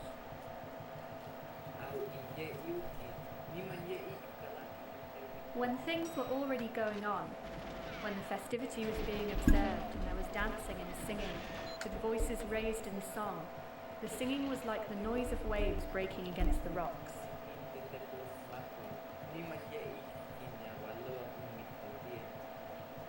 But as the festival went on, it became increasingly clear that the Mexica were going to ignore the orders of Cortez and go ahead with the planned sacrifice. Alvarado was enraged at their disobedience and ordered his men to prepare to stop the ceremony. The Spaniards entered the sacred precinct dressed for war, while others in their bright armor guarded all the exits. It's not clear what drove Alvarado in these moments. Quite possibly, he and his men were drunk. But as the festival reached its climax and the drums and flutes crashed together, Alvarado let out a cold, clear command. Let them die. Come on, The man. Spanish fell upon all the gathered Mexica, and a slaughter began. The Mexica memories of this event, recorded in the Florentine Codex, are full of gruesome, specific details that read like the authentic Stupid memories government. of trauma.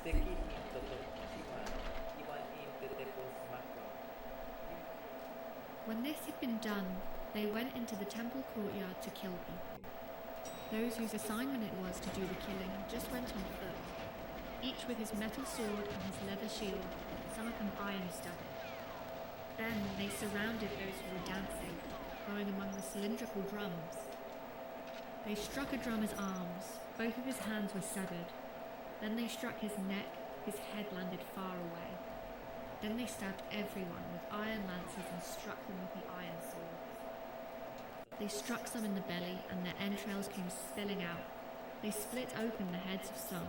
They really cut their skulls to pieces. Their skulls were cut up into little bits, and some they hit on the shoulders. Their bodies broke open and ripped. There was a stench as if of sulphur. Those who tried to escape could go nowhere.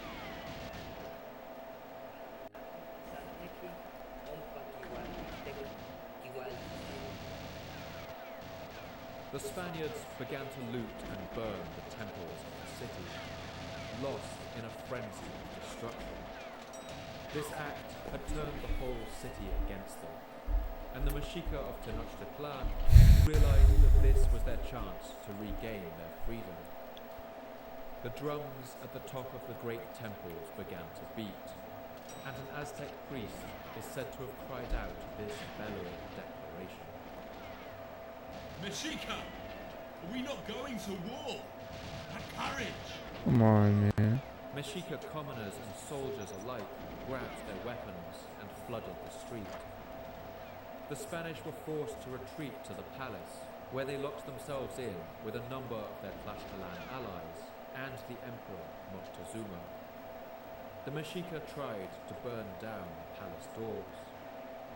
Fearing that they would break through, Alvarado put his dagger to Moctezuma's chest and ordered him to tell his people to stop. Moctezuma climbed onto the roof of the palace and raised his hands, calling out to his people. Let the Mexica hear. We are not their match.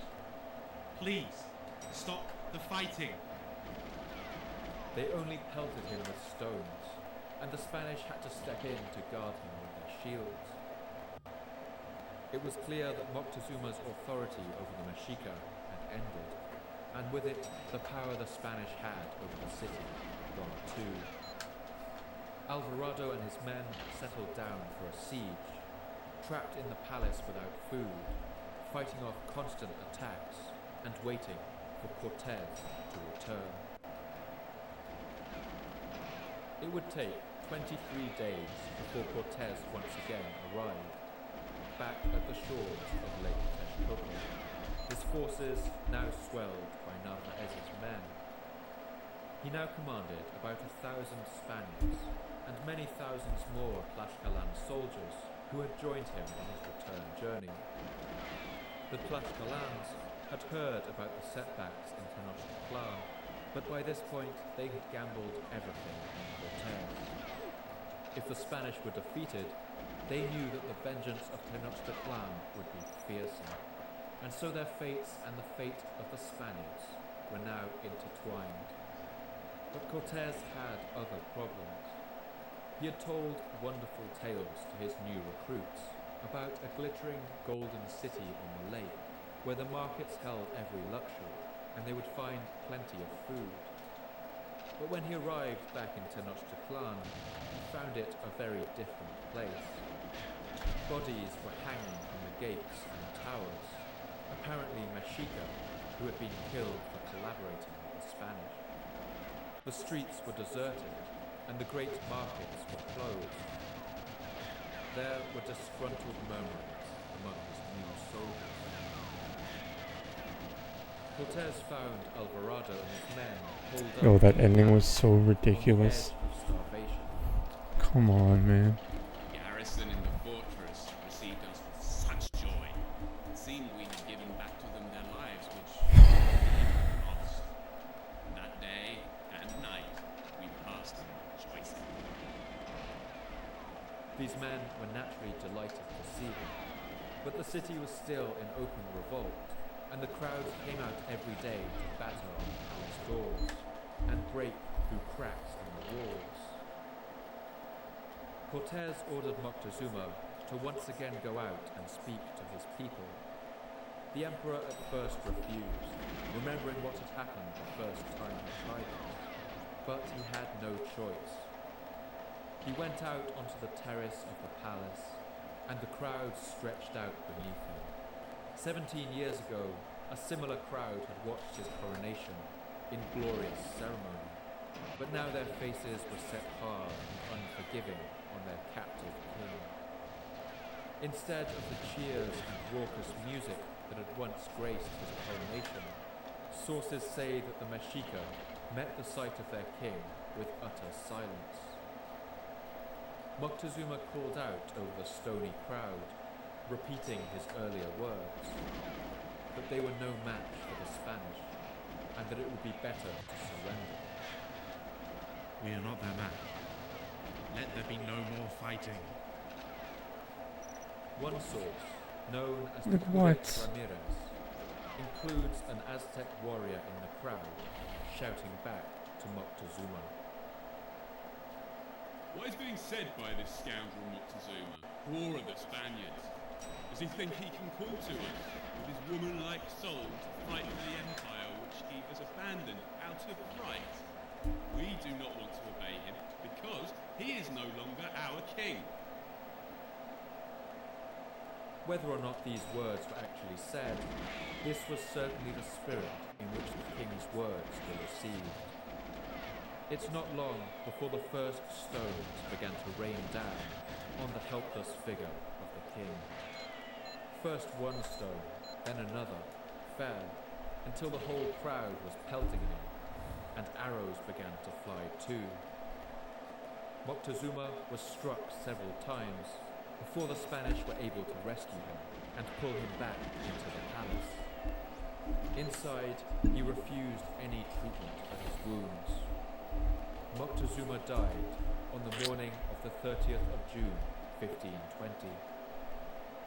The Spanish burned the body, as the Florentine Codex recalls.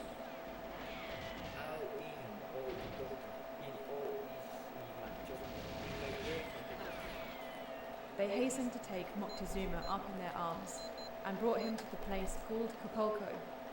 Then they placed him on a pile of wood and set fire to it, ignited it.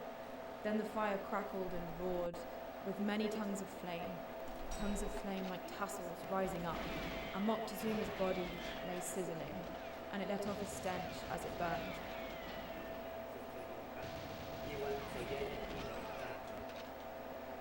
Cortés knew that they could not stay in the city. Without Moctezuma, he had no power over the Mexica people, and the people of Tenochtitlan were beginning to learn how to fight the Spanish, using the geography of the city to their advantage, as Bernal Diaz recalls. If at times we were gaining a little ground, they would pretend to make a retreat in order to lure us into following. We could not stand up to the rocks and stones which they hurled from the roofs in such numbers that many of our men were hurt or wounded. Cortés hatched a plan to leave the city under cover of darkness.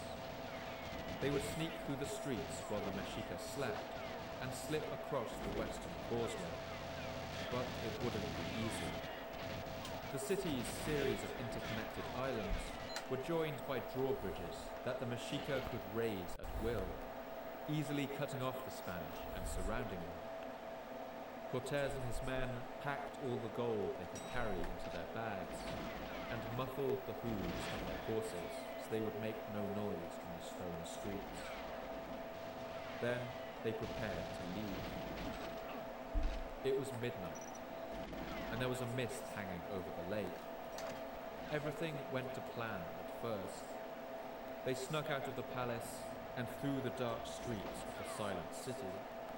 But as they went, a woman by the docks spotted them and shouted out a warning. Mexica, come quickly! Our enemies are leaving! Now that it's night, they are running away as fugitives. The entire male population of Tenochtitlan burst out of their houses, taking up their spears and swords and jumping into their war canoes, as Bernal Diaz recalls. The shouts and cries and whistles of the Mexicans rang out.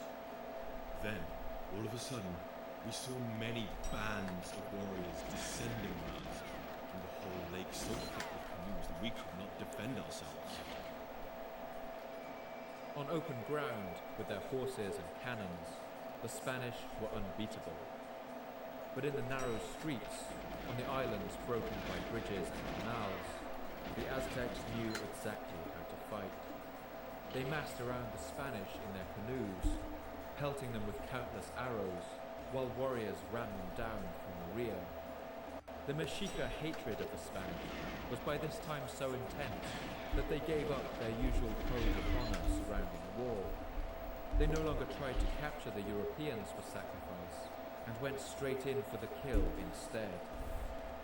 One telling detail is that during this fight, the Mexica killed the Spaniards with a sharp blow to the back of the head, a punishment usually reserved for petty criminals. Chaos reigned. The bodies of dead Spaniards and Mexica began to choke up the canals, and it's said that the last of the Spanish were able to cross the waters by running across these bodies. Horses fell into the lake too, and legend has it that some of the Spanish, who weighted themselves down with gold, also fell into the lake and sank to the bottom. The Spanish lost virtually all of their gold as they fled. Panic spread throughout their ranks, and for perhaps the first time since landing in Mexico, fear overcame them. Their retreat became a rout. Many had perished, along with their horses, and all the gold had been lost, together with the jewels, clothing, all the artillery, and many other things besides. God alone knows how dangerous and how difficult it was. For each time I turned on the enemy, I came back full of arrows and balls of stones. A reasonable estimate for the number of Spanish killed on this night is around 600. Thousands of their Tlaxcalan allies were massacred. But just over 400 Spaniards, Cortés among them, did manage to fight their way across the causeway to safety. Cortés was devastated. It's said he sat beneath a tree and wept, but his determination only got stronger. I think there's a touch of madness to him at this point, and he resolved to retake the city of Tenochtitlan from what he called the Mexica Rebellion. We can tell what was on his mind because he asked after only one person that night. He checked that the expedition's chief shipbuilder was still alive. The men answered that yes, he had survived. Cortez replied with only these words. Let's go then. We have everything we need. The people of Tenochtitlan had delivered the most crushing defeat ever inflicted on European colonists in the New World. This event, known by the Spanish as the Noche Triste, or the Night of Sorrows, would remain that way for some time. The Mexica of Tenochtitlan gathered all the bodies of the hundreds of dead Spaniards and stripped them of their steel armor and swords. They took a number of crossbows too, although without training these were very difficult to use. They captured a number of guns, although these were of course useless without bullets and powder. And they took a Spanish cannon. Not knowing what to do with it, they wisely rolled it into the lake. The Mexica must have been overjoyed at their victory, but the damage done to their empire was already enormous. The emperor was dead, and multiple parts of the empire were now openly Come on, defying man. the authority of Tenochtitlan. I'm gonna stop playing soon. This The is whole not network fun. of Aztec power was beginning to come apart. Cortez, by this point, was a man possessed. He retreated to his allies at Tlaxcala and spent the next 6 months readying himself to return to Tenochtitlan in full force. He gathered together an army of many thousands of native allies, perhaps as many as 100,000, and together with his remaining 100 cavalry, 900 Spanish infantry, and 16 cannons, he marched back to the city that had expelled him just after Christmas in the year 1520. I addressed the men and reminded them how, for no good reason, all the natives of Tenochtitlan had not only rebelled against your majesty, but had killed many men who were our friends and kinsmen. The readiness of the man urged them to consider how much it would benefit the service of God and your majesty if we were to return and recover all of what had been lost. Bernal Diaz recalls the tactical decision Cortez made. Remembering our great defeat and expulsion, we vowed that, God willing, we would now adopt a different method of fighting and blockade the city. When the Spanish reached the lake, the shipbuilder who Cortez had asked for on the night of the Noche Triste began his work. He directed Cortez's men to cut down the pine trees that grew on the slopes of the volcanoes and build 12 ships of a kind known I'm done. as Fuck this level. I'm These going to bed. I'm were gonna raid small, somebody maybe. two-masted ships that used a combination of sails and oars, and as they neared completion, Cortez loaded them with cannons and musketeers. He blockaded all the main causeways leading to Tenochtitlan, just as the Tepanec forces of King Mashtla had tried to do nearly a century before. But with the help of his powerful warships, Cortez's siege was much more effective. This siege would last for 4 months, and over that time, Cortez slowly choked the life out of Tenochtitlan. One factor that began to come into Thank you for play being here. around this time was the spread of smallpox